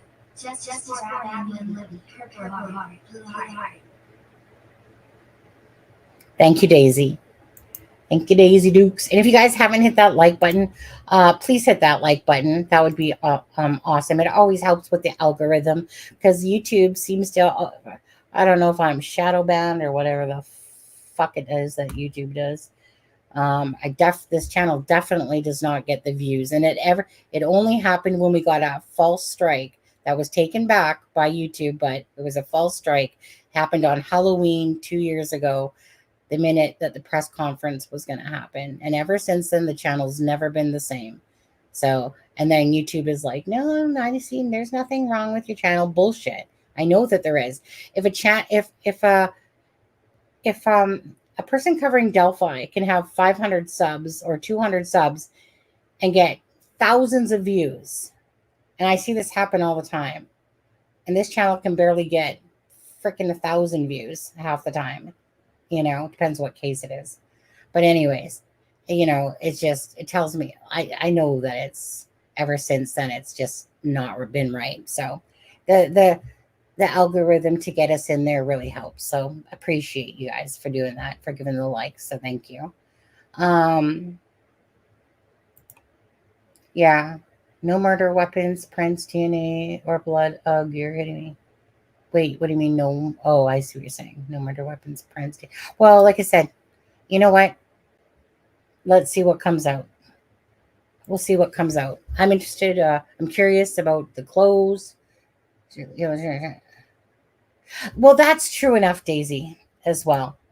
The channel, like, if I was to fabricate or drop thumbnails or mislead, or have a drama channel, you're right. I would probably be up, in the thousands and thousands of subs and stuff like that. I could not sell my soul if I tried. Trust me, does it go through my head sometimes when I see what people do, to get the clicks and views? But I can't, if that keeps me at the bottom, so be it. I can't be that. I can't be a sellout to that stuff. It's just in my heart, it would be the wrong thing to do. Unlike Joseph Morris, God, and those people that were following him. Oh, that guy, Oh my God, those people, they're just a bunch of freaking leeches and liars, but they get the clicks and views and stuff like that because people like the drama, but whatever. It is frustrating, but is what it is, right? Is what it is. I'm gonna create a different channel. I need to have a balance of negative versus positive. I want like a dear Abby, but dear Sunny. I don't know. If you lurk, like misleading thumbnails drive me crazy. Yeah. Wow.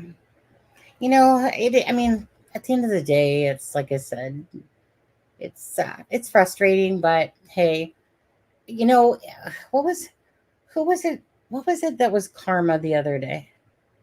There's complete karma. Can't remember. There's something that was complete karma on a person.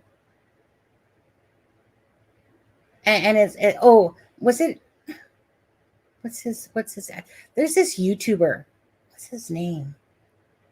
He's nothing to do with true crime. What was it? All I know is he's probably one of the biggest sleazeballs that I've ever come across. He's like a kid. Millions of dollars, anyways. One of the biggest, slimiest pieces. Like he's literally is a piece of shit. And anyone that watches this kid can see that he's a piece of shit. How he got all those millions of views? Okay, he literally just racked he's okay. Just an intermission here for a sec, if you will. What the heck is his name? Oh, something Doherty. Jack Doherty, I think his name is. Okay. Driving along, live streaming, right? He's in his McLaren that looks like splash paint, blue, yellow, whatever, couple $1 million car, whatever, let alone his 9 at home, thanks to the YouTube life of people that fucking sat there. And I don't know how that, he's such a douche. Anyways, he's driving along YouTubing and he looks and he's streaming and he's like, it's pissing ass pouring rain, right? And he's looking down at his phone and someone in the chat must have said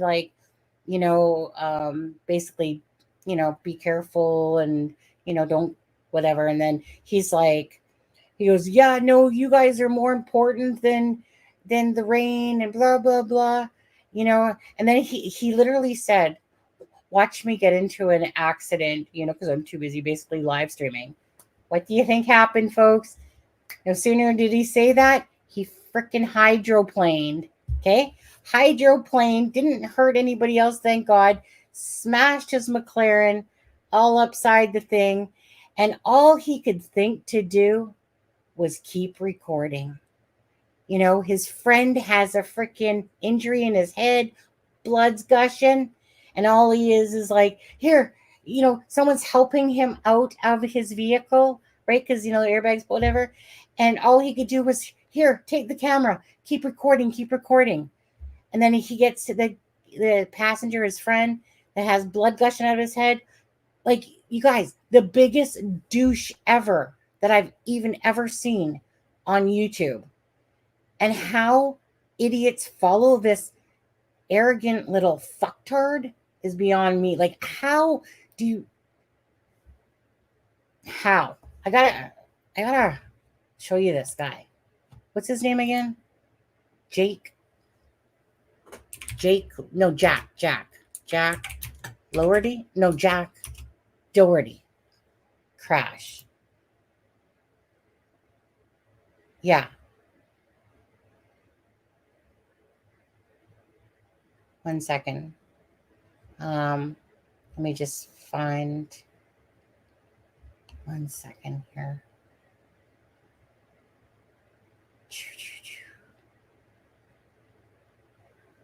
E-News.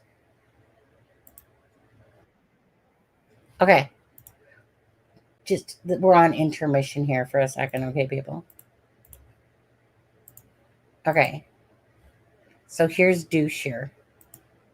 Okay. No! YouTuber Jack Doherty is going viral after crashing his expensive car while live streaming. The 20-year-old social media star crashed his $200,000. Oh yeah, you poor little bitch. You lost your car, one of 9. Like, you guys, don't watch his video, but watch, like, seriously. And you just sit there and you go, and yet that kid has like millions of subscribers. And you know what? He crashes his car. This kid, he got karma though. He got banned from Kick, because driving freaking whatever, And he literally says to his YouTubers, "You guys donate to me. Give me some money. I just crashed my car." Like, he meant it. I'm not going to say he's the top-notch douche that I've ever come across on YouTube, and how people just feed into him. I can only imagine how many people probably sent him money. Anyways, I digress. Let's see, where are we? Let's go back to this, I think. Anyways, all I can say is karma's a bitch. Comes around, goes around. You might be up here for a while, but you know what? You're going to crash and burn at some point, and your whole world's going to crumble down. And you know what? I could care less, because it's people like that that deserve it. I think it was McLaren. I think he said it was like, I think it was a couple million that he paid for that car. With all the fucking bells and whistles and whatever. One of his 9 cars, But it's like, whenever I see that, right, and you see that they're like, it's YouTubers it's followers, subscribers that made him that rich. Yeah, okay, they get other things and stuff as they get bigger, like, deals and stuff like that. But, it's amazing what idiots donate to be honest with you. Imagine being damn ass millionaire and begging people for money because your insurance ain't going to cover it because you were live streaming and you were too busy focused on your thing. And then you're such a dumbass because you're young, and then you sped up, you freaking hydroplaned, smashed your car. Oh my God. It's like, go suck on your mommy's titty. Because when he gets home in his car and his mom's like, "Oh, my poor baby," you can just see him going, "Mommy, mommy," and you're just like, oh my fucking God, really? Oh, ugh. I think it will be bullshit if they don't let the video from Abby's phone the guy down the hill, because she's pretty much solved her. Yeah, they'll play that. Yeah, I try to ignore that part because honestly, it's called just dumb fuckery is what it is. People got a lot of dumb fuckery in them. There's the stuff that they support. On the other hand, if they did, wouldn't they have stated that in the opening statement? So wait, what? Neither side went into specifics. Yeah, I can't wait for Aspen's take either. But he, well, what time? Court's probably going to end at what time? What time is it going to end, Ben? About 5? 9 to 5, right? So we'll go to 5. Did they manage to fix Libby's video and photos? Were they able to see it? No, like, meaning their quality was the best that they gave us, to the public. What's Daisy? Daisy, I'm happy for you, by the way. Are we happy for Daisy? I'm not sure. Wait, maybe she said something out here. No. We're just happy for Daisy. Okay, let's see here. Ben, if you do come across anything else, let me know for the Delphi. I kind of want to play back a little bit of this. Let's see here. When was this one? 1 day ago. Yeah. In court, we are live from the trial of Richard Allen.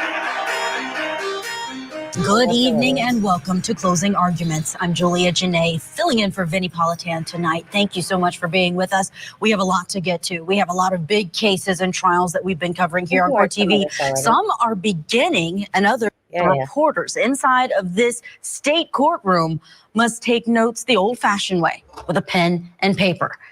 So we're faced with this problem. How will we know what's going on inside of this courtroom in Indiana? Well, Court TV senior producer Barbara McDonald is here. She's there in Indiana joining us live.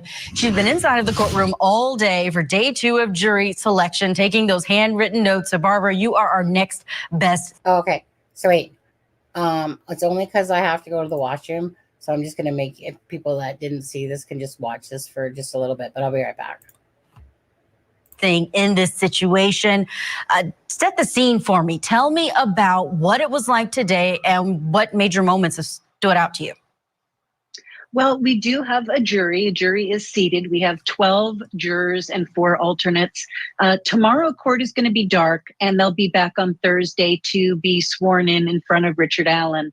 But as you mentioned, we are writing notes by hand, and one of the things that's been really interesting to see is how the media and even some of the podcasters are working together to compare notes. And did you hear that? And is that what they said? And did they say 4? Did they say 2? And making sure that we get it right so that we can share the most accurate information with the public, since we don't have any way of recording it and rewinding it if we have a question about something that somebody said.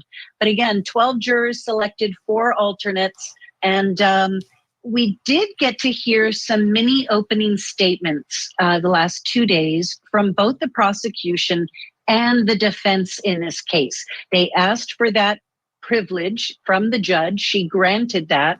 And so they each got 5 minutes yesterday and 5 minutes today to talk to the jury about what this case is about for them.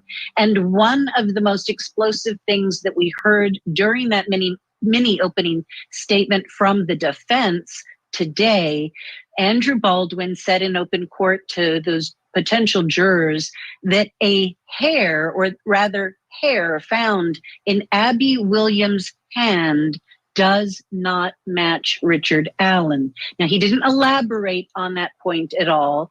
I imagine we're going to be hearing a lot about that at trial, but hair that was found in her hand does not match Richard Allen. They didn't say if they know who it does match or if that is an unanswered question in this case. Now, another thing that the defense said, and they talked with the jurors quite a bit about, is that they are going to be going after, respectfully but aggressively, after the police investigation, which they feel was not complete. They feel that it wasn't fair to all of the people that they looked at, that there were many people, according to the defense, that should have been investigated further, but for some reason, law enforcement cleared them or moved on to other people. We're going to be hearing more about that once we get to trial. The prosecutor, though, said that we're going to be hearing a lot about those confessions, the 60-plus confessions that Richard Allen allegedly made while he was incarcerated in a maximum security prison. The prosecutor called those unsolicited and unprovoked admissions. Now, the defense has been telling us for a while that they are basically the rantings of a crazy person, that he was psychotic at the time, he was experiencing delusions, and that was why he made these admissions. And to give an example of one of those, Andrew Baldwin said in his mini opening statement today that Richard Allen confessed to killing his grandchildren and his entire family. But of course, Richard Allen does not have grandchildren. Okay, wait a second. I'm going to stop that for a sec. I want to go see what JLR is doing. See, he's live. Hold on. What's he doing? Let's see what's going on here. Rather listen to shit going on live. Yeah, we'll discuss this. Yeah, let's discuss. Yeah. 1 second.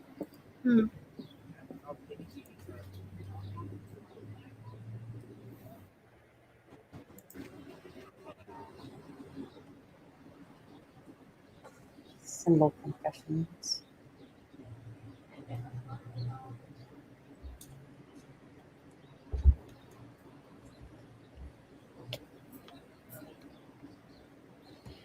Yeah, so there were some news people this morning that were. Sometimes the reception goes out. The jury van as it was coming in, and we were told they're from NBC and one was from the AP. I'm just gonna go back here a bit. See what they're saying. Wow. So no theatrics thus far. Nothing bombshell. I'm gonna switch. My hands get tired. Ugh. I'm waiting for the defense to come out. It seems like a lot of people have been eating here at the pizza, and we saw a right before this lunch break. We actually saw a bunch of sheriffs coming in Magnolia, and they were Magnolia seeing what's going on there. You know what? Can you do this for me, please? I said I was gonna have Magnolia go down there. Can you go down there and listen to the media down there? They're all huddled down there, and it's doing like a discussion of what is going on. Just kind of listen, see if anybody says something. Oh, here's the defense. Here's the defense with an exhibit. What in the world is that?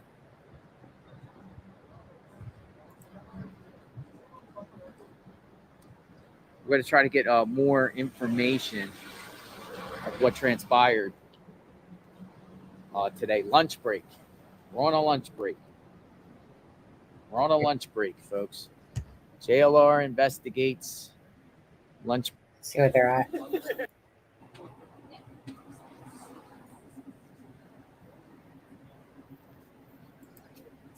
Yeah, like I remember DLR and Magnolia when they were driving down here. They were live, and they said that they're using Starlink.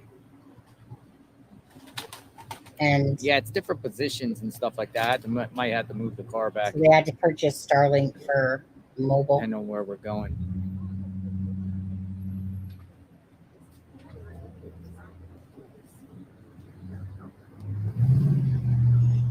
So what's going to happen here, folks? JLR and Magnolia investigates. We're out here at scene. What's going to happen here? What do you think? Oh, we're pixelated. Oh, really? Pixelated. Yeah, very Let's put this down pixelated. here and see if we get better. Down by the vehicle. Weird. Once you park a certain distance from Starlink, your thing gets all pixelated. Maybe we'll do better down here. Maybe not. I'm gonna plug my. Is it getting worse? What do we got? Is the situation getting worse or easy here? Mind you, at the end of the day, We're better right here. it's like only up until Here. Clear now. Better. I guess maybe with the next break. Then we'll get some more Better. information about Better. the day. Okay, so what we're gonna do, folks, is I'm gonna sign off, and then we will be back in a bit. JLR investigates boots on the ground here in Delphi, Indiana. Court is back in session, and then when they come out on the next break. Yeah. So again, if you're not subscribed to JLR, whoever watches this, subscribe. Like I said, he always does live coverage on a bunch of different cases. He's grown actually, what is he at now for subs?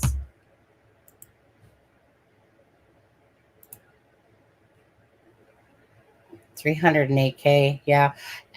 He exploded with the Calvo Conte case, and has just been growing from there. And then the Texas border there. No, I don't know how long he's going to be in Delphi, because there was like about a week span there where he pretty much almost a week where he was like, sorry, he was been busy getting ready for stuff. The excuses Ben that he gives. But anyway, so no, I'm not sure how long he's in Delphi for, but when I talked to him tonight, it's my bad. Half time I'm just too lazy to sit there and type the question or something like that.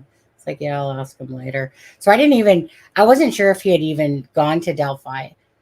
The talk was that he was maybe going, but end up being obviously that he did. I had a feeling that he would. But yeah, so honestly, I think yesterday was the first time that he had actually spoken in about a week. Because, you know, getting ready, I guess, going.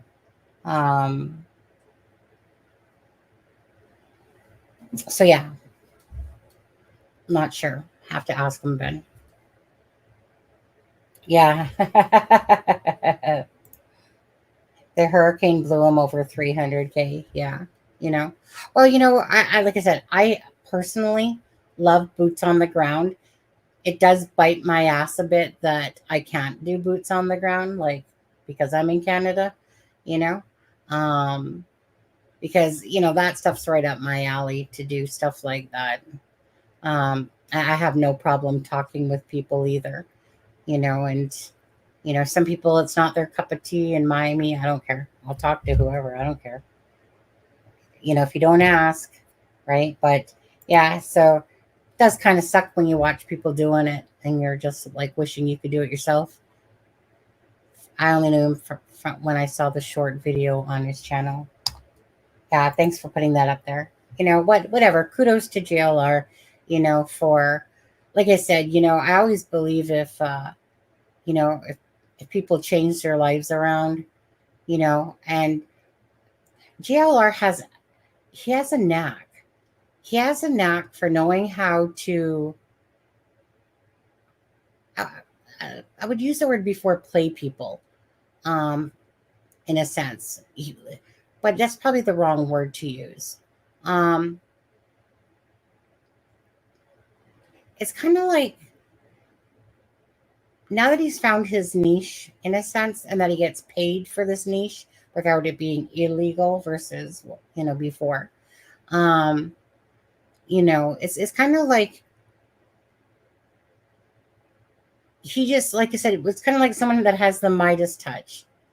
You know, JLR, he knows how to play the game, you know, and when he talks, he just talks, you know, from his head, right? It's not like a scripted thing or anything like that. He just speaks. And that's always nice when someone is just speaking, right? But it's when they're speaking and then they're honest and being honest as well and being open about themselves and their life and stuff like that, you know, about, you know, his criminal past there. And, you know, so when someone grows, and to me, it's like right now he has the, like I said, the boots on the ground stuff, which everyone loves and stuff like that. And it's a legit income, right? Doing this.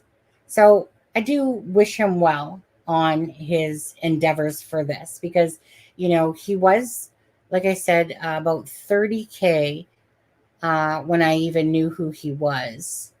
And that's during the Idaho case, I believe. And then the Cavalcante case exploded. So, you know, he's doing very well for himself. And, you know, it is for me personally. You know, Magnolia was always in the background, and now she's been a lot more in the foreground of it and stuff like that. She does like a ton of the work. Kind of like when you're a really big YouTube channel, like a lot of people get the information, give the information, you know, the creators get a lot of information given to them, handed to them in a sense because they have such a strong following, which is good. But anyways, I respect the fact that he allows people to use his streams, unlike people that are greedy and stuff like that, you know. So, you know, to me, like I said, good on him. He's over 308K, making a nice pretty penny off of YouTube for sure. But he also works his ass off, like for this. Like this guy is nonstop. Seriously, like this guy is like freaking, you know, on steroids.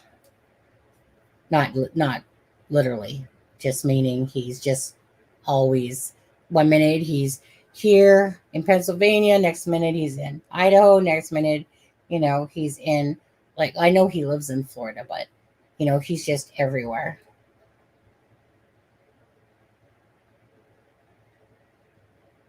Yeah, and he's not afraid to, go places, or, where some people would be probably shitting their pants, but like I said, give it to him, give it up to him on that stuff. Now, okay, so as for let's see here, we're at. Do you think the verdict will be guilty, innocent, hung jury? 54 guilty, 20% innocent, hung jury, 23. So I asked you guys earlier if you thought it was random, or you felt like it was not random. The second question I'm going to ask is, one, if you believe that this was intended to be an sexual assault. You guys know what I mean by that. I'm just wording it by saying sexual assault. Put a 1 if you believe that the intent of this crime was an sexual assault. And 2 if you don't. And 3 if you think it's something else.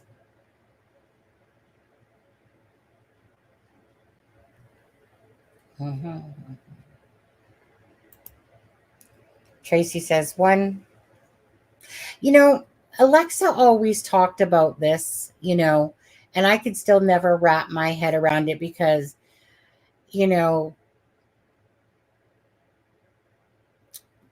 because of the fact that we knew that there was no DNA, like there was no sign of an sexual assault. So I always kind of felt like, okay, so well, what was the reason? What was the reason? What was the reason? But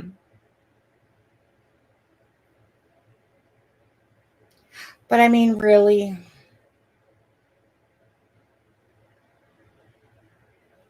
I'm gonna think that it was more leaning that that's what it was intended to do, intended to be.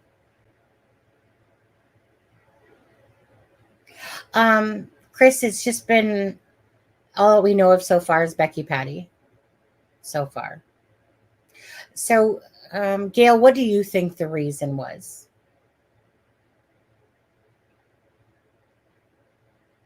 I mean, we know that the prosecution is trying to put out there, right, that okay, and that was interesting too, because that he was interrupted by Brad Weber coming home, which we all know is the home that's across the creek, and the one where Kay Weber lived. And he came home, and if I'm not mistaken, like that was, I always remember that in my head is about the 3:30 area, but it could have been sooner, and that he was interrupted. But the girls, I mean, could have been.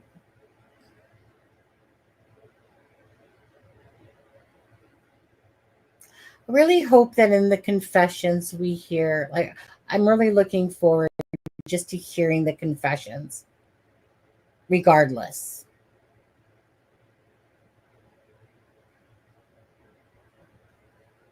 And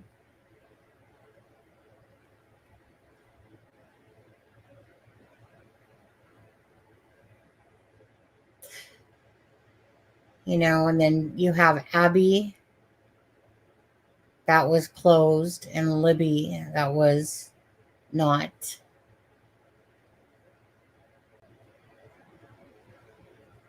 Most damage being done to Libby.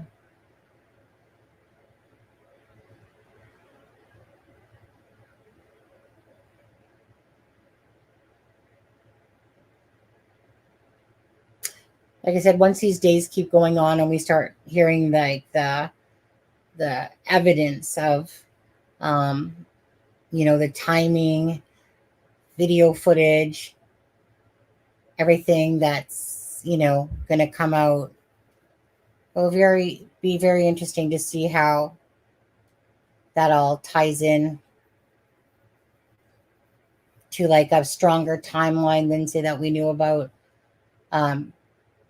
footage. It'll just be very interesting. The confessions, you know, what exactly he all said in each one, because we all know that obviously the girls weren't shot in the back. We know that he didn't kill his family and stuff like that. And I know that the defense is gonna, play on that as if like, well, he said this, so he must be whack job to say something, about the crime and stuff like that.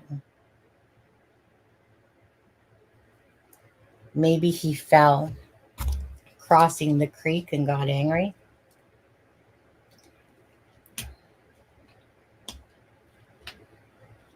Maybe.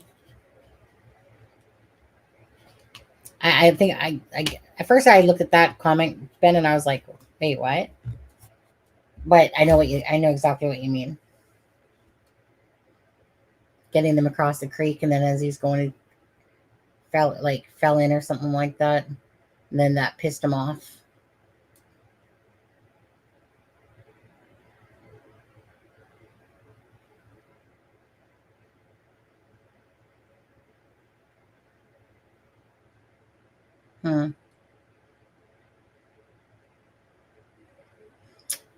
They don't actually have his. Well, I was thinking about, right, like, do they actually have his phone from that day?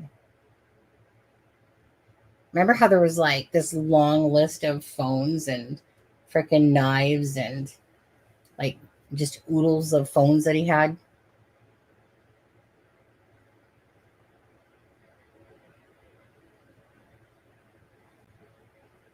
Time is it in Indiana? 20 to 2. Is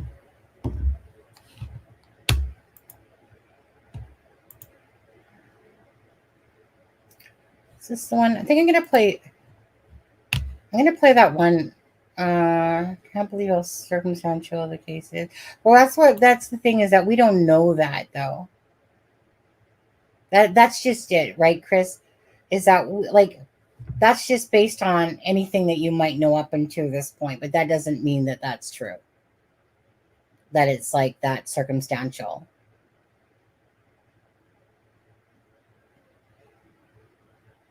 And that's the part, like I said, I mean, it would have to be like, do you know what I mean? You'd be a fool to go to trial if it was weak circumstantial.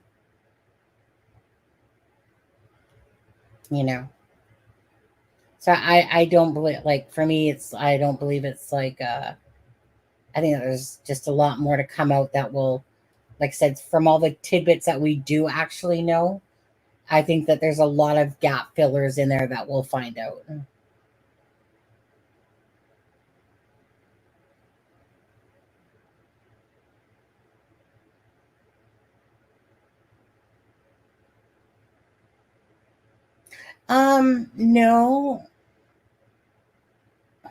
No, because how I remember hearing that, Ben. Ben,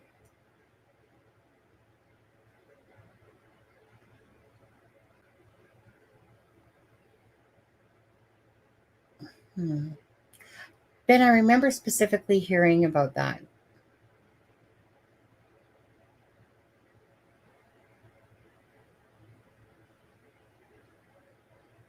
I would think it was because he knew people saw him. Like those girls, for instance.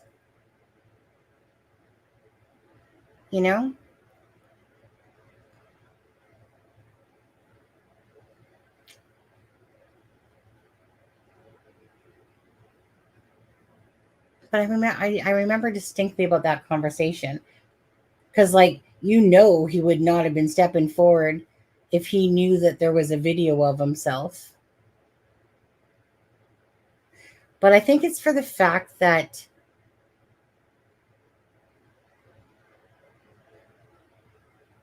he's wearing a covering or whatever.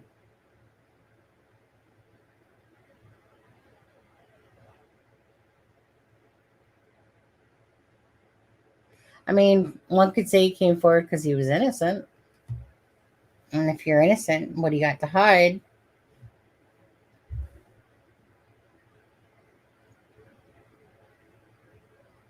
But yeah, I mean, it had to be with something like if it's about being guilty, it would have to be something that he would know, or that, hey, yeah, like I can be put here. Because, like I said, so he admits to wearing the same things that the BG is, but little does he know at that point that there's a video of the BG.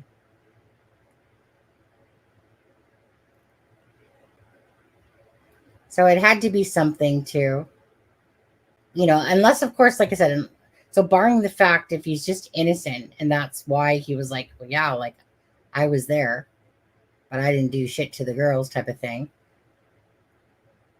Other than that, it would have to be because he felt something could place him there. So he might as well just say he was there.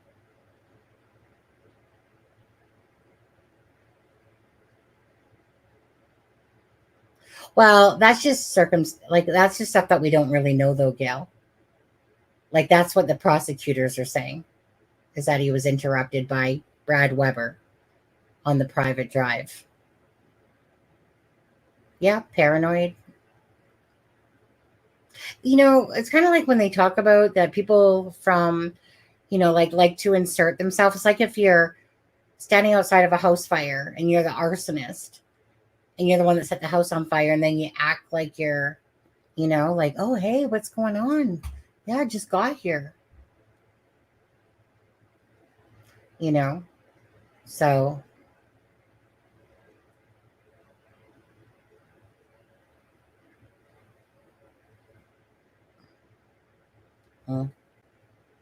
had to be something. Updates. Bossy, honestly, so basically the opening statements were the same as what kind of happened the other day in the opening statements. Basically repeating themselves. Becky Patty was on the stand, so they didn't know who was going on the stand after that, obviously. 1 second. I gotta yawn. You guys, I have literally, I just want to say this. So I actually did not go to sleep last night. I was playing on my iPad. Next thing I know, it was 4 something in the morning. Next thing I know, my husband's alarm goes off. Next thing I know, my husband's making me snuggle with him and shit like that. And I'm just like, yeah, I just want to sleep right now. And then when he did leave, which was about 20 minutes later, I was just like, yeah, I'm just going to, watch a few things and I'm going to go to bed. That never happened because then I decided I was going to do the live. So I'll just say this. I have been up then since yesterday. I think I got out of bed around 10, 11, because I'm a night owl. And then I started cleaning the apartment for like 7 hours. I think I was doing different things. Yeah, so then, yeah, I made dinner. Poutine fries. And so, yeah, so I actually haven't slept. So now it's catching up with me. So if I start talking really slow, well, I'm kind of debating actually. Like, you guys, there must be another break coming up, right? Yeah, Bossy, that's true.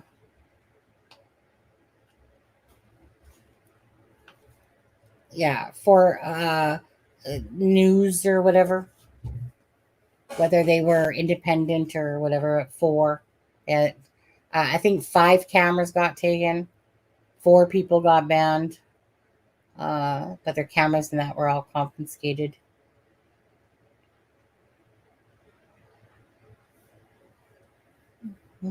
Oh, I know what I was going to do. So that there was 2. I'll definitely crash tonight. I'll probably crash for a few hours because I want Ivy will join tonight, and not sure if Charmaine can make it or not, but maybe Jenica. But anyways, oh my goodness, I'm so sorry. Hopefully Aspen can come on for a tidbit here. But he doesn't have his phone and nothing like that, so.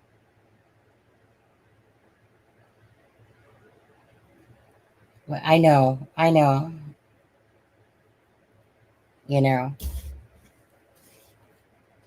Like, you kind of think you would know not to be videoing the jurors.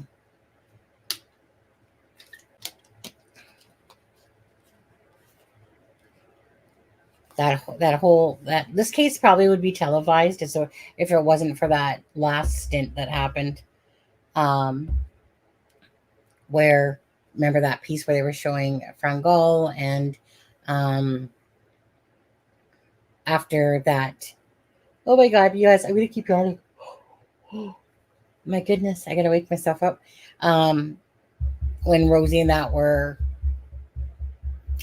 off the case, that hearing, and then that part got recorded, and then it was shown, and next thing you know, I guess that was a big no-no to do that, and so hence why really this is all probably happening this way because of that.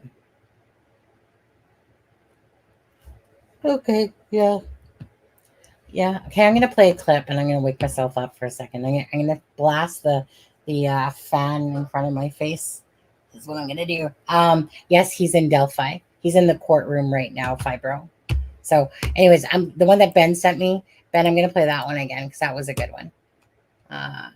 So this one right here, and then I'm gonna try to stop yawning. Very latest on day one of the Delphi murders trial. The court just took a break from opening statements this morning in this first day. So we are learning now what the prosecution is going to argue in its case against Richard Allen. Samantha Johnson has new information just in from Bob Siegel, who has been in court all morning. Sam, we know opening statements started around 9:30. Where do things stand right now? Yeah, that's right. They finished opening statements earlier this morning. They took a quick break. They went back in to start testimony in this case to hear from their very first witness, a witness that you have seen before. Becky Patty, the grandmother of Libby German, was the first witness in this case. I want to bring in Bob Siegel. Like we mentioned, he's been in the courtroom all day. And as you can imagine, you were saying, Bob, that was pretty emotional testimony. It was emotional testimony. Becky Patty spent most of her hour on the witness stand answering questions from the prosecutor about the day that Abby and Libby went missing. So she explained how the girls were on a day off of school. They wanted to go and head down to the Monon High Bridge. She said the last thing that Abby said to her is, "Grandma, I'll be okay."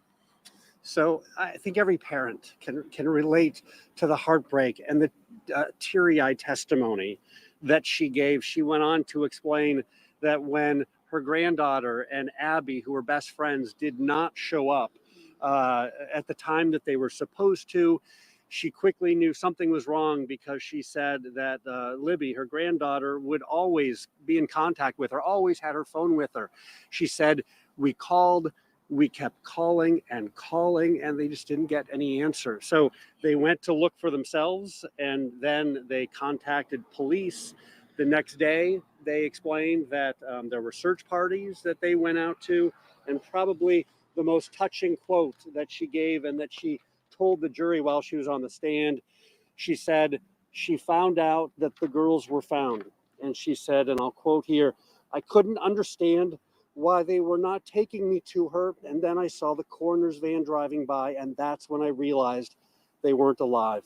She said, "It never crossed my mind when they told me. I just thought they found them." So the jury got to hear that testimony from the grandmother of one of the victims. It was touching testimony. It was powerful testimony. It sets the scene for some of the other evidence and what we presume will be the crime scene evidence that the jury will then start to hear perhaps as early as this afternoon. Well, and we know all this comes after pretty bold opening statements, right? The prosecution saying that they can prove Richard Allen was the man who killed Abby and Libby. They went so far as to say the last face those girls saw was Richard Allen's face. The defense then saying, you know what, this investigation by state police from the beginning has been messed up. Both sides pretty bold in those opening statements. So walk us through what comes next this afternoon. Well, we don't know who the next witness is going to be, but we do know that the jury is going to need to understand exactly what was found at the crime scene, the condition of the girls' bodies. So we presume, again, as early as this afternoon, they might start to hear some of the really, really difficult evidence and testimony about what that crime scene looked like. And that will, again, set the stage for the evidence that the prosecutor plans to introduce that Richard Allen was the person responsible for these deaths. Yeah, and he did warn the jury this morning that you are going to see that crime scene. In his words, it was a gruesome scene.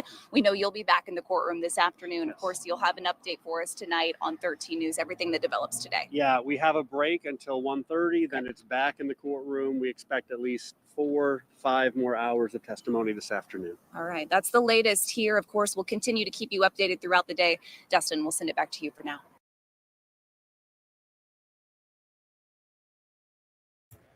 One second here. Just 1 second there. Ben, where was our clip? It's nothing that we've watched so far, but about the hair. And I think SPU kept saying, well, why did they bring that up? What am I looking for? I think, hold on. This one here.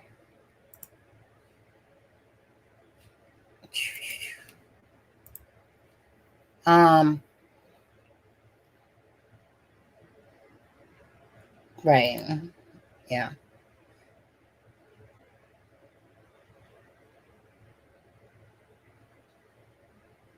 A female artist, so why did they bring it up? Because it's not Richard Allen's. And of course, it's like, like I said, it's all, I'll say it's all for show in a sense, but it's kind of one of those things, right? It's, again, they're planting the seeds of reasonable doubt, and the hair thing will come into play. But again, it's kind of like when you drop a crumb and then you have people going, ooh, well, I wonder whose it could be then. If it's not Richard Allen's, I guess, he must be innocent if that hair and that's not Richard Allen. So it's just, to me, that's just all about the whole thing, bringing it up because it's not Richard Allen, simple as that, but making it dramatic as if it's like, like this holds the key here. So if it's not Richard Allen's, it's just one of the other things that they're saying that of why Richard Allen is innocent.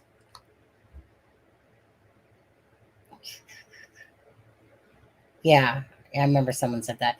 I'll just play this clip as well quickly. And if you guys haven't hit that like button, could you please hit that like button for us? Hit the like and the share if you could.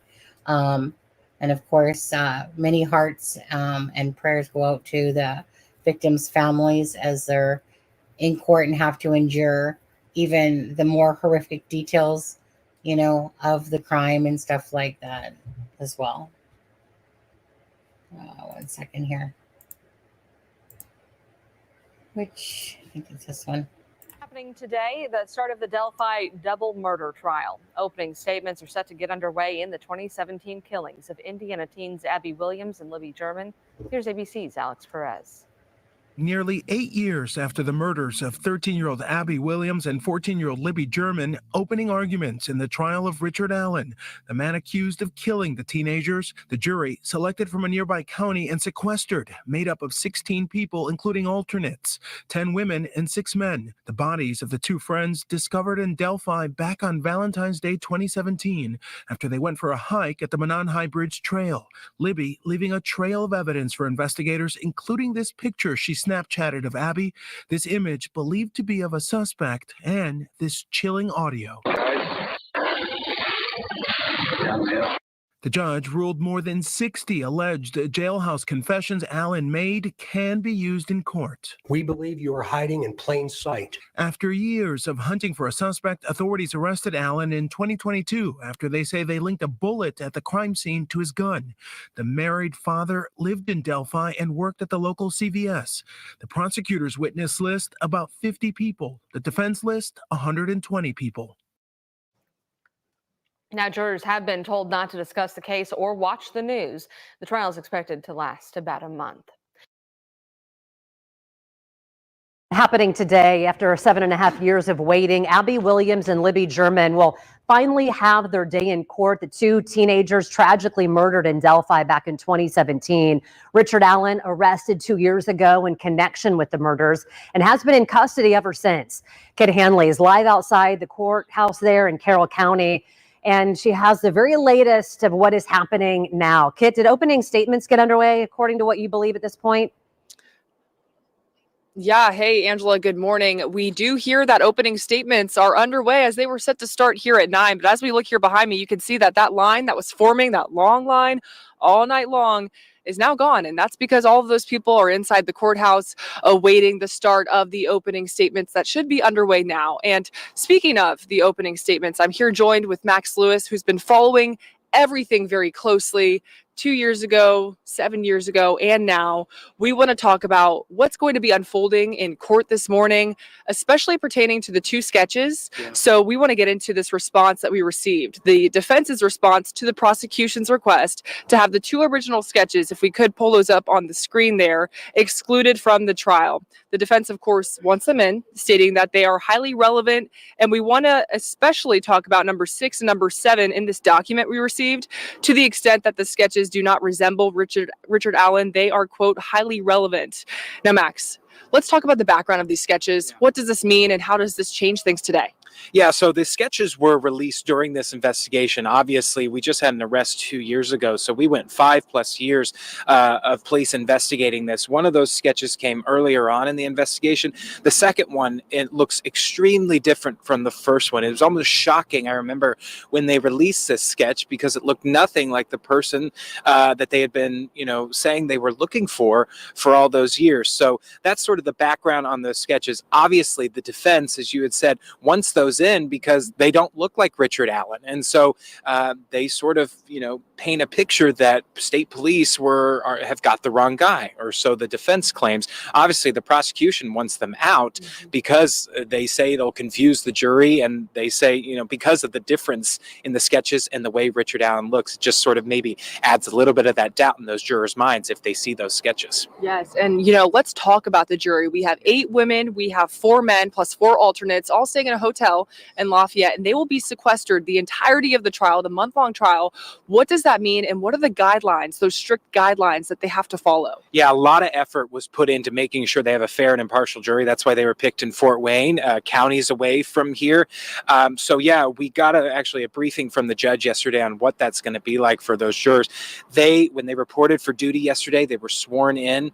They had all of their electronic devices seized from them, and they will not be able to use them unless they are under the supervision of a court bailiff. They won't be able to watch television, won't be able to really watch any news coverage of anything, just in the off chance that they would come across something about this case.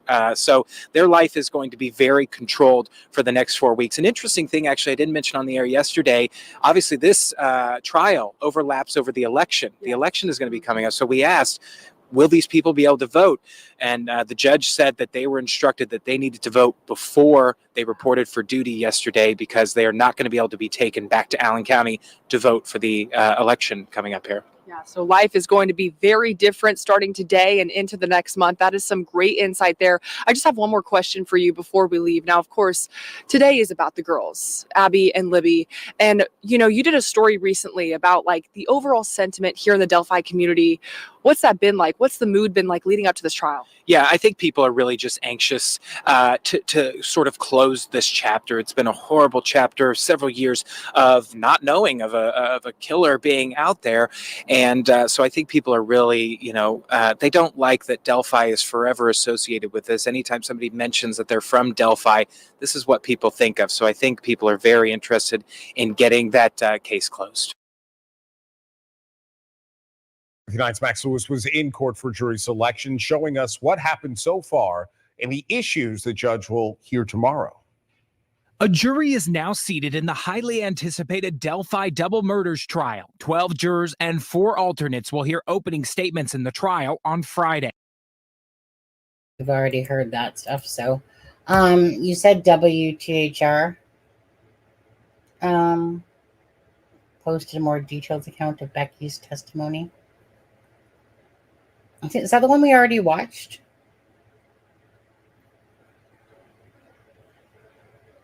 Is that the one that we already watched? Oh no, that was CBS Indie, I think. Yours, Ben. The article gave 404 found was when I pulled up that article.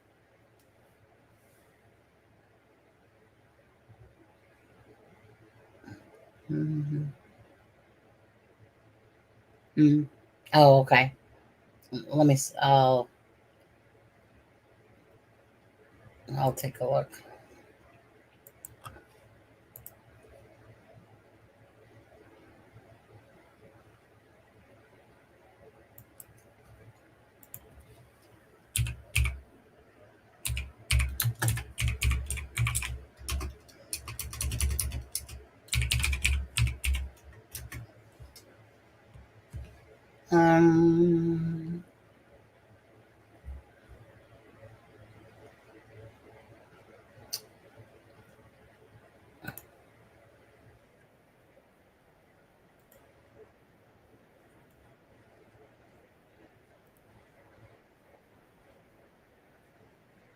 Okay, we saw that one. Why does that one say only 5 minutes ago? It was updated though.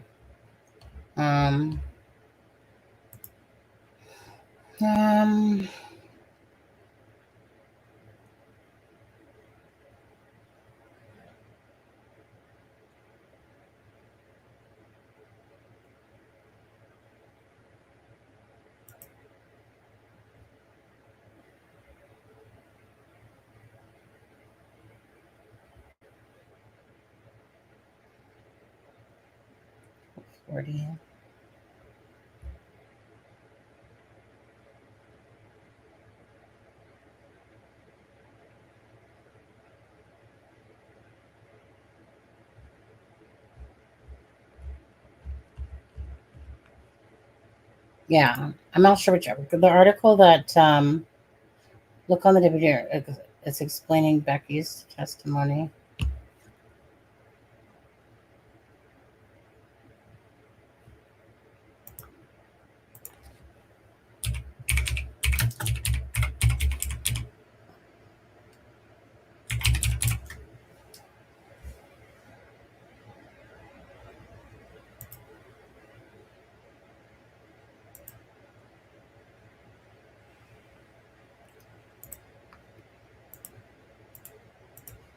Let's see if this is it. Is this the one you're talking about? Chris, they didn't we didn't know, they didn't know who was testifying after her once they got back from lunch. Is this one you're speaking about, Ben?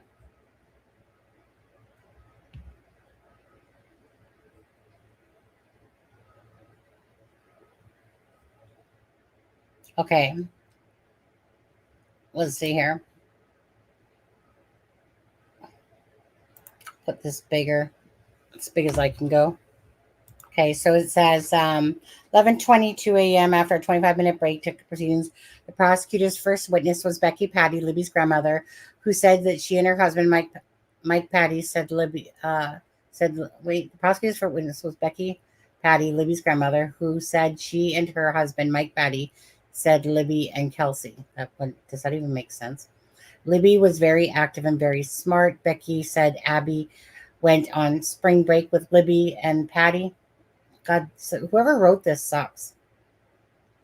According to Patty, okay, the Patties, we'll call it, the girls were in volleyball and band together. Becky said Libby turned 14 years old, December 2016, 2 months before her death.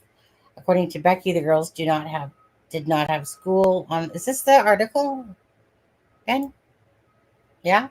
Okay. So according to Becky, Libby asked her sister Kelsey, if you're going into town, would you take us to the trails? Becky said the last thing she said to Libby was wear a jacket, which Libby responded, Grandma, I'll be okay. Becky wiped tears away as she recounted, yeah. I bet. Becky said Kelsey took Libby and Abby to the trail at 1:30 p.m. According to Becky, Libby would have notified her if she was running late. Becky said Derek called her around 3:30, but the girls weren't up at the pickup spot and Libby wasn't answering his cell phone. She also said Abby didn't have a cell phone. Becky then called her husband Mike to say that she was worried and wanted to go to the trails for the girls. Becky said she also called AT&T to see if they could ping Libby's cell phone around 5 p.m.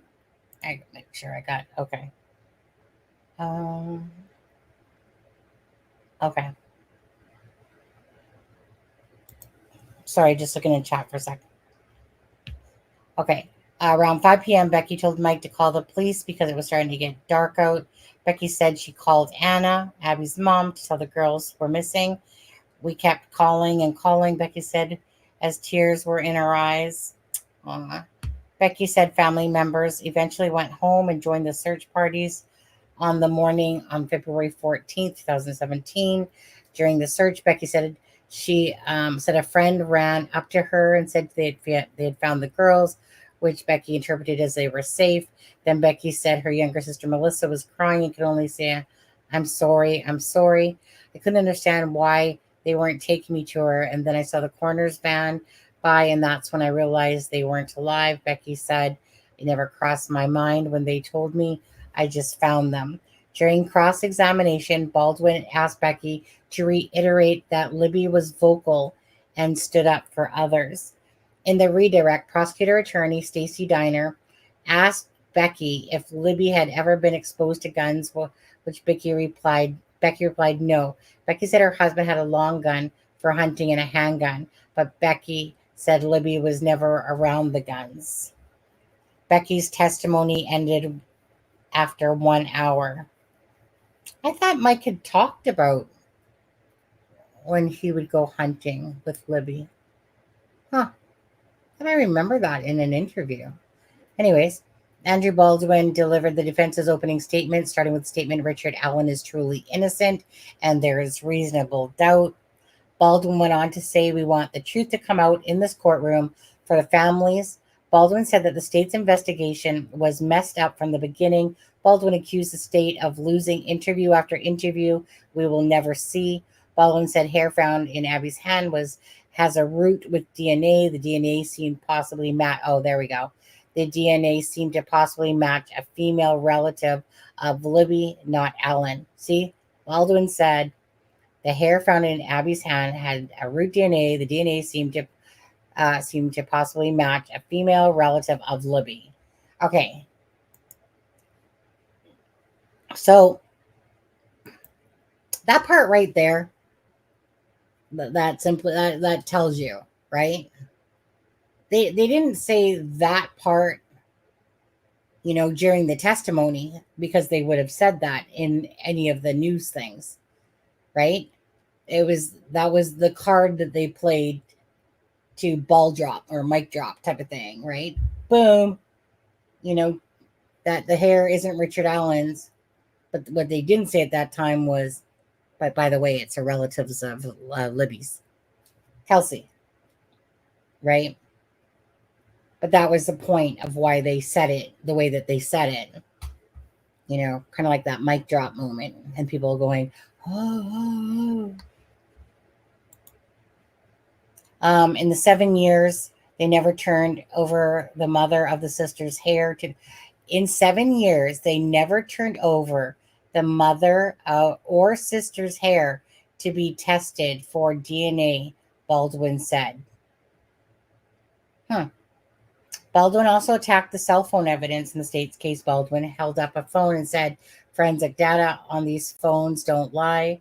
Baldwin told jurors that the prosecution case is going to fall apart before your very eyes when they see the phone data evidence. Baldwin also reiterated the prosecutor's theory that Abby and Libby were dead by 4 p.m. on February 13, 2017, that their bodies were never moved until they were recovered, and that Libby's phone was under Abby's body the entire time. Hold on. Let me re-say that again. Baldwin also reiterated the prosecutor's theory that Abby and Libby were dead by 4 p.m. on February 13th, that their bodies were never moved until they were recovered, and that Libby's phone was under Abby's body the entire time. Baldwin said the prosecution's timeline puts Allen in the CPS parking lot at 1:30. The prosecution says Allen abducted and killed the girls and left Libby's phone at the scene and never returned. But the defense says Allen and the girls were never on the trail at the same time. They say Allen left by 1:30 p.m. that day. Horseshit. His car is gone by 2. But well, you know what? We'll see. We'll see the evidence, right? Or hear about it anyway. His car is gone by 2:15, Baldwin said. And if his car is gone, Richard is gone. Baldwin says witnesses Betsy Blair will testify that when she drove by the lot, she saw a car, but Baldwin says the vehicle looks nothing like Allen's. There is reasonable doubt in this case, Baldwin said. The defense says the man in the video taken by Libby doesn't show his lips moving, so it's unclear he is the one that said down the hill. The defense said there's no proof of the girls were actually taken down the hill. They believe that they may have been taken to a car or a nearby access road.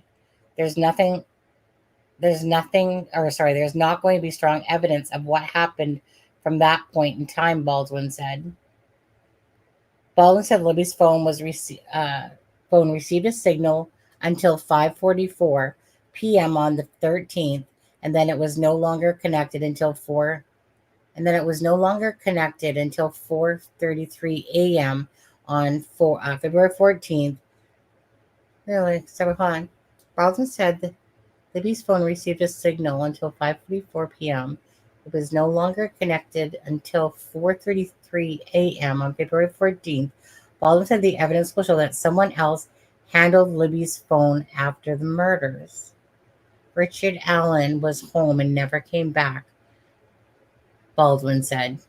The defense believes the girls were killed somewhere else and that their bodies were returned to the crime scene. They said the searchers saw no bodies or girls' clothing in the creek on the night of the searchers. Okay. Witnesses near the crime scene also reported hearing no screams. The defense also worked to undermine the confessions of Allen reportedly made while being held in prison. They are going to put up a video after video after audio of confessions of an innocent man, Baldwin said. He went in there prison fragile to begin with. Baldwin said Allen told his family, maybe I should just confess to all this so you guys don't have to suffer. The defense also tried to discredit the prosecution's claim that the bullet found near the girls belongs to Allen. Baldwin said that the law enforcement commonly uses this type of bullet found at the crime scene, but police never investigated it if an officer was missing a .40 whatever bullet. He also said that the owner of the property when the girls were found owns a .40 whatever weapon, but his gun was never tested to see if it matched. Baldwin said an expert will testify that these markings were insufficient on the lab test results. Right. I mean, you're going to have that on both sides, right? That insufficient, no, it's sufficient by the other expert. Baldwin told the jury, you'll see with your own eyes that the markings on the bullet do not match. Baldwin also said that the state's timeline doesn't match when Allen was on the trails. He called out to 2 witnesses. who described seeing a man who looked nothing like Allen in the area. Baldwin says that if the timeline and witnesses' accounts don't match prosecution's, then the case is blown apart. Baldwin told the jury none of Allen's DNA was found at the scene and no other forensic evidence placed him there. The defense went on to say it's highly unlikely one person could commit the crime. Well, that's not true. Baldwin said even state and local enforcement thought more than one person was required to commit the murders. Please wait, Baldwin said in closing. Richard Allen is truly innocent. And the defense finished their opening statement at 10:54. Okay. Huh. Need to take a break for a second. Fine. Need some water. Thought if someone would take them and return them is insane to me. Yeah, that's I feel like the whole thing there from the defense, I mean, they're going to shoot down, of course, everything, right? Everything that the prosecution has, they're going to shoot down. And to me, the whole gist of that whole part, you guys tell me what you think. It sounds like, well, the prosecution can't prove that they weren't somewhere else and then brought there. So we're going to say that they weren't there and then were brought there later. Right? So it's one of those things is that in all factuality, nobody truly knows if Libby and Abby were somewhere else and they were brought back there or not. And they're going to play off of that. Do you guys have anything like for that part? Do you guys have any thoughts on that from the defense side?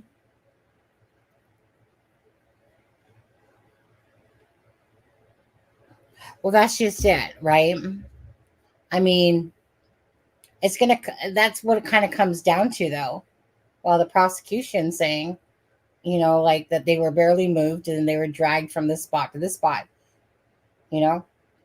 Defense team is like, you don't know that. Maybe they were brought in there. Because, again, it's just to attack the prosecution for whatever they have. The defense is going to say the opposite, of course. And that's really the whole point,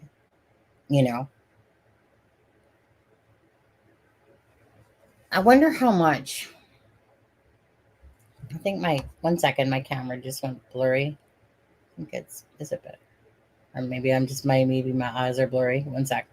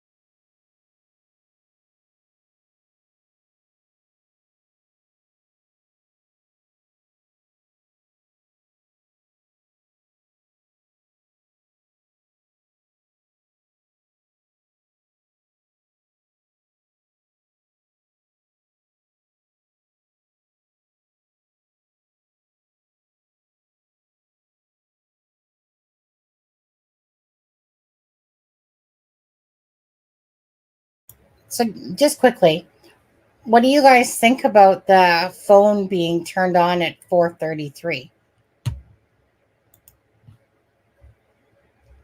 Where they said, right here, Baldwin said Libby's phone received a signal until 5:44, which is correct. Then it was no longer connected until 4:33 a.m. on February 14th. What do you guys make of that?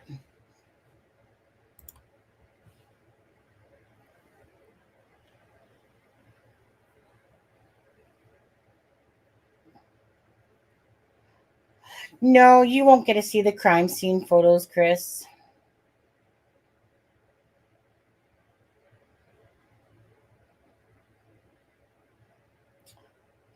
I don't know. I'm thinking prob not Chris. Like the people that are there in court will get to.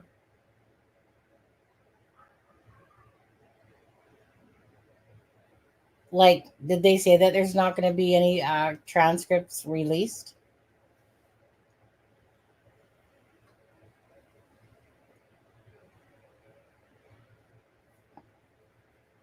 Yeah, I don't think we'll get to hear that. Only the people that are in the courtroom, I think, will get to hear that. But what do you guys make of that 4:33 about the phone coming back on at 4:33?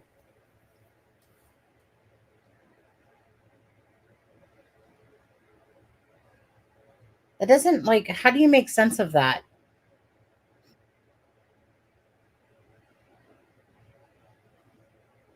Because obviously if Richard Allen, he was on the Libby's phone. Cecil said it was never turned off or turned back on. It found signal at 4:33 a.m., downloaded text messages and missed calls, then died. Oh, okay.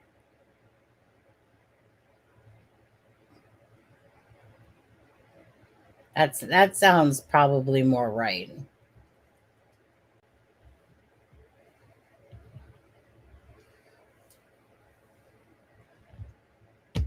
Okay, here, let me make this bigger again. Okay, I'm going to go to the prosecutor side here. So at 9:37 a.m., prosecutor Nick McClelland, on behalf of the state of Indiana, presented their opening statement. McClelland said that the case is about three things: the bridge guy, the unspent bullet found at the scene, and the brutal, of course, murders of Libby and Abby. McClelland then described what happened on the day of the murders. On a very unseasonably warm day, February 13th, 2017, Libby and Abby went to the Monan trails. Kelsey German, Libby's sister, gave the girls a ride. They were best friends, always together, really more like sisters, McClelland said of the girls. There's the beautiful girls right there. According to McClelland, Libby posted a photo of Abby on Snapchat while they were crossing Monan High Bridge. After the girls crossed the bridge, McClelland said that they saw a man behind them, so that Libby started a recording on her phone at 2:13. McClelland said that the man pulled out a gun, ordered the girls down the hill. The girls complied. The video on the cell phone stops recording. Imagine the fear you'd be feeling having a gun pulled on you, McClelland said. According to McClelland, Derek German, Libby's father, went to pick up the girls, but they were not there. You're going to see the crime scene. It was a gruesome scene. Libby was completely, of course, unclothed. Her throat was sliced, blood all over. McClelland said Abby's throat was also sliced. McClelland said Libby's phone was found underneath of her body. Now, correct me if I'm wrong, but I'm pretty sure in that memorandum, if you guys remember that whole memorandum, the defense team said that Libby's phone was found underneath Abby's body, which everyone was like, wait, what? Because obviously that's strange, but they said it was underneath Abby's body. So it was kind of one of those things, is that it didn't make sense because you'd think it'd be found underneath Libby's. Yeah, no, right. Libby's or Abby's. Here it says Libby's, right? And that makes sense, that Libby's phone's underneath her body type of thing. But in that whole freaking 135-page memorandum, no, it was in the memorandum when they're talking, like, that whole, when they pulled out the whole Odinist thing, right?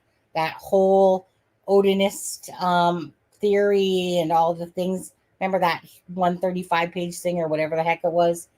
It was in that, and they said underneath Abby's body. Just like they also said that Abby had on Libby's jeans. And I don't know that that's right either, but anyway, so here it's saying that underneath Libby's body, which makes the sense. It didn't make sense that Libby's phone was underneath Abby's body.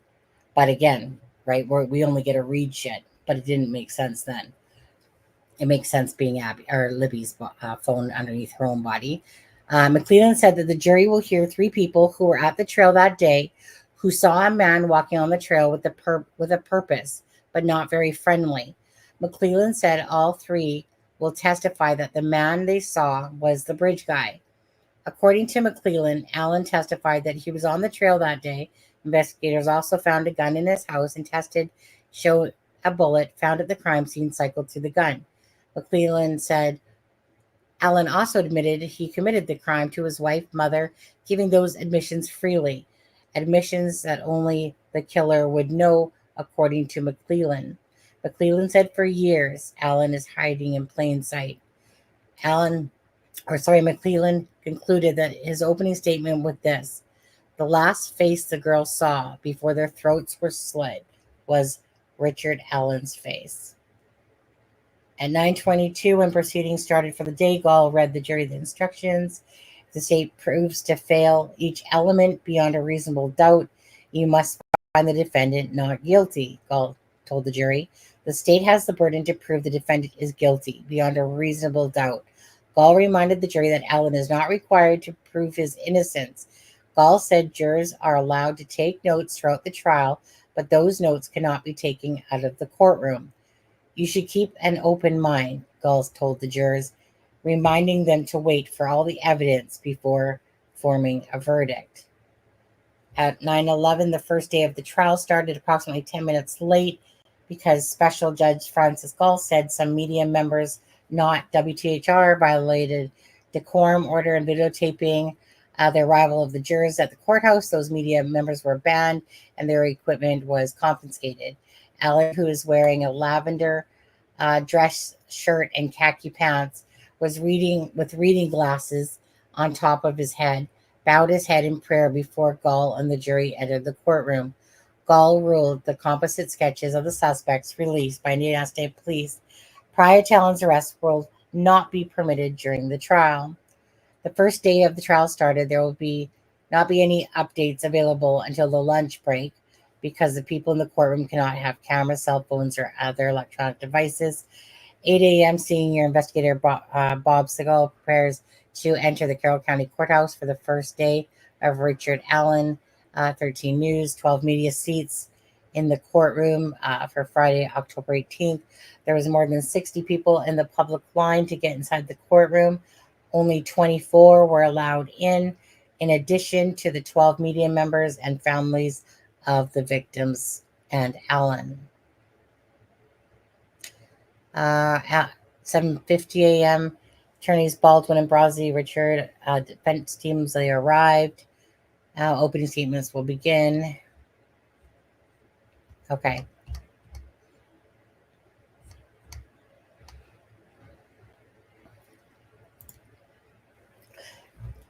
So, how many of you think that it's going to be an uphill battle for the prosecuting team based on what we just read?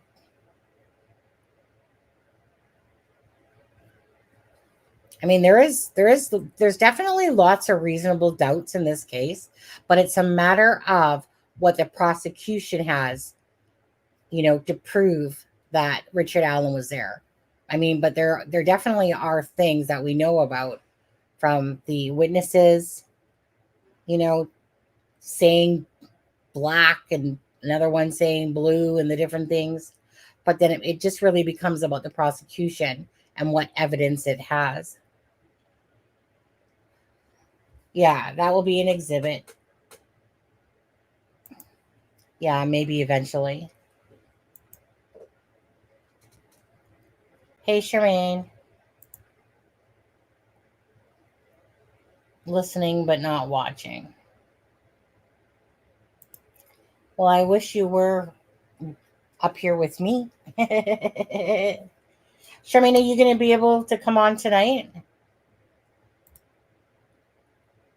Hey, Charmaine?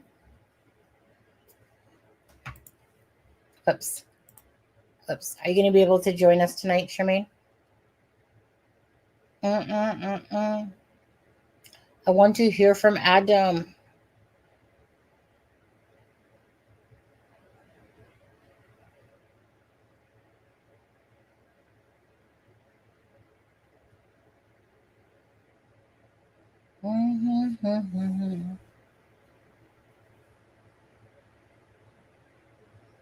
Are you worried, Brandy? You know,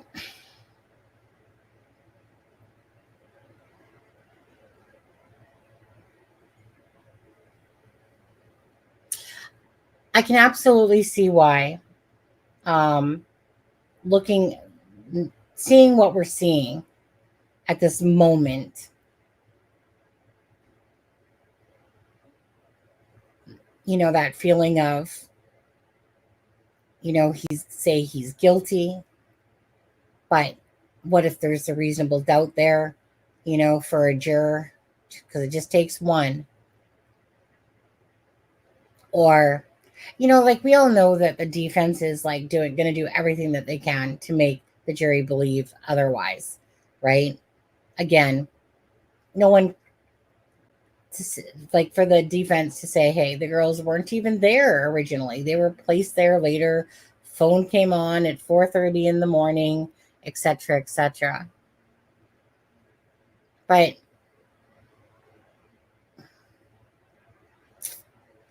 you know, at the end of the day, it's to me it's just always a matter of what does the prosecution have, because they better have their shit and their ducks in a row. Okay, Charmaine. They better have their shit and their ducks in a row. So I think we'll see. So somewhere around 6:30, 6 o'clock to 6:30, we'll live stream tonight, which is 9:30 Eastern Standard Time. Hopefully by then we can. Charmaine, you tell Adam to. Well, you can't. Yeah, you tell Adam that he needs to get his ass up here tonight. Don't make me call you on your phone, Adam, because I will. And I know you're at a court.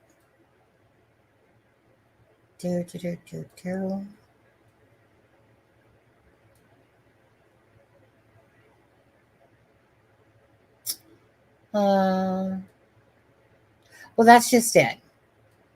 We just don't know Brandy yet, right? Once it gets laid out, like right now, it's just a lot of speculation, and that's why it's no different than before. We know a little bit more than we did yesterday, type of thing, but we just don't know what actual evidence, because we can't go by what the defense is saying in a sense, because like I mean when it comes to the prosecution stuff, because like I said, they're saying things of, you know, going to prove beyond a reasonable doubt, but it depends on what the prosecution has on Richard Allen, you know, and if it's strong enough.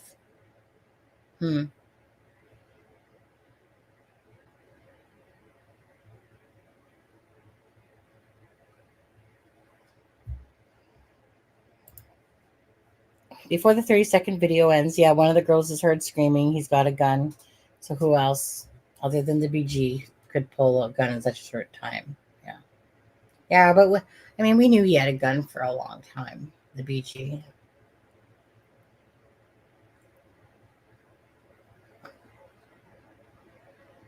Just a matter of the proof being that Richard Allen was the person on the bridge. Like we all know that Richard Allen said he was on the bridge from like, what was it, 1:30 to 3:30 or something. Like, what was Richard Allen's time there? 1:30 to 3:30.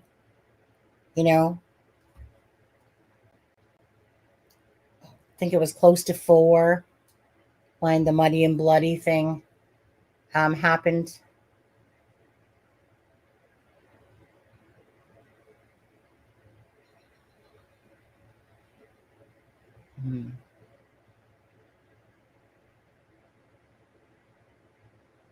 Okay, necessary. Thank you. No, you know, I'll be like, I'm curious about that as well. because I know that Julie has talked about this as well, is that I believe it was like the witness. Like, yeah, so I'll be curious about that as well, because, it's really hard for me a little bit to say that because, because of the pictures, like you guys know, most people that watch this, I was always into the crime scene, right? And I was like, what the fuck is this? Like, what the heck's this thing? Right? And it looked like it was a very much of a staged crime scene. Pancake Man and all. Masks and shit. And even on Richard Allen's arm, like it's it'll be very interesting to see if there's testimony about what the person that saw the BG had on him. Because to me, this was a planned murder. It wasn't like it was it wasn't like it was he planned it. Has a knife, has a gun, right? So it's not so much that maybe he knew Abby and Libby. Maybe he did, maybe he didn't. It's more that it was a planned and he was set to go out that. So I'll be curious if we do hear any evidence about what was on him, because it's like you can see that there are things on him that way. Like that he legit has a stuff coat. He has that brown shit underneath of his whatever that is, if it's a little kill kit type of thing. You can definitely see, like, for me, the headset thing, but I'll be curious to hear about that stuff. This case is just really crazy. Like, honestly. So I would just like to have it in kind of like in order for all of us now, eh? That after all this time, that we actually get to all those things that we've been talking about or have learned along the way, like about the timeline and everything like that, for it, instead of it to be like, here's some pieces here, here's some pieces there, more of a here's the factual and timeline. His vehicle went at this time. So what are they trying to say? That he left at 2:15, Richard Allen? So it couldn't possibly have been him. So all that's gonna, all that's gonna come into play, and we'll hear that.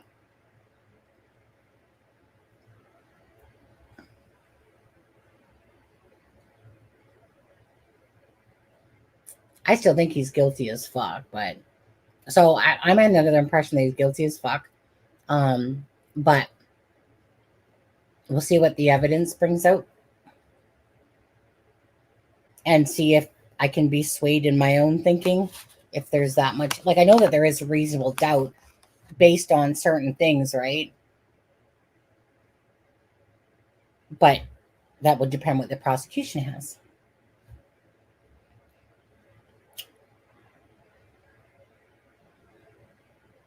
I'm worried for the family. If this becomes one of those things where that it's clear that it most likely he is the BG, and then there's someone that has like reasonable doubt. Like, you know what I mean? It's kind of like the OJ case, right? The fuck that he killed his wife and Ronald Goldman. He did it. And through the process, it was bullshit. With the whole glove and struggling and the whole acting shit going on with that.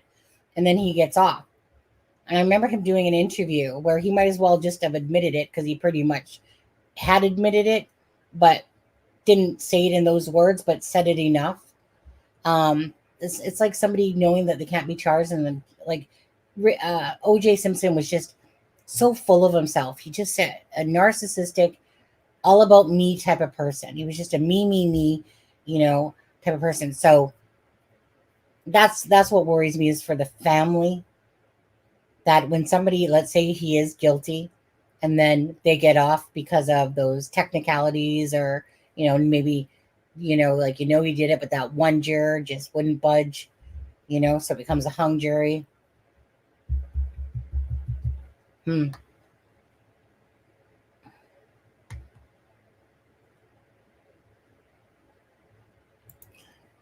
I still at this point feel like that Nick McClelland feels very secure in the fact of proving that Richard Allen killed Abby and Libby. Yeah, like, this will be absolutely devastating for the family if the outcome is not guilty. Like, honestly.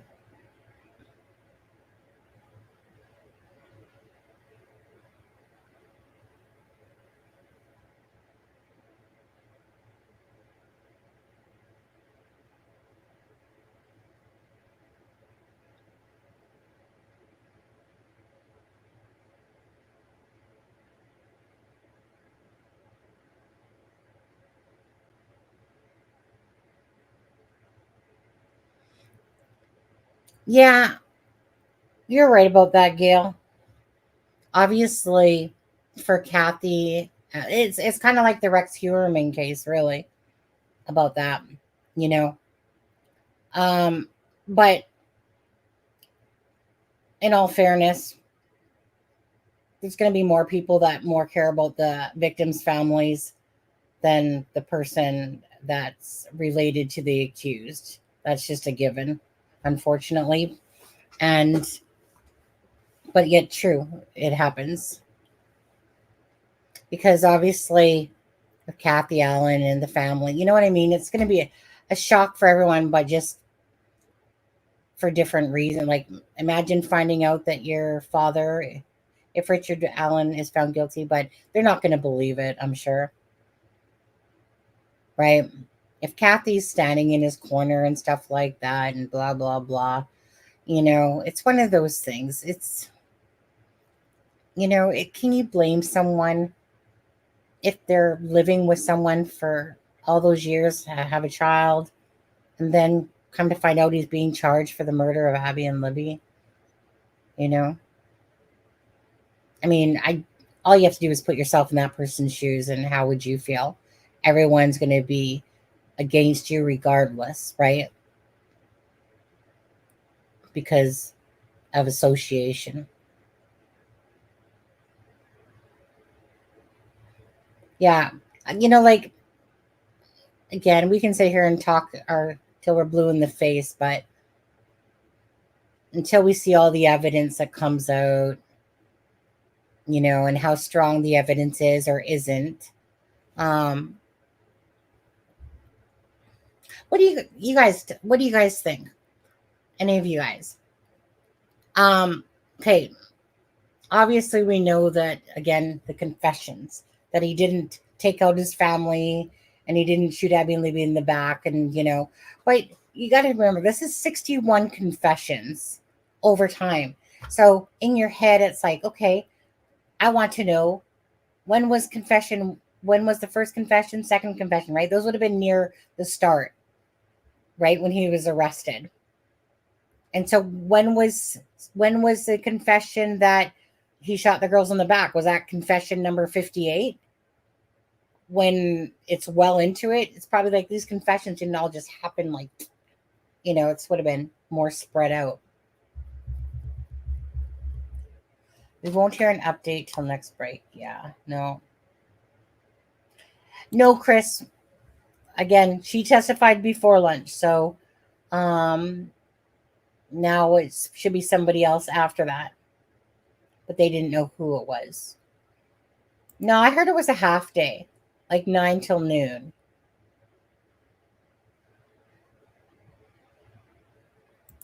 Yeah, Travis thinks the confessions It will be hard to, right. Well, like I said, once they become in context to us, then we'll get the picture, right? But how many of you guys think the confessions, like at this moment, how many of you guys think that these are just false confessions? 1 for yes, 2 for no. Just false confessions. What time is it? 11:48.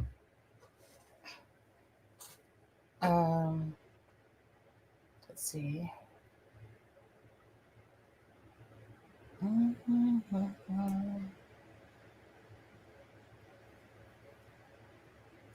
Kicked out. Oh wait. Oh no, that they already did that. I was like, what? Kicked out, but jailer just put out a video about that.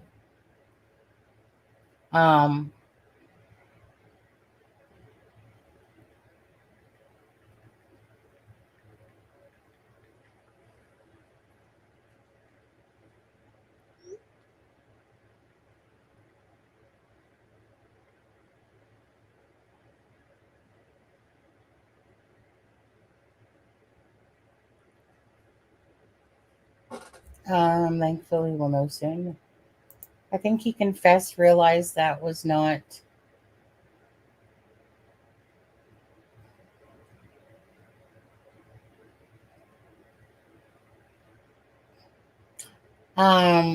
Brookie said, I think he confessed, realized he was not in the best interest, and added inconsistencies into the additional confessions because he couldn't rescind. I actually, that's exactly it, Brookie. That's exactly it.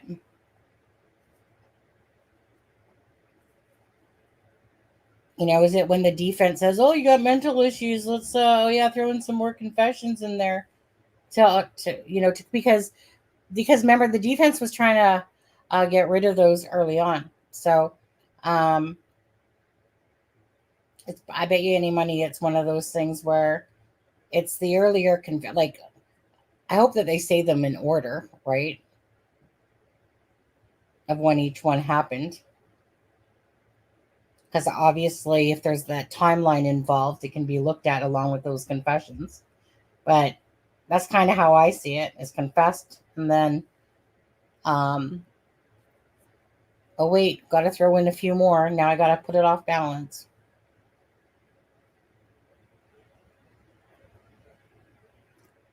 What was the rumor, Ben?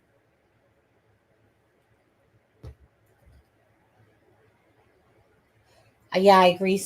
Greasy's through. Okay, give me a sec. I just want to quickly call my husband. 1 sec.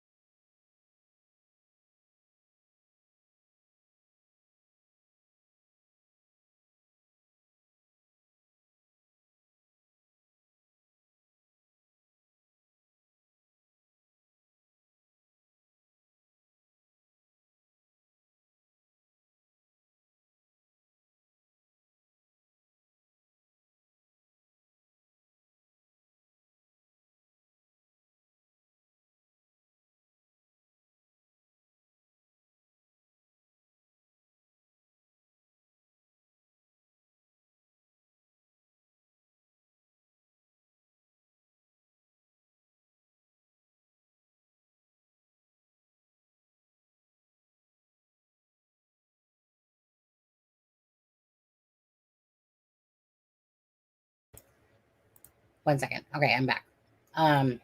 Yeah. Oh, my husband's not happy. I'll tell you that much right now. So, quickly, just yeah. So, husband was in. You guys have no reference to this, but husband was in North Van, working on a job site, and my husband, he's in construction, eh? And he does installs doors and for like the businesses and stuff like that. Anyways, so the two people that are supposed to be installing the door can't seem to be able to install the door. So now he has to drive an hour and a half to go to Abbotsford to install so that he can install the door. I mean, my husband's a rock star. He honestly is. My husband's just so, honestly, he's amazing. He's like 34 years old. And when I met him, that was 9 years ago, 9.5. He's just one of those people, he's a Cancer, by the way, just saying. But he's just one of those people that, that just knows how to do. He's a jack of all trades type of person. And very, like me, right? Kind of like when I'm at work and stuff like that, you just, always try to do the best you can because you don't want to do things twice and stuff like that. But anyways, so now he has to go on he said he's about a half an hour away from Abbotsford. I know his ego will be stroked inside though, because he'll be able to do it. But he had to go drive an hour and a half when typically he would probably be leaving his job site to go back to the shop, but whatever. Anyways, I just wanted to touch base with him, see where he was, because I hadn't heard from him. And usually if he doesn't answer me back, it's because he's driving.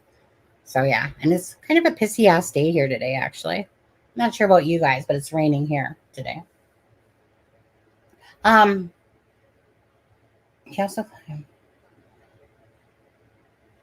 False confessions aren't among the recorded ones.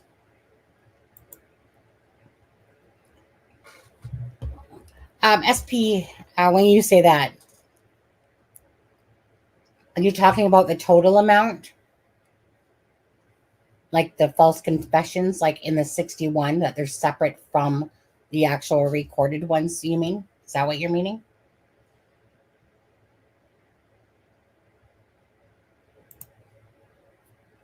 Because obviously there's recorded confessions.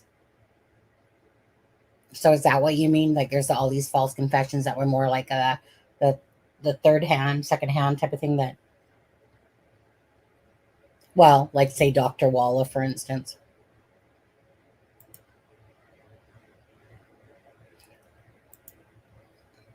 Anyway, so it will all be very interesting to play out. I'm just glad that we're at this day, the start of the trial, right? This is the day that we've been longing for such a long time, for this case to get to the courts. And, however it plays out, it's going to play out regardless. My hearts and prayers are with the family of the victims, of course, first and foremost. Yes, of course, I sympathize with, Richard Allen's wife, and like the family members there as well. But in all fairness, that's not really who I think about too much when I'm thinking about my sympathy side. It's for the victim's family. Although the other ones, again, I do have sympathy for that, of course.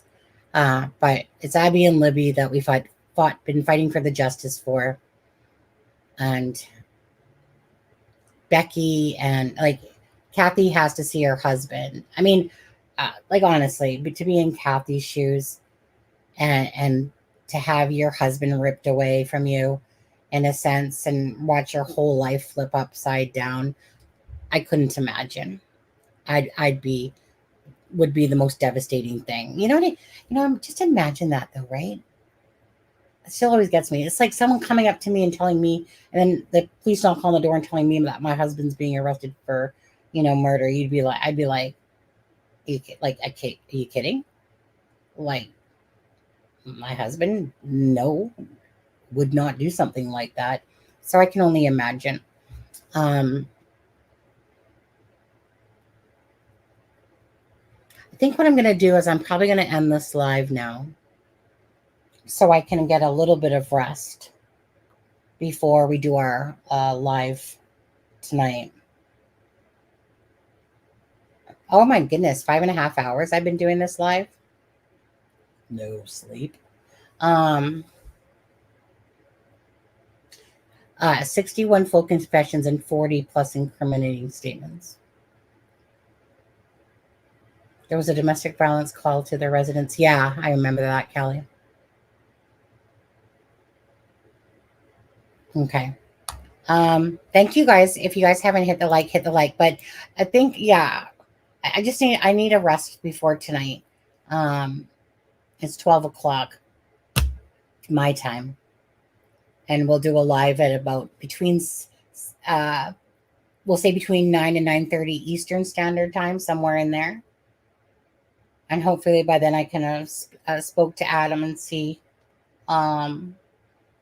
if he can hop on. Not sure exactly what he's doing or who he's with, or he'll be having dinner with and stuff like that. Yeah.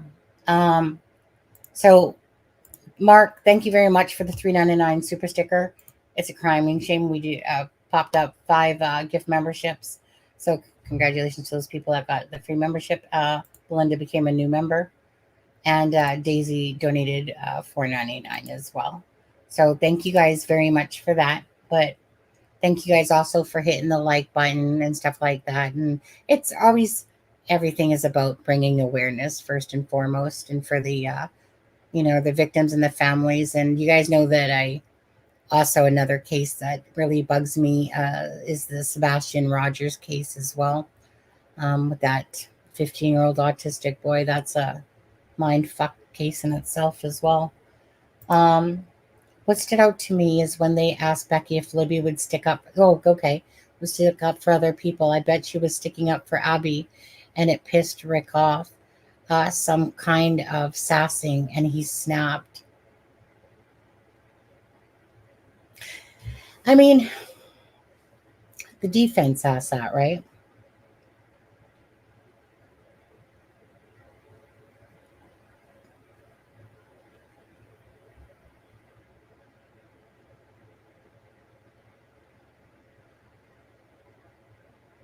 Ben, were you not listening to me? Criminality is live.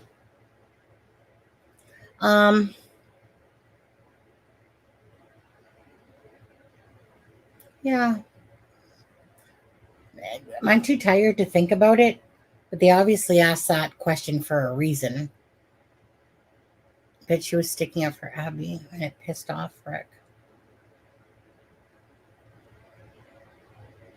I mean, that's how we always kind of picture it, right? Because Libby's the outspoken one for sure. She's the one that will stand up for the right thing, type of thing.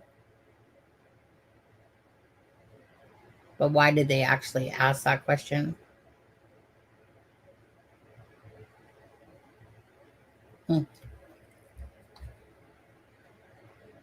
think Libby ran, because don't forget, remember, there's a shoe that was on the other side.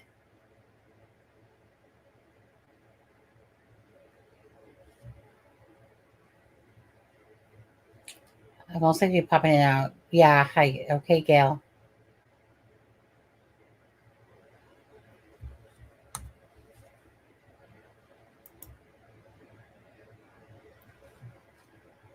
Yeah, like I probably, if I was to pick, I think that definitely Libby, like,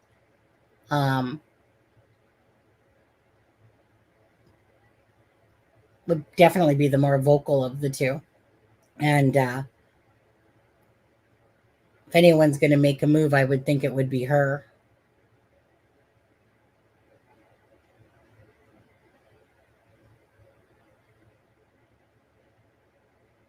Yeah, Carl, we'll see how that, I guess we'll just see how that all plays out.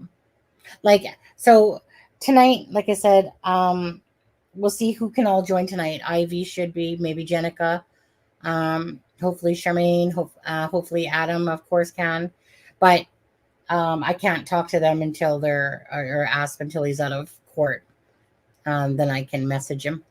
And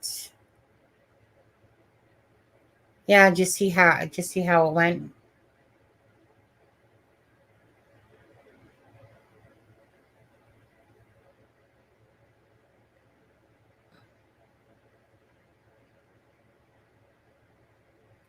When they say Rick's family member came today, I wonder if it was his daughter's husband too, or who. Yeah, I'm not sure. I don't know what her husband looks like. Which had between 2:30 and 2:32 when the phone stopped moving on the bronze land. So who disturbed them? Him. Yeah. Okay. Okay. We'll talk about this again later, you guys. So feel free to come back and join. As for now, I'm just gonna brain is dead. Now I'm gonna start pondering things in my head again. Okay, so we'll see you guys tonight. Whoever comes back. But thank you guys for all who is watching the live. Thank you for the subscribers that are new to the channel. Always remember, you do have your own opinion in here, as long as just be respectful throughout the chat, because everyone has the right to say what they want, even if you feel like they're from the moon talking out of their ass. Doesn't matter. See you, Lizette. Okay. Anyways, thank you, mods. Thank you, Ben. Thank you, Sharon. Thank you, Mark. I think Mark was in here and support with Steffa with the mods. But anyways, you guys, we'll talk soon. You guys take care and bless again the victims' families today as they have to endure this heartache and pain day after day after day. So with that being said, I'll play the outro. A Norfolk night, the world is cold. We stand surrounded, we are not alone. Within my reverie, there's holy light. Without a number, we stand and fight. A Norfolk